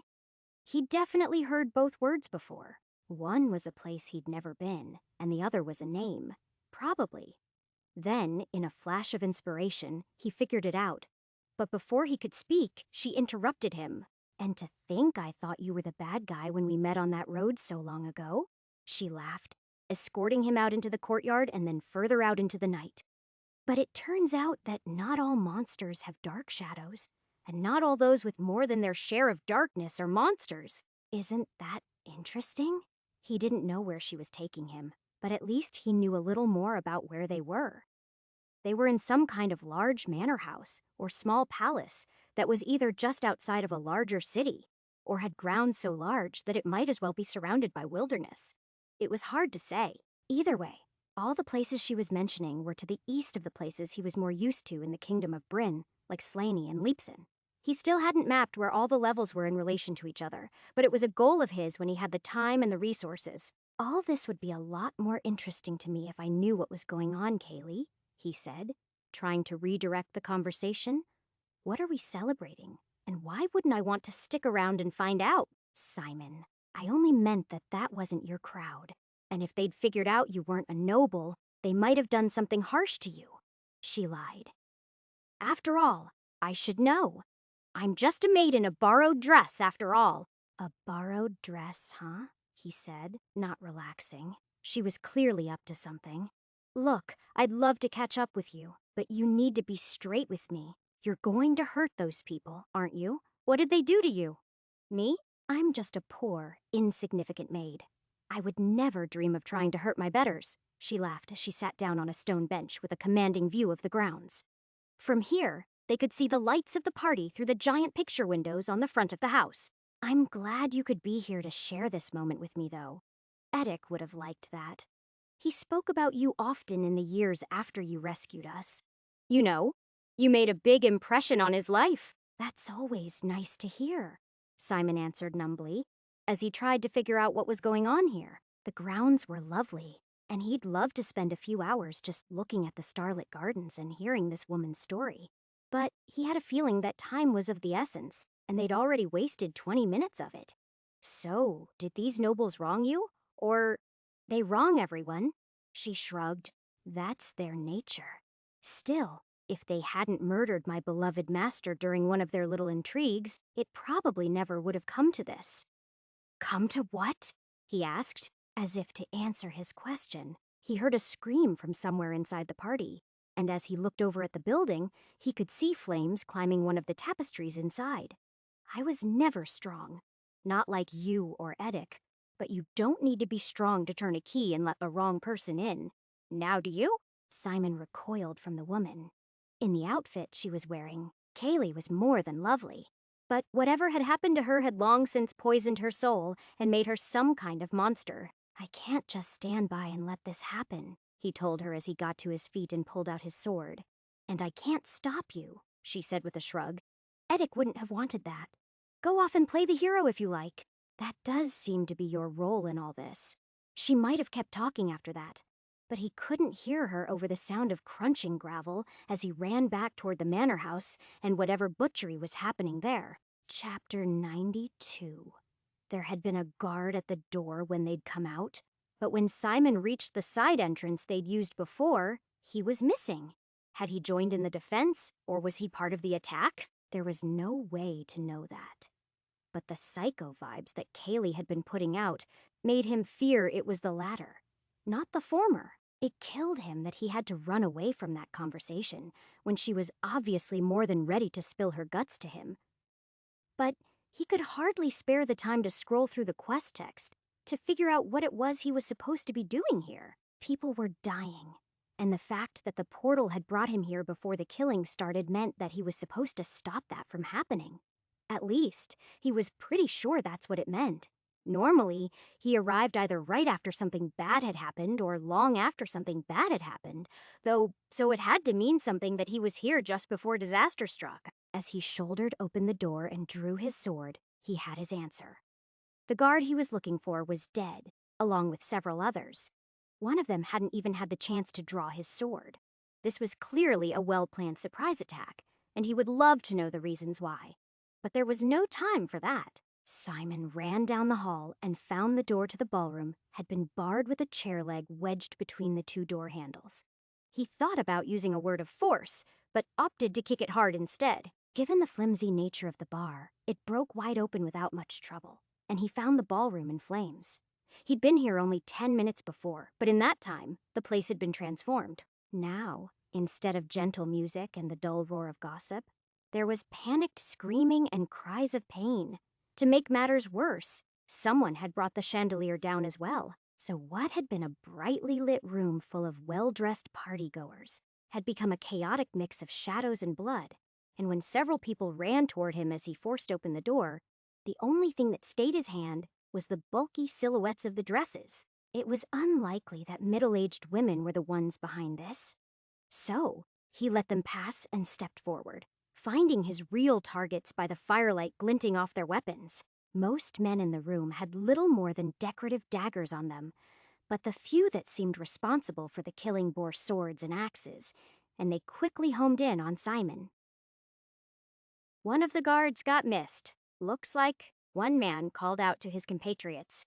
Then, just like that, 3 men were advancing cautiously toward him. Simon could have tried to beat the answers out of one of them.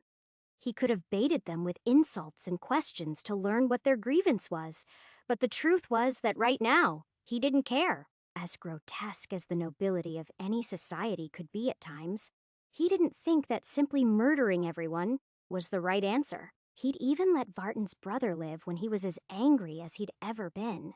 So killing the wives and daughters of bad men wasn't going to cut it with him, no matter the reason.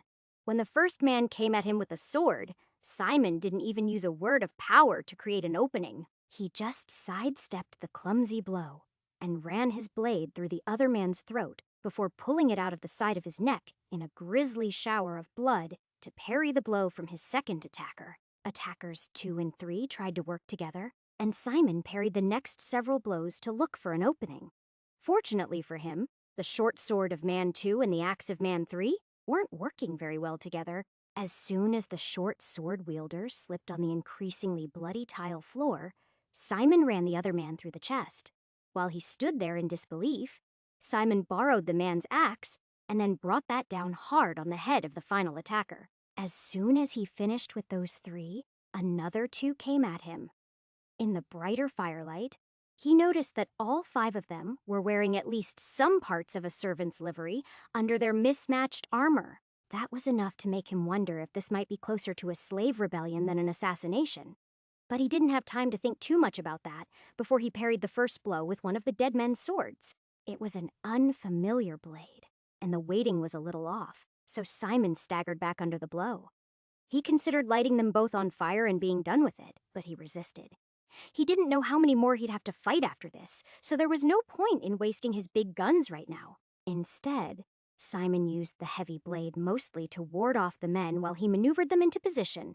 And then when one of them tried to step over the body of a nobleman to get a little closer, Simon pushed him hard and used the distraction to take the head off his friend that had been wielding a wire basket rapier. It was only when he saw that weapon that he realized that these weren't their weapons. They were too varied and too fancy. Likely, they had all been stolen from the walls of some study or dining hall where trophy weapons had been displayed. That answered one question, but it raised another. If the men who were killing everyone were servants, then who exactly was it that Kaylee had let in? No one else challenged him after he left 5 men dead at his feet. And by the time their brutal little duel was done, and Simon had retrieved his weapon, the room was completely ablaze. At that point, everyone living had either perished or escaped. Fortunately, the light meant that he could see the last of the rats running from him through the far door. He coughed in the thickening smoke, saddened at how many people had died because he was slow to react. If he hadn't let Kaylee pull him away, he was sure he would have prevented most of these needless deaths just by being at the right place at the right time. He looked up at the burning portrait of the aging king he'd studied earlier. The man seemed to be judging him, and given the sort of man he was, that didn't sit well with Simon. Yeah, I know. I'll get him, he said to himself as he started toward the door. The last thing Simon needed was a dead brat telling him he wasn't doing enough. The other side of the door was a darkened hallway, but the sound of running and the drips of blood on the floor made it perfectly obvious where they'd gone. So he picked up speed and started jogging down the hall after them. At one of the servants' staircases, he slowed down just enough to make sure he wasn't running into an ambush, and then he went deeper into the darkness. He whispered a word of light, making the room below him light up, just in case. This was enough to startle at least one person, though, because as soon as that happened, he heard a man shout, "Shit! Someone's coming! Fucking mage too, Marin!" Someone shouted, and for the first time in a long time, it wasn't Simon. Goblins sometimes used magic, and the warlock he'd crossed paths with a number of times had as well. But this was new. This was the first time in a long time that someone new used magic against him. and he didn't like it. In that moment, he almost panicked. Simon was shocked. Not only had he run into someone that he'd met on another level, but now there was someone else who knew magic. Just what in the fuck is going on here? He thought to himself as he retreated several steps higher, while the lowest stairs were momentarily consumed with flames. He felt the wash of heat across him, but waited for the fire to clear before he moved or spoke. Instead, he strained to hear whatever might be next. The fire spell would have cooked him if he'd charged straight ahead, but there was no telling if he'd be as lucky the next time. "Come on," someone hissed. There was the sound of a door slamming after that. It might have been a trap, of course, but he didn't think it was. Rather than risk losing his now very interesting quarry, he ran down the stairs. However, by the time Simon got there, they'd already fled to another room as he'd expected. He shook his head in annoyance. When I said I was going to go deeper into the pit, this was not what I meant. Still, as he went forward, he couldn't help but smile. He definitely hadn't solved this level, but he had a much better idea of what he would need to do next time. Next time, he'd be waiting for whoever it was that had done this. And after that, he could sit down with Kaylee and have a nice long chat about what god-awful things had happened to her between when he'd left the young version of her at the Millers, and now to make her think that something like this was a good idea. Before he could do any of that, though, he had to kill someone very interesting. So, without any further ado, he carefully opened the door and stepped inside. The room was dark, and the floor was wooden. His first instinct was to cast another light spell, but he resisted. Having a flashlight in a dark room might let you find what you were looking for, but it painted a hell of a target on you if you turned it on. And right now, he was hunting someone with a flamethrower. When he got 5 cautious steps in, and he heard someone gently snoring, he knew something was off. But it wasn't until the floor swayed beneath him that he realized what it was exactly.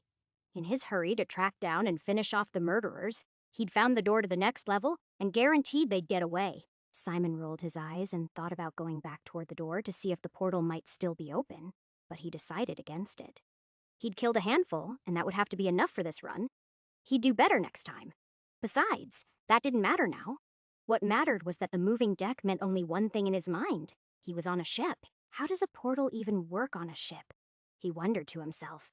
It was moving, wasn't it? If he left it open for too long, would he just fall into the ocean next time? Simon was somewhere below decks, and the stink of unwashed sailors overwhelmed even the salty sea air. Eventually, as he picked his way toward the stairs, he smelled something else too, though. The scents of death and disease were present as well. Things were quiet, but this definitely wasn't a cruise ship. His magic was definitely going to be needed here. Well, that and finding a way to disguise himself before people decided he was a stowaway and made him walk the plank or something. Chapter 93. Simon spent his first few minutes on the new level just trying to figure out what in the hell was going on, and answers were not forthcoming. Up the stairs, he found a sparsely crewed top deck, and though a few sailors glanced at him disinterestedly, no one asked anything of him, which was good because he had no idea what it was he would tell them. He learned little as he wandered around the deck beside the fact that he was on a large sailing ship somewhere at sea in the middle of the night. At least, not until he found a lively dice game going near the prow of the ship. It was there he found people who were willing to talk if he was willing to lose a few silvers, and he always was. This time, it was a little easier because he had no idea how to play this game. He'd played Crown and Anchor, Liar's Dice, Seventh Son, Fortune's Fool, and any number of other games that were basically the same with a few minor variations over the years. But he'd never played Plunder before, and Simon was forced to endure a little mockery and a high-handed explanation before he was able to find out anything that was actually useful. You see, it's not just a matter of what you roll, the gap-toothed sailor explained. It's where the die lands. If it's inside the circle here, then what kind of gambling man on a ship ain't never heard of Plunder before? That's what I want to know, a younger man interrupted, looking at Simon suspiciously. Oh, leave off, the first sailor said, beating his junior back. It was obvious that he had eyes only for Simon's coins. The hungry-eyed sailor would have overlooked a pair of devil's horns if the man attached to them had a nice full coin pouch. Simon did his best to let them empty the small pouch that was the remains of a turnip sack before the end of the watch. He didn't want anyone to think he might have something worth stealing when he finally went to bed. He could produce more coins from his boots if he needed to later in this voyage. It was a successful strategy, and he learned a lot. He was on a 3-masted carrack named Thesa Seraph, and she was bound for Ionar to resupply freshwater. And then from there, they'd continue another week east to Abrez before they circled back and started west again. Sailing back and forth through the Straits of Enora ain't as exciting as some of the other routes I've been on, and Old Salt said, holding up his right hand to show the 3 missing fingers he claimed to have lost to a cutlass. But it pays the bills, and the women by the quay is prettier than most. What more can you ask for? Everyone laughed at that. Unfortunately, Simon wasn't able to learn what port they'd come from most recently because that would have instantly revealed him for the imposter he was. However, he did learn that the crew wasn't happy that there were so many refugees mixed amongst the merchants. That was their typical clientele. "You feel my pain, I'm sure," Saul griped to him. "A well-fed tough like you. Your job is to watch the cargo. Mine is to rig the sails, and neither one of them is made easier with brats and beggars underfoot." "Of course," Simon agreed, even though he didn't. Getting on the wrong side of the sailors would do him no favors, though. He could ask questions of the other passengers easily enough tomorrow or the day after.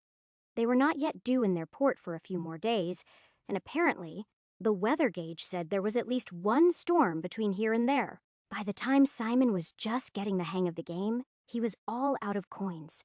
So he descended the stairs back into the belly of the ship.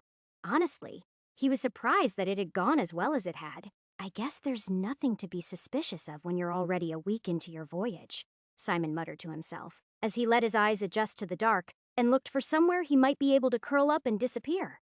The middle and lower decks of the ship were cramped, dirty things.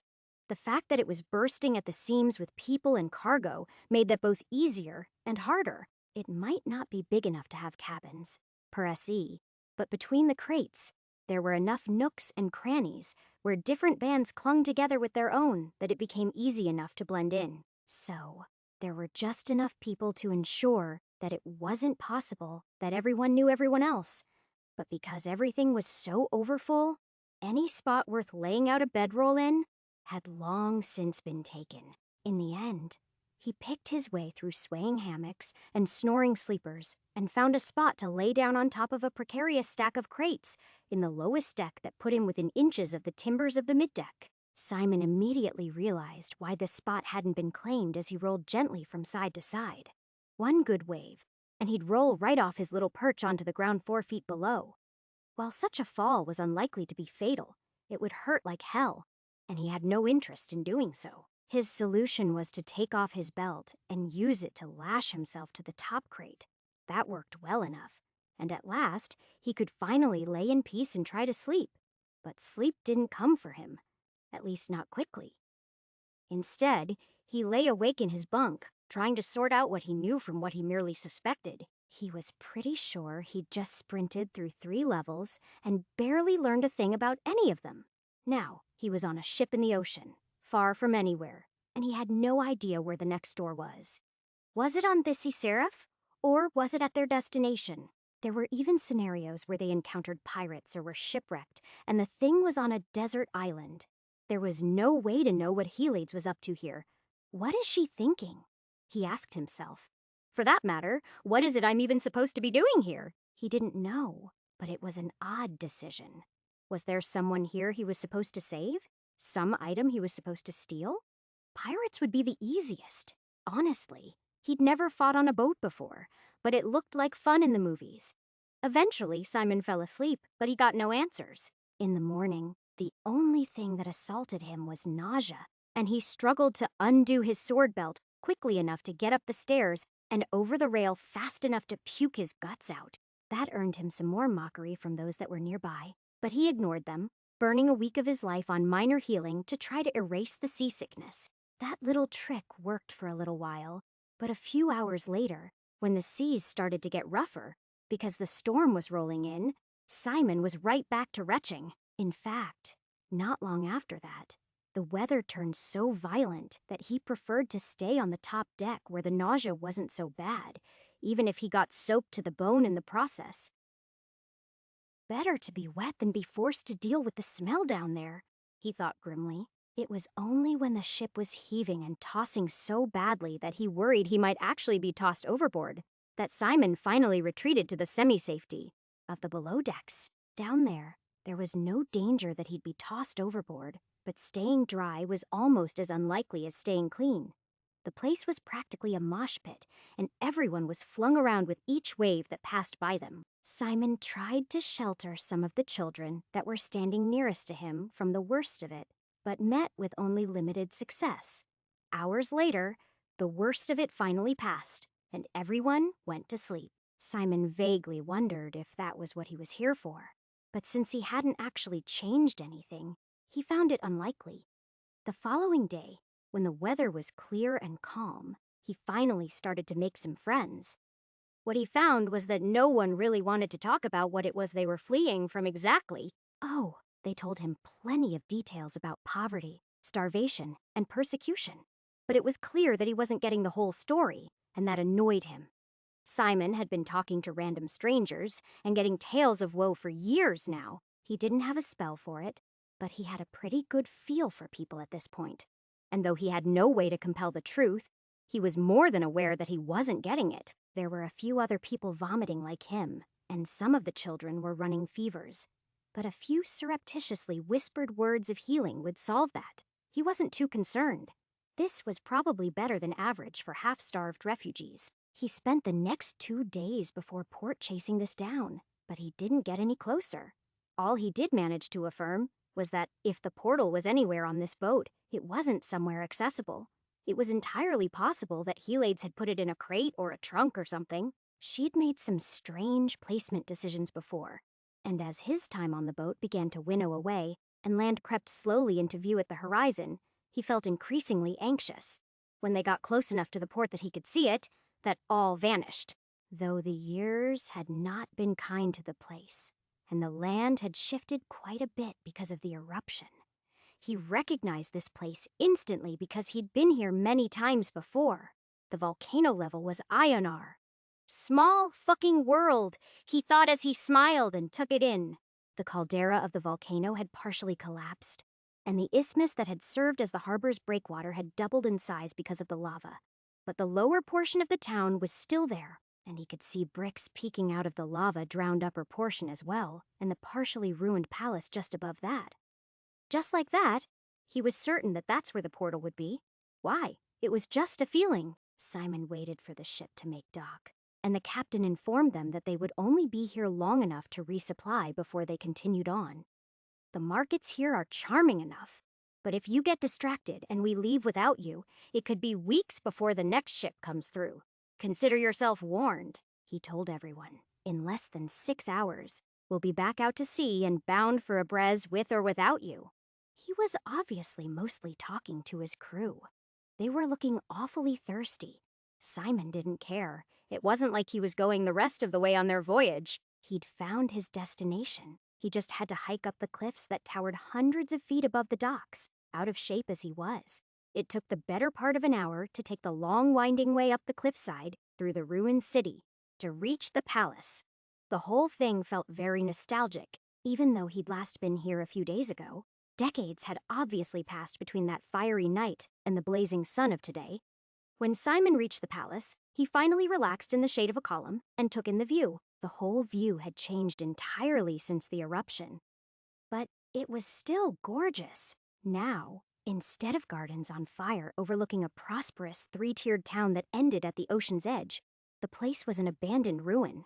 And the only parts of the whole thing that showed any signs of life were the docks, and the row of buildings immediately adjacent to them. The only reason that much still existed was because of the well. Probably. He'd heard the men on board the Sea Seraph talk about how this place was just a stopover on the edge of nowhere. To them it had always been like that, but Simon still remembered it as a beautiful city, and that was enough to make him wonder just how many years had passed between then and now. But if I were to solve the volcano level and prevent the eruption here, then what would happen to this level? He wondered aloud. Sadly, he'd probably get to find out.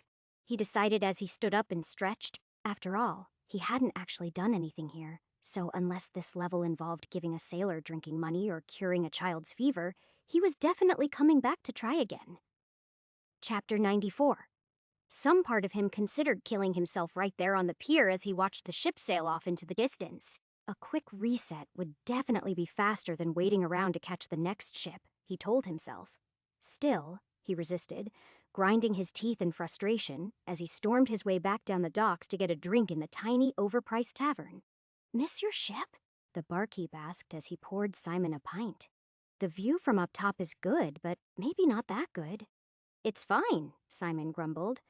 "Now you get a paying customer, and I get a week to enjoy it." "A week?" the old man laughed, walking off to chat with some of the locals at the other end of the bar.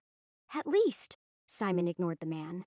Instead, he kicked himself for his cockiness. He'd been so sure that he'd been in Herod's head about this, that he'd walked straight to the damn arch that had taken him to the owlbear level. And there he'd found nothing but a throne room that had long since been picked clean of anything of value, and evidence that someone occasionally used it as a sheep pen. He'd spend hours scouring the grounds and other nearby buildings, looking for an arch that contained a portal.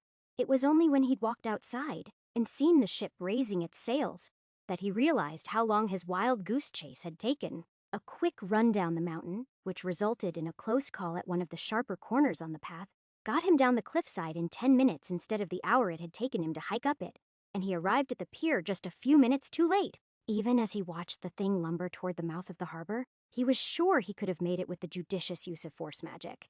He also knew that wouldn't have ended well. At night, he might have risked it, but in broad daylight, well, there was no way people would miss that. So instead, he was stuck waiting for the next ship, whenever that was, but he had no idea what he would do from there. All he knew now was that the portal wasn't here, so it was either at his destination or on the ship he'd just been on. The ship seemed to be the more likely choice, of course, but the world was a big place.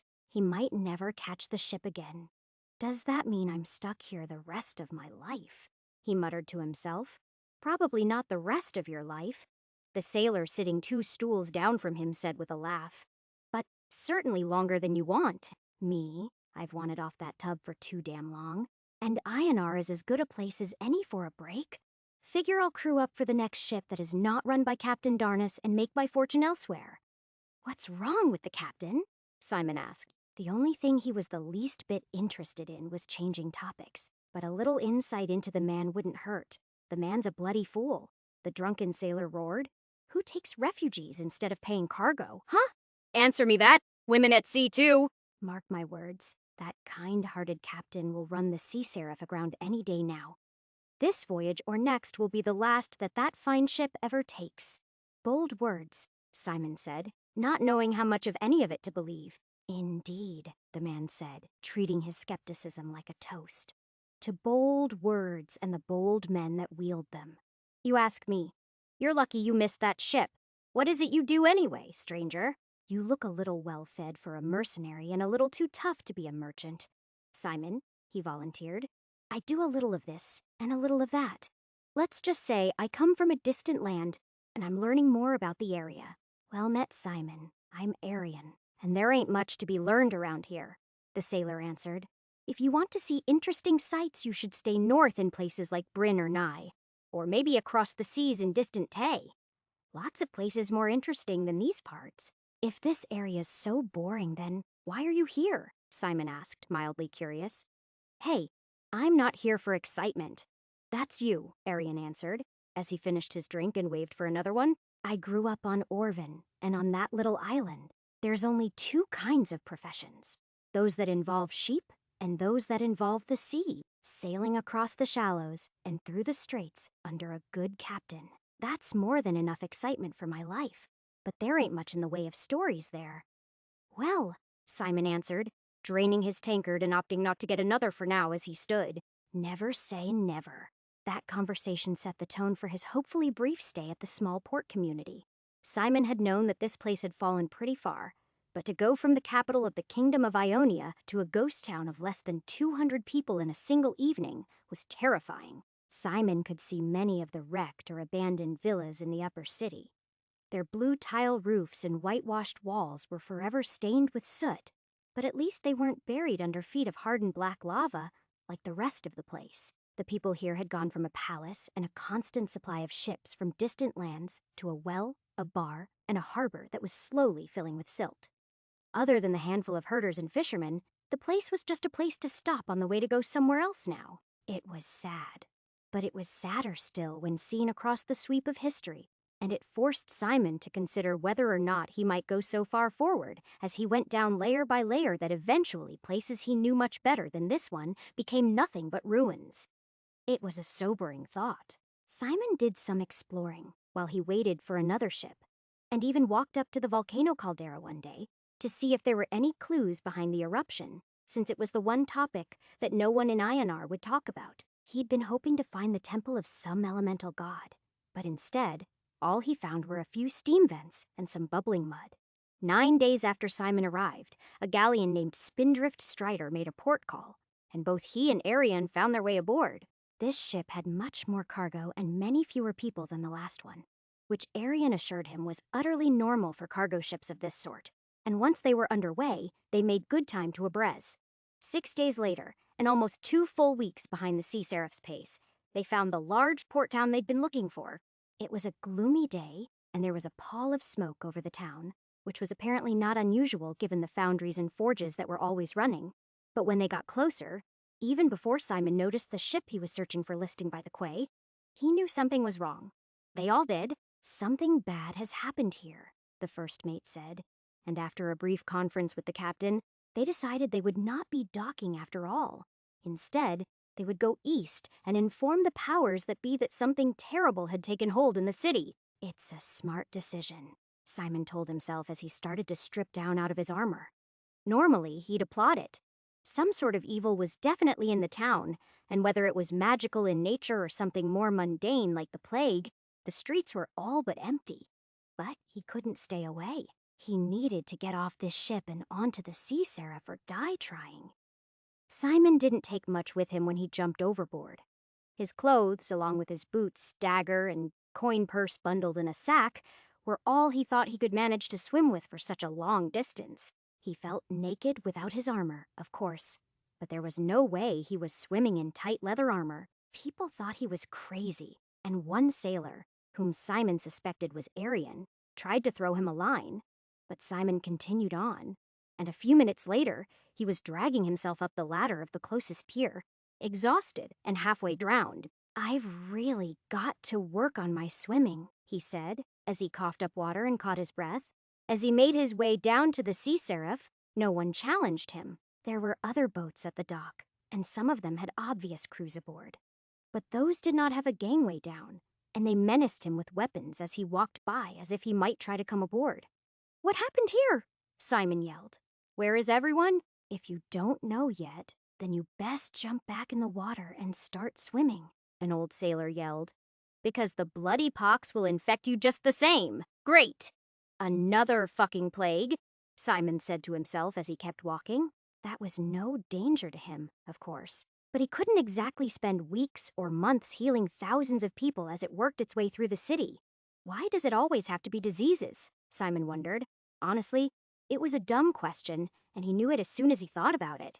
Disease and war were pretty much what drove all of history, and he was probably going to see a lot more levels related to those things than little caves filled with goblins. As he crept on board the abandoned boat, he realized his mistake, though. That ship, or someone on it, was almost certainly the cause of this.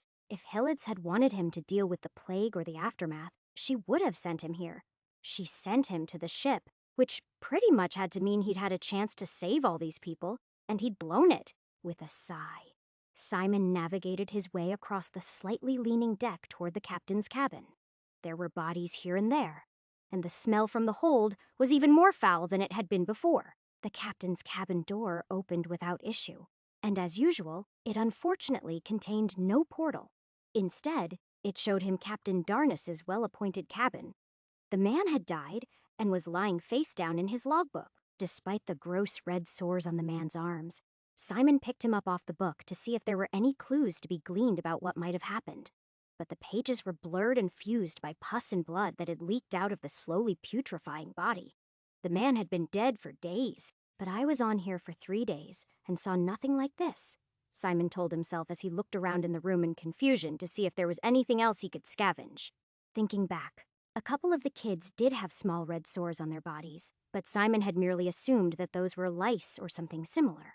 Had he inadvertently cured the most advanced cases with fevers, but left a typhoid Mary or two left to spread whatever this pox was far and wide? He wasn't sure, but as he borrowed the captain's cutlass, he decided it was a decent operating theory to start with. Next time he came through here, he'd be more diligent. Simon moved to the door. He decided that he'd go out into the city and do what he could while he looked for the way to the next level. That's not what happened. Instead, the door opened to reveal a shadowy forest. He sighed. So the portal only appears here if you approach it from this side. Or does it only appear if the boat is moored here? Make up your damn mind. Chapter 95. The portal in front of Simon led into a dark wood. Well, he thought it was a dark wood. As soon as he whispered the words of lesser light, though, he saw it was something else. They weren't trees he was walking through. They were stone pillars, and what he thought was leaf clutter and branches were actually long spider webs. He wasn't even outside, he figured out after a few minutes of walking. There was no breeze. That means I have to be... what? Underground? He wondered. I guess that means I finally get to find my first fantasy race?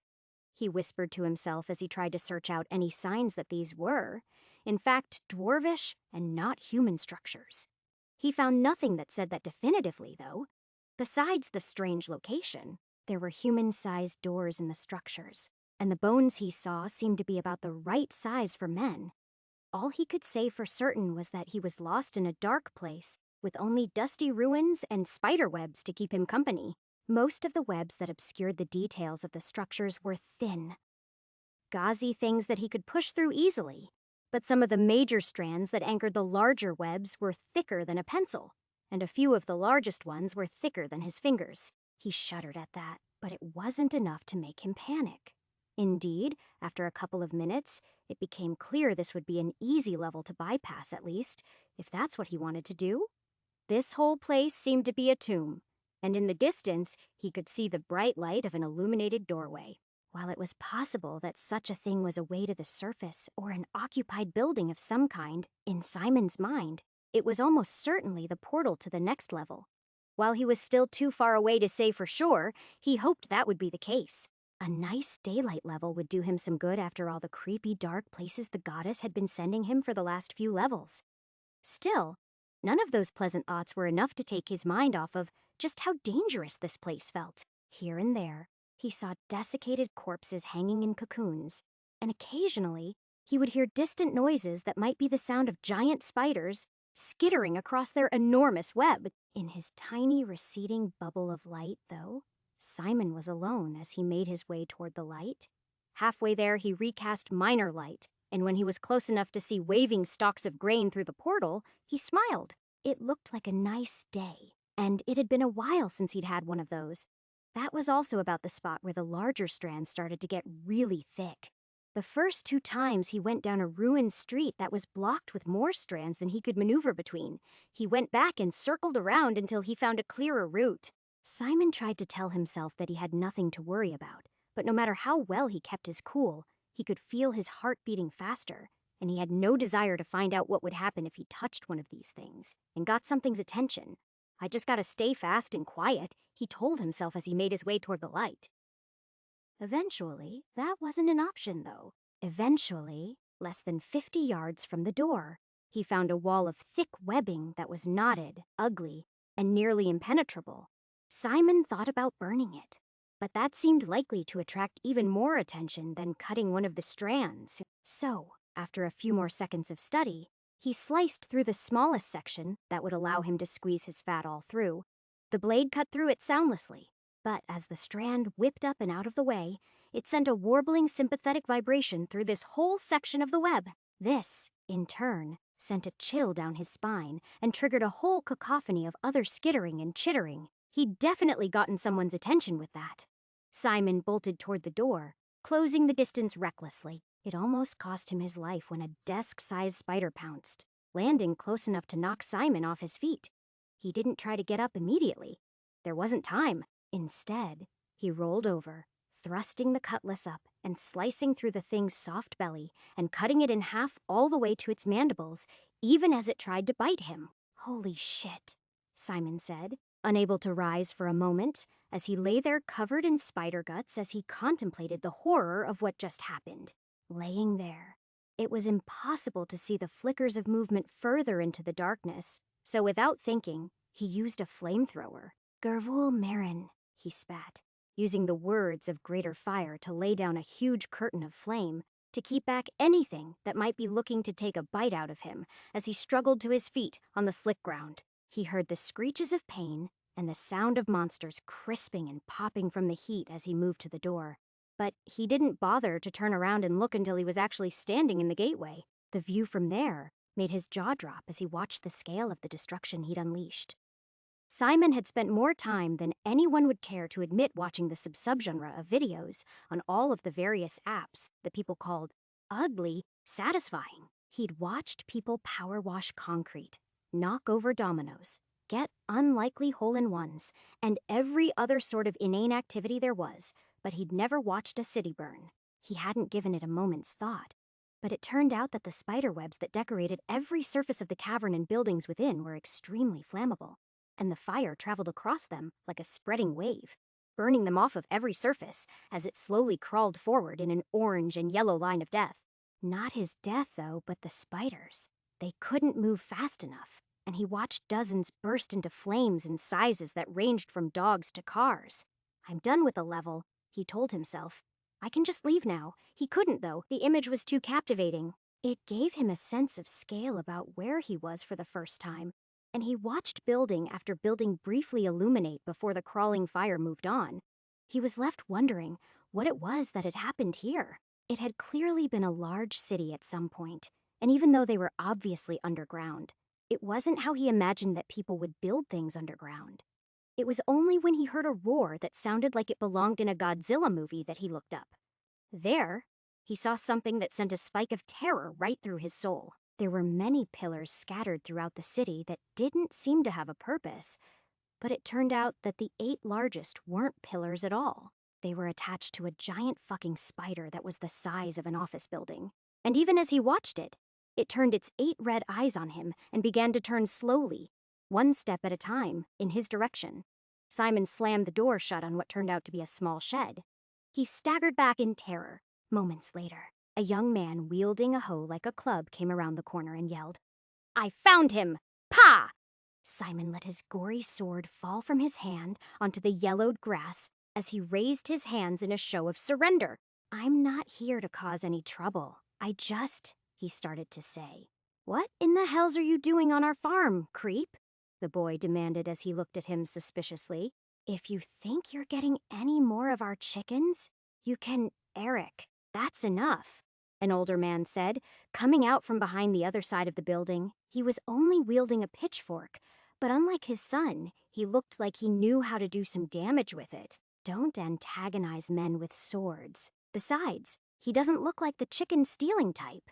"You're right," Simon said, slowly raising himself to his feet but leaving his sword where it lay. "I was following some goblin tracks, and I took a good chunk out of one, but he got away from me, and I was just making sure it hadn't taken to hiding in any of your outbuildings." "Goblins?" the man asked, raising an eyebrow. "I haven't seen any around here in years." "Me either," Simon said, gesturing to his gory outfit.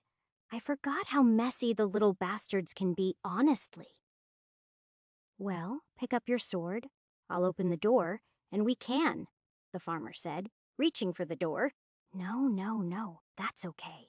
I already checked and," Simon protested, imagining that giant dread spider lurking just behind the thin wall of wood, even though he was like 99% sure the portal was closed now. The man gave him a strange look and opened the door anyway. It was a tense moment for both of them, for different reasons, but the small shed proved to be empty. Instead of goblins or vengeful spider gods, there were just some shovels and other tools that had been decorated with rust and cobwebs. "Looks like it must have given me the slip," Simon said lamely. "Well, we can't just leave it out there. 1 goblin turns to 10 before you turn around, and we have more than enough problems on this farm anyway," the man answered as Simon sheathed his sword. in a scabbard that was a little too big for it to fit right. If either of them noticed, they said nothing. Instead, the three of them spent the next hour on a fruitless search for an imaginary goblin, while Simon made up a story about being a part-time mercenary and a full-time monster hunter. Most lords will pay at least a couple pence an ear. More if the people are in a panic, he assured them.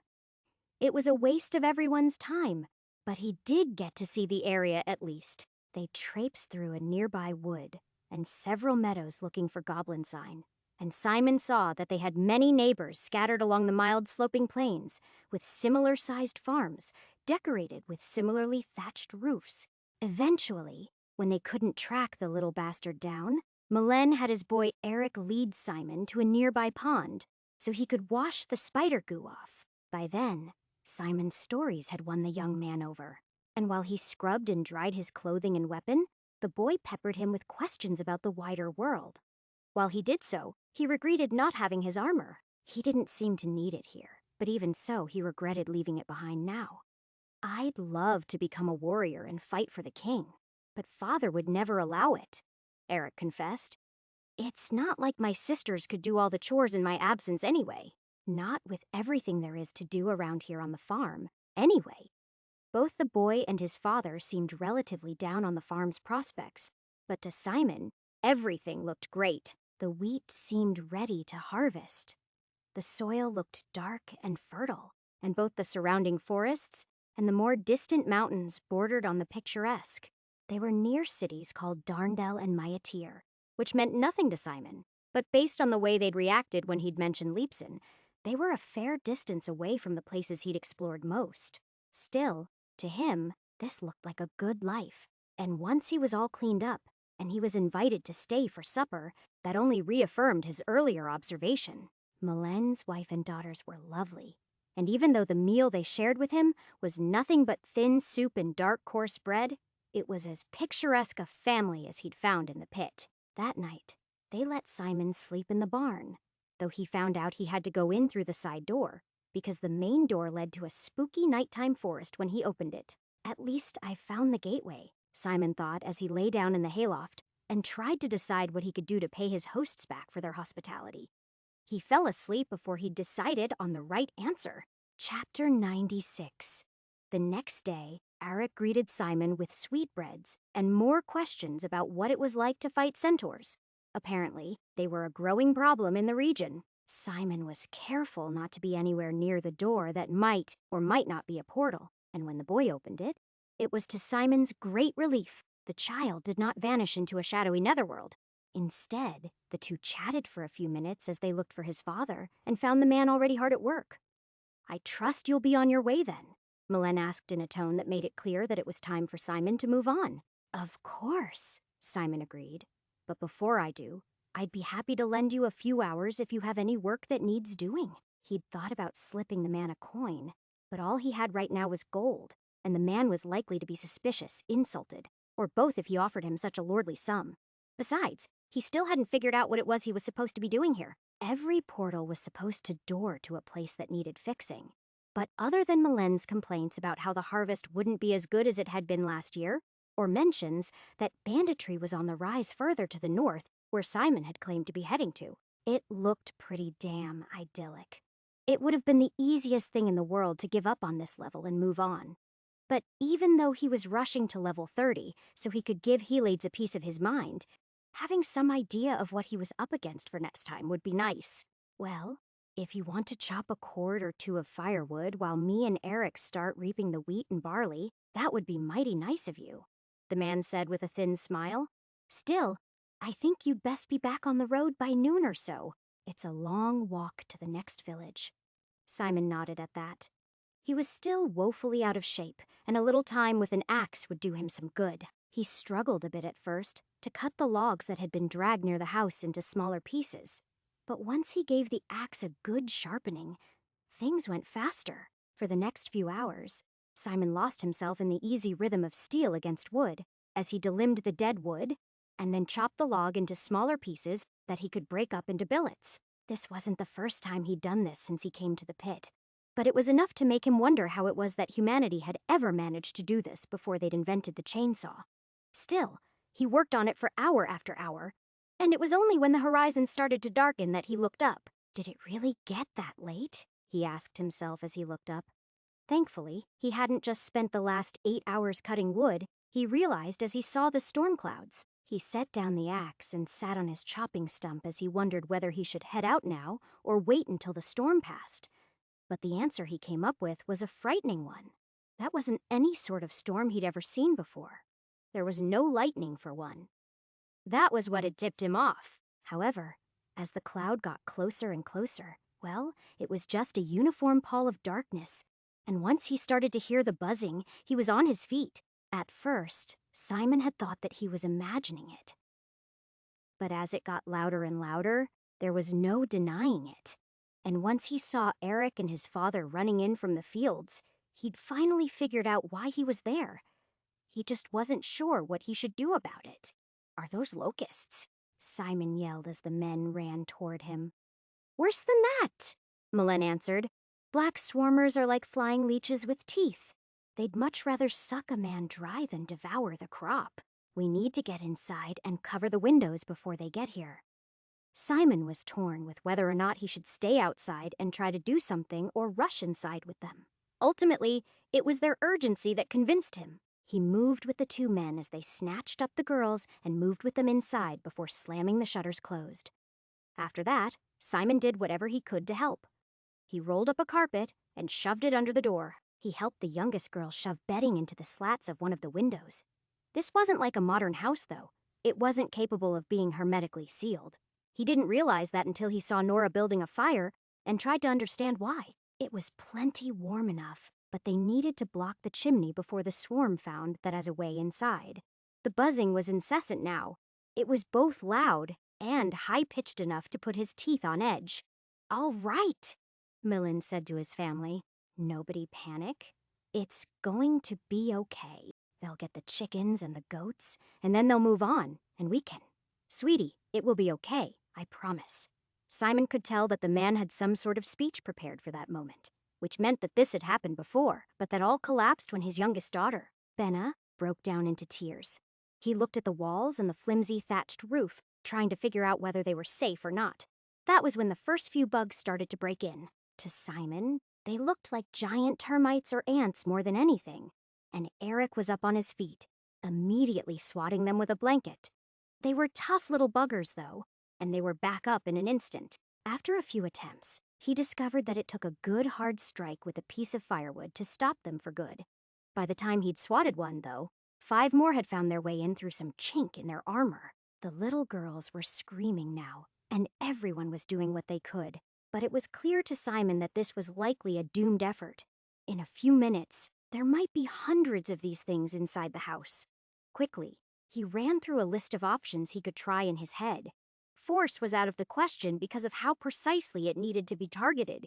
Fire and ice might hurt the swarm, but firing it blind wasn't likely to be particularly effective. For a moment, Simon was sure that made boundary his only option. Surely, he could make this building proof against more bugs for a minute or two. But if that stretched into hours, he wasn't so sure. Even if he stuck to the normal command words, he probably wasn't good for more than 10 or 15 in a row. Scanning his mental list one more time, he realized there was one more option. It was something he'd never tried before, though. Transfer. Stealing other people's life force was wrong, so he'd never actually tried it before. But is it possible to target a whole swarm rather than a single member of the swarm?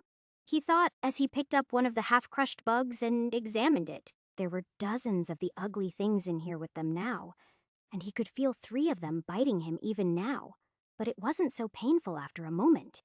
They had some sort of anesthetic component to whatever it was they were doing, so he ignored it and focused on trying to connect to the swarm that all of them were a part of. Simon hadn't focused hard on the visualization part of magic for a long time since he'd gotten to be pretty good at it, but he knew that it mattered as much as saying the words, and he focused hard on that now. He imagined that all of them were connected, not physically, but that each bug in the swarm was just another cell in the body, and that by biting him, they were connecting themselves to him. He had no idea if that would actually work, but in that moment, he believed that it did. And as he envisioned his draining spell sucking the life out of all of them, he whispered, "Gervul Zavan! Greater transfer." For a second, it felt like he was holding on to a live wire as the bug in his grip squirmed and spasmed one more time before it ceased moving forever. If the other bugs in the room had stopped moving too, he couldn't say for sure because his world had been reduced to the strange, narcotic sensation that was currently consuming him. A river of life force was flowing into him right now, and each drop in that river was the life of one of these awful little bugs. Simon had never tried any hard drugs before. He'd been drunk plenty of times and tried weed on a few occasions, but what he was enduring right now was well past any of that. This was mainlining something dark and terrible, and somewhere past the feelings of power and hunger and the faint buzzing. There was a feeling of bliss, like he'd never known, and as his body went boneless and limp, he lay there on the floor listening to the sound of rain pouring down around the small 2-room cottage. No, not rain, he realized, lying there. Bugs, tens of thousands of bugs. That mental image took away some part of the beauty of the moment, but that was fine. It was enough to force him to his feet as he lurched toward the door. "No, Simon, don't open that!" Melen yelled. He was too late to stop Simon, though. Everyone was. There was no danger on the other side of the door. Just the same disgusting image he'd imagined before. From here, all the way to the edge of the fields was a black twitching carpet of dead and dying bugs. Looking to the sky, Simon could still see a few of them, but he knew he'd done it. And honestly, he might never have felt more powerful than he did at that moment. "It's over," he breathed. "What's over? Did you?" Melen started to ask, but his words trailed off into silence as he beheld the truly biblical sight of the slaughtered swarm. Simon wanted to take credit or something like that, but honestly, the way he felt even standing was pretty challenging. So, instead, he stood there with a dumb smile on his face, while the family that had crowded around him in the doorway got down on their knees and thanked the gods above for their little miracle. Once the shock had worn off, Melen demanded, "Did you have anything to do with this? Did you know that?" Simon just shook his head. "You have that backward, man." "I was planning to get on the road right about now. If not for you, those creepy crawlers would have eaten me alive," he said, deciding that was the best possible lie he could come up with on short notice. He could see that they were still clearly suspicious of him, but there wasn't a lot he could do about it, besides crunch through 3 inches of bugs as he helped them check on the barnyard animals that had, shockingly, mostly survived this bizarre event. He kept an easy smile on his face while they did that, but he knew he was going to have to get the hell out of there just as soon as he could. Hopefully, the next level would give him some place to lie down and get his shit together because he was not at the top of his game right now. Chapter 97. It took several minutes, but as soon as Simon shook the intoxicating feeling of the life force pouring inside of him, he resolved to leave. Now that the bliss was fading, it left behind an oily residue. Some small part of him felt like whatever he'd done to earn the baleful aura that so many had reported had just been made worse. Like he'd done something he shouldn't have. That was certainly confirmed by the way that Melen and his son were looking at Simon. As they stared at the carpet of dead insects, their gaze became increasingly dark, and he knew it wasn't going to end well. So, making an excuse that he had to go check on his belongings, he slipped off to the barn, and from there, he exited to the next level. He'd lost count. He wasn't sure if this was 25, 26, or 27. Hell, he might have reached level 29 for all he knew, but he knew he was getting close to Helades. "I just have to keep moving," he told himself as he looked past the fog of his warm breath on the cold air to the moonlit woods. "I just have to." His words trailed off as the howl of distant wolves raised the hair on the back of his neck. "I just have to stay ahead of whatever the hell that is," he decided as he turned and started to jog in the opposite direction. Simon wasn't in the best shape yet. In fact, he still felt like he needed to lose 50 pounds. But right now, he wasn't in the right space to fight. He was still wrestling with the narcotic sensations of what he'd done and the strange urge to do it again. And he was definitely not in the right headspace to fight wargs and goblins or whatever it was he was supposed to do on this level. For that matter, he had no idea where he was either. The cold in the pine trees said he was somewhere high. So maybe he was in the mountains in the fall or the winter? Eventually, he ran out of gas, and he walked the way up the rest of the rise. It was only there that he started to put the pieces together slowly as he found the dim lights of a village below him. It was a nice-looking place. Well, at least it was nicer than some of the other places he'd been to recently. It wasn't the richest place, and it was almost certainly too small to be considered a town, but it probably had everything that he really needed in one quaint little community. There was a double handful of thatched roof houses in neat rows. Smoke was coming out of the chimneys of most of them in thin, wispy lines, and light was escaping from the cracks in the shutters. The community was small, but the quality of the roads and the fencing said volumes to him about them at this point. He'd been in too many little towns and villages across the continent not to recognize the handiwork of a serious, healthy community. Even if he hadn't been able to pick out those details from here, the neat row of shops on the small square and the whitewashed stone temple that everything else was clustered around to some degree said the same thing. This was a place he'd have been happy to live. It just probably wouldn't be tonight. They'd probably be too insular to welcome a stranger like me for more than a night or two, he thought glumly. As he stood there, judging the place and deciding the best way down, he heard another howl in the distance. This one was far away but still closer than before. So, he started down the hill at a more moderate pace.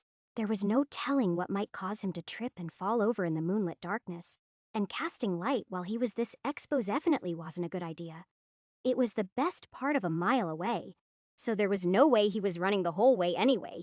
As it turned out, he probably wasn't going to get there in time, though, because of course, he wasn't. Simon sighed as he heard the crashing in the bushes somewhere behind him, near the crest of the hill, and was somewhat disappointed to pull out the cutlass he had in his hand instead of his preferred long sword. Oh, right, he said dumbly as he realized he'd lost that long ago.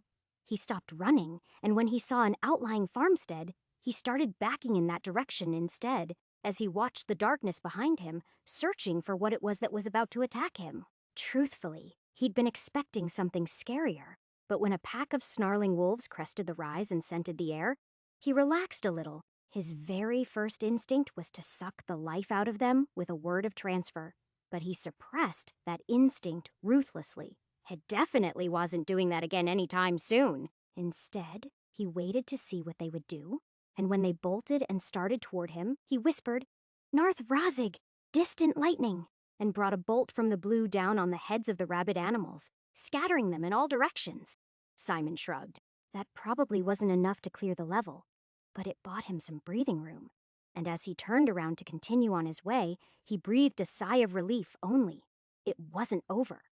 Something howled, and when he turned around, he saw the body of the pack leader pulling itself back to his feet. It was almost twice as big as the rest, and he hadn't really noticed that in the dark several hundred yards away. Now that it stood there alone, though, it was impossible to miss. "Tough bastard, are you?" Simon murmured to himself.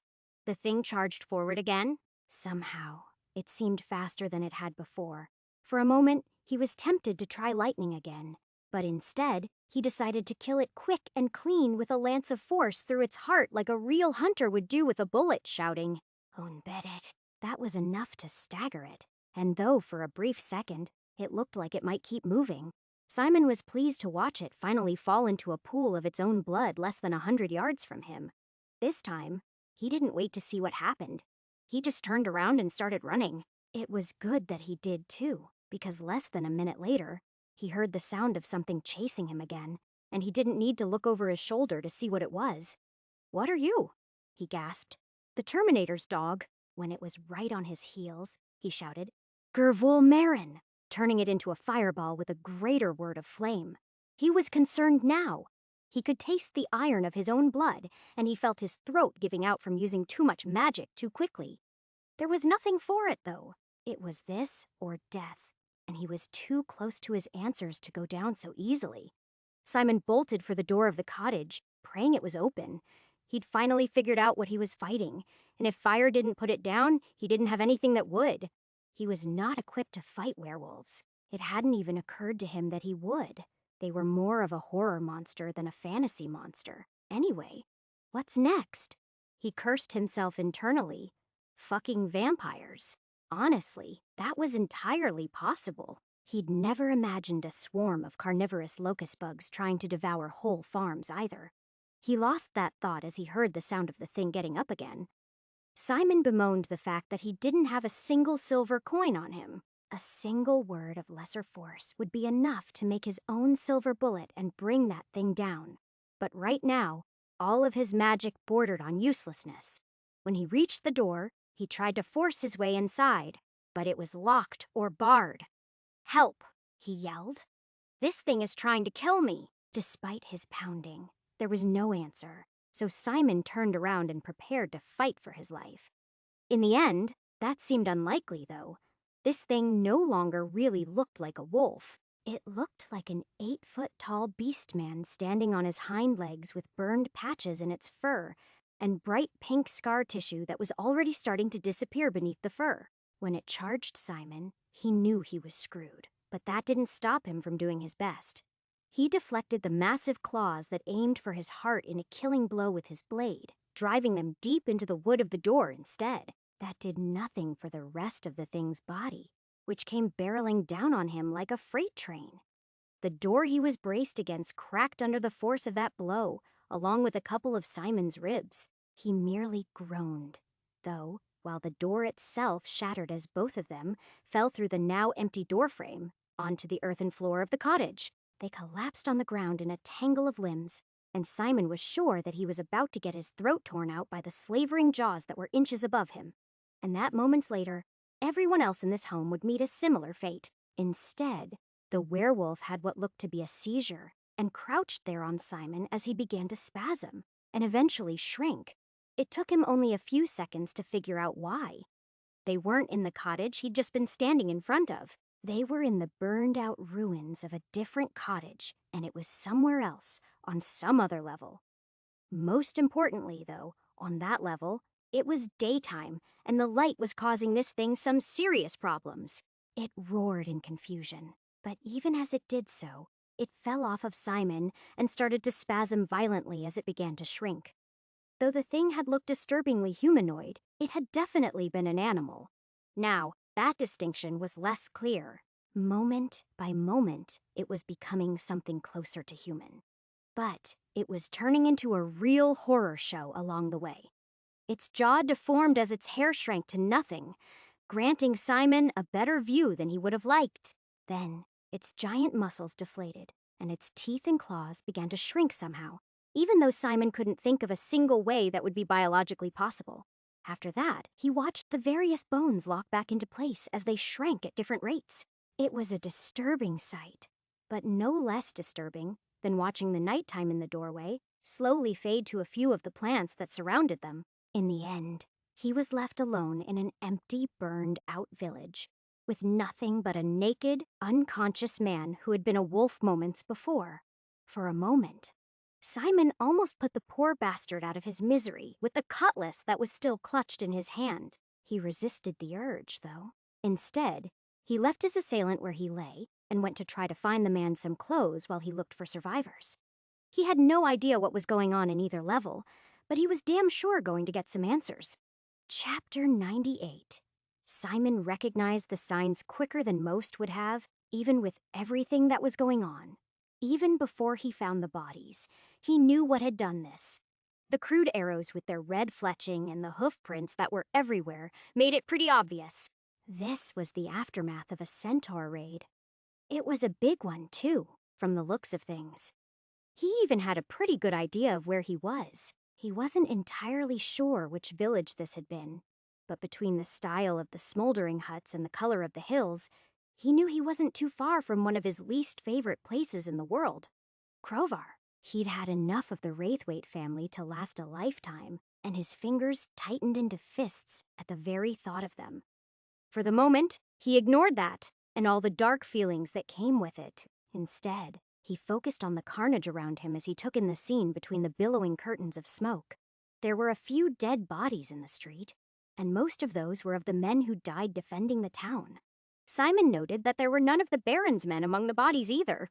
That made sense. If the Baron had bothered to send men, then there might not have been a massacre. Of course, the true massacre awaited him at the center of town. As he'd expected, most of the women and children had crowded into the temple. It was a holy building no longer, though. Instead, it had become a mass grave. Simon paused a moment to pay his respects. Then he started climbing up one of the partially collapsed facades. Other than this building and one of the stone granaries, the town had basically been leveled. So the top of the rubble, some 10 feet above the ground, was where he was going to get his best view of his surroundings. Simon quickly searched the horizon in all directions, but saw no signs of riders, which was positive, he supposed. That meant he wasn't here to kill them, which begged the question, what am I supposed to be doing here? He asked, coughing briefly as he looked around. He made an effort to search through the dead, looking for a survivor or two, but he found no one. He didn't expect he would. According to his men, the centaurs made great sport of lighting buildings on fire and then shooting the people who tried to run from the burning buildings. It was a pretty thorough way to cleanse a place. Eventually, he made do with finding some pants and a shirt that wasn't too bloody, and then he brought them back to his unconscious werewolf. Simon considered killing the man outright again before the stranger had the chance to wake up and freak out, but he decided against it. Instead, he kicked him awake and said, "Hey, get dressed. We need to move. It's not safe here." Well, where am I?" the man asked, completely confused. "And why am I naked?" "All of those are great questions that can wait until you have some clothes on," Simon said as he walked outside. "But where is Galatia? Where are the trees?" The man protested while Simon ignored him. Instead, he picked through the corpses, replacing his sword with a dinged-up longsword that suited his style more and taking a half-full quiver, though he didn't find a suitable bow to go with it. If they're out there in force, getting a long bow again is going to be kind of a must, he thought to himself while he ignored his involuntary companion's pathetic whining. When the man finally emerged, Simon had his bearings and tossed the man some boots. "I hope those fit you okay, because we're going to be walking for a day or two at least." "I'm not going anywhere until you tell me who you are," the man said, trying and failing to regain his spine. "No, I want to know where we are and what the hell is going on." He was a dark-haired, skinny man, and Simon had no doubt that he could take him in a fight now that he was a fearful human. He even seemed like a decent fellow. But Simon didn't have time for this shit. He might not know what he was supposed to do here or where he was supposed to go, but he knew whose grave was only a couple of days' travel from here, and suddenly, that was more important than whatever it was that Helades might want from him. Simon regarded the man as he ignored the boots, and then said, "I don't think we're due for another full moon for a while, so I doubt you stand much of a chance against the centaurs, but you're welcome to stay if you like. Me, I'm going to Crovar to see someone. I'll figure out everything else later." Then, as the man sputtered in his wake, Simon turned and started walking to the northwest. He didn't know exactly where the city was from here, but it was somewhere over there. And as he got closer, he'd be able to get his bearings straight. Worst case, he'd hit one of the main trade roads, and from there, things would fall together naturally. He didn't even have to wait a minute before the other man tugged on his boots and came running after him, though. "You can't leave me," the stranger whined piteously. "Last night, you tried to kill me," Simon said with a shrug. "I think I can do just about whatever I want to you. Leaving you for dead would be a kindness by comparison." "I would never," the stranger declared as they walked together. "I get these fits. Sometimes it is true, but—" "Are you seriously trying to deny that you're a werewolf?" Simon asked, looking the man dead in the eye. "Me? Oh, were what? You dare call Murphy Dresser, the only begotten son of my mother Franna, a hellhound? Those are fighting words," Murphy said with feigned outrage. Simon ignored the bluster. "Any time you want, man. You just say the word." They walked in silence for a bit before Murphy asked, "You seem awfully calm for a man who claims to be walking through a battlefield with only the damned for company. Perhaps you're the one that's cursed." "Perhaps I am," Simon agreed without elaboration. He let the man stew in the uncomfortable silence for a long time with only monosyllabic answers to satiate Murphy until he was sure that they were going the right way and that no one was nearby. Eventually, he explained where they were and that the centaurs seemed to be worse than usual. but he left out his business in Crovar and Freya entirely. Several times, Simon tried to get the man to admit that he was a monster, but the most he would admit to was blackouts. "Look, I drink too much, okay?" Murphy yelled at one point. "Sometimes I get blackout drunk and wake up in the morning feeling like shit. I ain't proud of it." In the end, Simon was forced to assume that the man didn't know he was a monster. He wondered if he should just put Murphy out of his misery. But ultimately, he wasn't in the mood to kill anyone just now, so he left it alone. It could wait until at least the next full moon, whenever that was. Shortly after they reached the main road, they had to hide in the brambles as a herd of centaurs made their way to the northeast. Simon was concerned by both the number of centaur warbands and their proximity to the main roads, but he said nothing. As the day wore on, this became literally true.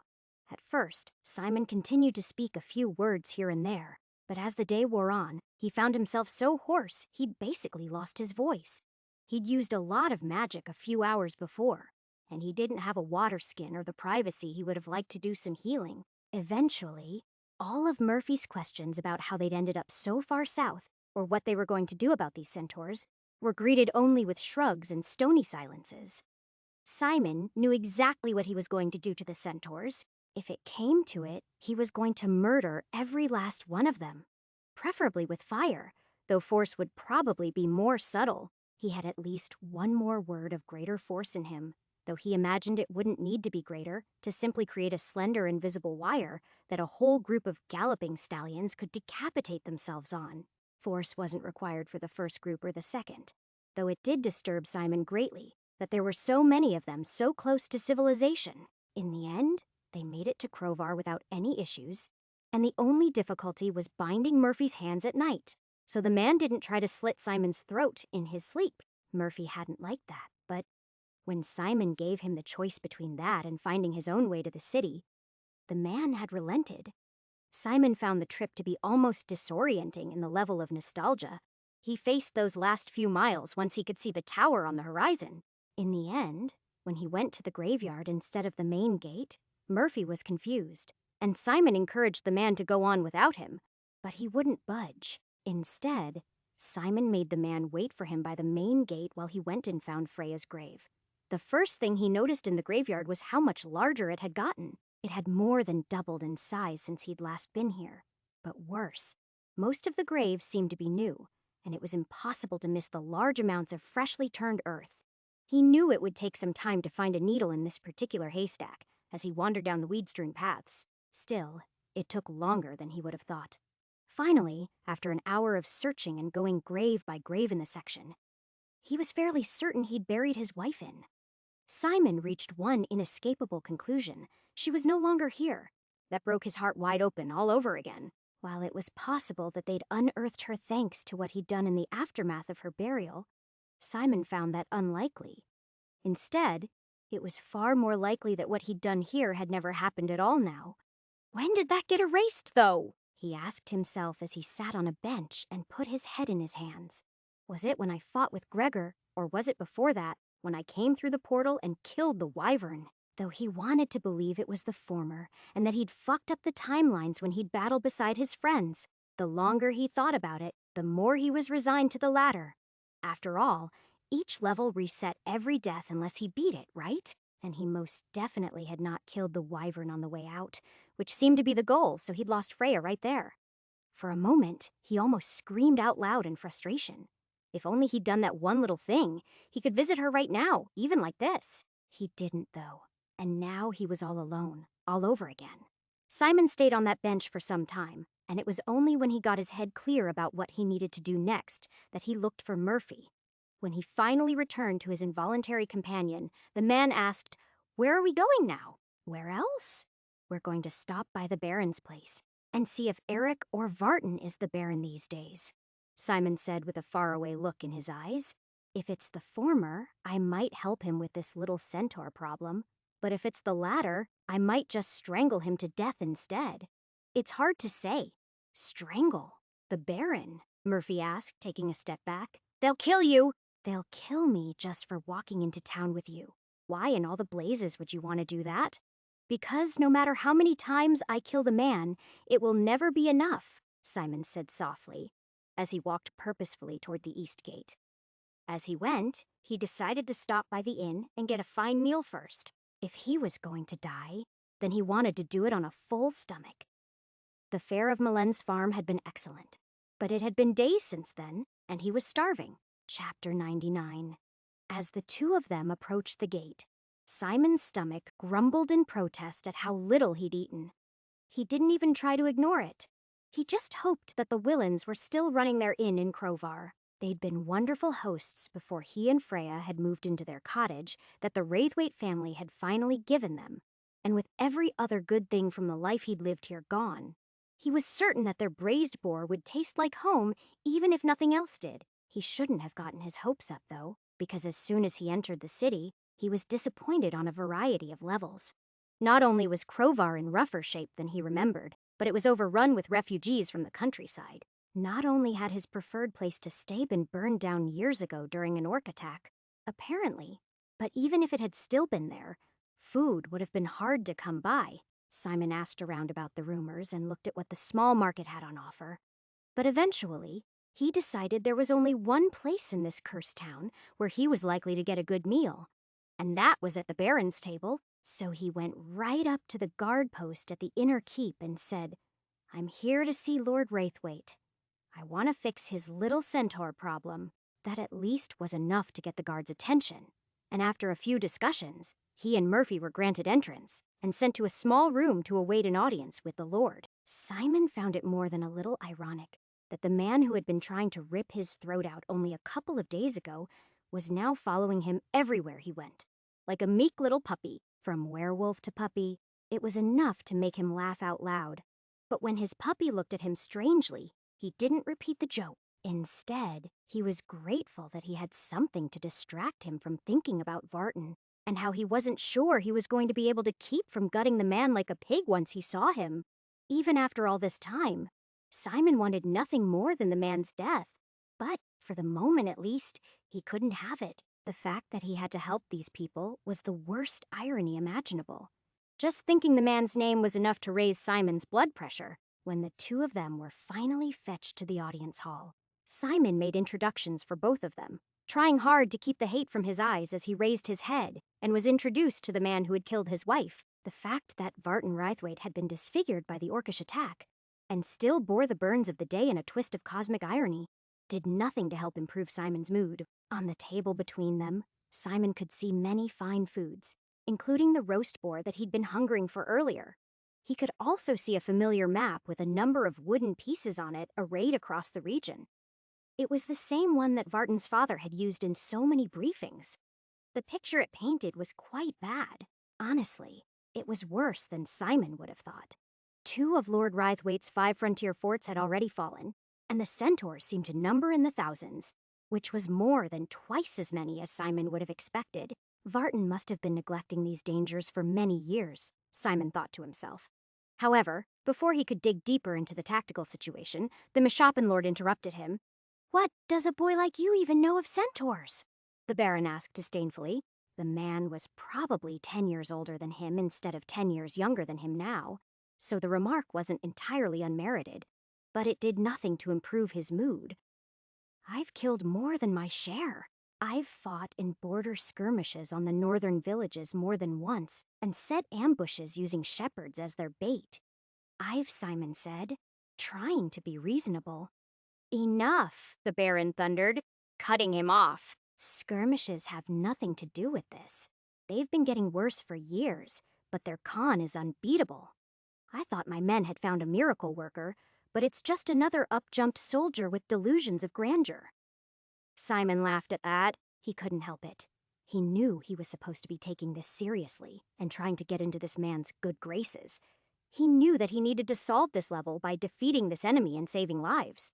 But being talked down to by this creep was a bridge too far for him. Even the idea of free food that was waiting for him if he could just be a good boy wasn't enough to play nice with this man. Big words from a man that couldn't hold off the orcs that burned half his city to the ground, Simon smirked. The guards stationed on the sides of the room bristled as he said that. Even Murphy backed away a step as the Baron's eyes widened in outrage. "How dare you?" the man sputtered. "I'll have you know that." Simon didn't bother to listen to him. Instead, he spun on his heel and started walking toward the room's exit. The guards standing there crossed spears to bar his path. In fact, a quick look around showed that all the guards in the room were advancing cautiously toward him at a few gestures from the Baron. And once their cordon tightened, even the graying old lord got up from his sumptuous table and approached him cautiously to gloat. "You think you can show disrespect to me in my home and in front of my men?" the Baron taunted. "With nothing but a word, they could chop you to pieces and leave you as a warning to everyone else to never try to help people like you?" Simon joked. "I think your people understand that quite clearly already. They don't need any more examples there." Lord Wraithwaite drew his sword then, but before he could order his men to strike Simon down, he pushed Murphy to the ground and then opened his mouth to say a single word. "Un betit," he barked. Force. It manifested as a single transparent ripple that flickered out around him for a moment, and then it was gone. And for a second or two, no one was aware of exactly what had happened. They were already dead. They just hadn't figured it out yet. Even before the first head started to slide from its neck, everyone surrounding him had died. And aside from the bodies that were collapsing around him like dominoes, the only evidence of what had happened was a pair of severed spear hafts and a gouge in the door. You're a demon," Murphy whispered as he scrambled away from Simon. "Murderer, definitely," Simon admitted, "but this is the demon right here." As he spoke, he indicated Vartan's body with the toe of his boot. And when he looked up and saw that Murphy was still looking at him like he was crazy, he followed that up with, "Last time I killed him, it was vengeance for what he did to my wife. But this time, this was definitely in self-defense, at least. Though I don't think that the people of this Crovar would see that. Maybe the last one would have. This time. Last time? You can't kill people twice, Simon. Have you gone insane?" the other man cried. "They're going to kill us." "Maybe you can't kill people twice," Simon thought to himself. "But with a little planning and effort, I suppose I could kill them as many times as I want." He didn't say that, though. He knew he would sound crazy. Instead, he followed up with, "Well, yeah, they're going to try. You should probably get out of here and away from me. You're kind of an inhuman monster, too. But you don't deserve that. I told you I'm not." Murphy started to defend himself, but when he looked at the bodies lying in their pools of blood on the floor, he said, "I don't do that to people, do I?" "I don't know what you've done," Simon answered, as he walked back over to the table and started cutting himself off a fat slice of pork. "All I can say is you tried to rip my head off the other night, and you'll probably do the same to anyone else that crosses your path in a week or so, given the current lunar cycle." He wasn't going to stick around to eat it because as soon as a servant walked in and sounded the alarm, it would spoil the meal. That was fine, though, because if he added a few pieces of bread and a little sauce to the mix, he'd have a perfectly delightful sandwich to reward himself with if he made it out alive. Murphy got up and walked hesitantly toward the door after a moment, contemplating his misdeeds. But Simon called out, "Walk, don't run. If you run, they'll only chase you," to the man just before he walked out. As he watched his werewolf leave, he debated the morality of it. Should Simon have struck him down from the deaths he might cause, even if he was perfectly harmless right now? Probably, but he just couldn't bring himself to do it. Regardless, it probably meant he had to stick around until the full moon himself now, just to see what would happen. He wrapped his meal in a napkin, then proceeded to ignore the advice he'd just finished giving Murphy, and he bolted from the room, causing as much of a commotion as he could to attract attention. He didn't worry about it too much. The guards that remained in Vartan's service were a lot weaker than they'd been under his father's reign, and Simon led them up the stairs to the 3rd floor, before leaping from a window and losing a word of lesser force to land gently. After that, it was just a matter of hiding away in an alley until he caught his breath. Then, while the bells rang, and people ran to and fro looking for their lord's murderer, he sat on a bench near where he imagined Freya's grave would have been in the graveyard and enjoyed his sandwich. "That's 2, he told her with a smile. even if she wasn't really there. 200 deaths would still be too good for him, though, baby. I can promise you that. It's going to make it really difficult to solve this level, but I'll figure it out somehow. Simon slept that night in the graveyard. Because of the danger and the not infrequent centaur raids, people shunned the portion of the city that had risen up outside the walls. But Simon wasn't scared. He was itching for a fight. And he was honestly disappointed that none of the guards found and confronted him. On the bright side, when they finally get around to burying the bastard, it's going to make it a hell of a lot easier to piss on his grave, Simon said to himself with a smile. He figured that he was stuck hanging out here to see if the werewolf's lycanthropy followed him through the portal, or at least until Simon found the next one. But that was fine. He only had a couple more levels to go between him and his answers. He could afford to take his time with it. Chapter 100. Simon hung around for a week. It wasn't hard. He knew the town better than most. And between the refugees and the news that someone had killed the Baron, it only took a change of clothes to evade the law that really only seemed to be half-heartedly looking for the Baron's murderer. Honestly, if having to find half-decent food was the thing that annoyed him most about his current situation, then listening to the gossip in the aftermath of the Baron's death was the best. No one had anything positive to say about the man, and by the time the funeral rolled around a few days later, Simon thought there would be riots. Sadly, no one pelted the man's procession with rotting vegetables, though he reasoned that was only because food was so scarce just now. It turned out that Varden's younger brother had long ago died under mysterious circumstances, and his son was too young to inherit the title in his place. Instead, the head of the man's household guard took over one night in something that sounded very much like a palace coup to Simon's ears, and appointed himself regent and Lord Protector until the boy came of age. Normally, that would have rubbed Simon the wrong way, but he cared very little about what happened to the Wraithwaite bloodline. Simon enjoyed the circus it caused just the same, but he spent most of his time in the graveyard. That wasn't just because he had a late-night appointment with Varden's freshly dug grave either. It was just quiet. Sometimes he would talk to Freya, even though he knew she wasn't actually there. Other times, once that got him good and depressed, he would go to the reflecting pool and talk to the mirror. In fact, as the days passed, except for his trips into town to look for the dam portal in every gate, alleyway, and public building, he spent almost all his time talking to the damn mirror. The thing didn't have many answers, but now that he understood that wasn't its role, it annoyed him less than it did up until now. It didn't know anything because he hadn't told it anything, but once he did, it would be more useful. So he tried to think of it like a journal and just tell it whatever. He started with the basics, telling it about each floor he'd come across in order. What was in it, what the hazard to be cleared seemed to be, and other similar details came first. On floors where he wasn't sure, he just rambled at length.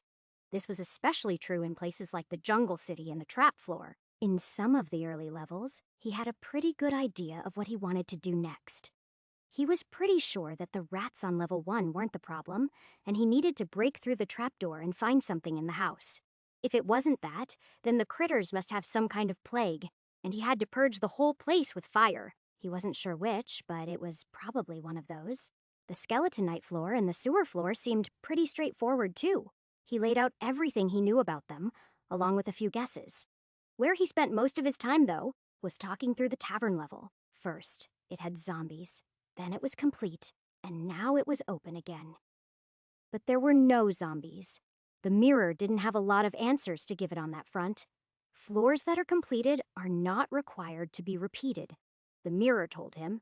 Events have played out the way they need to, for the knot to unravel. That made Simon picture the whole pit as a vast lock, with lots of tumblers that had to be lined up just right to unlock it.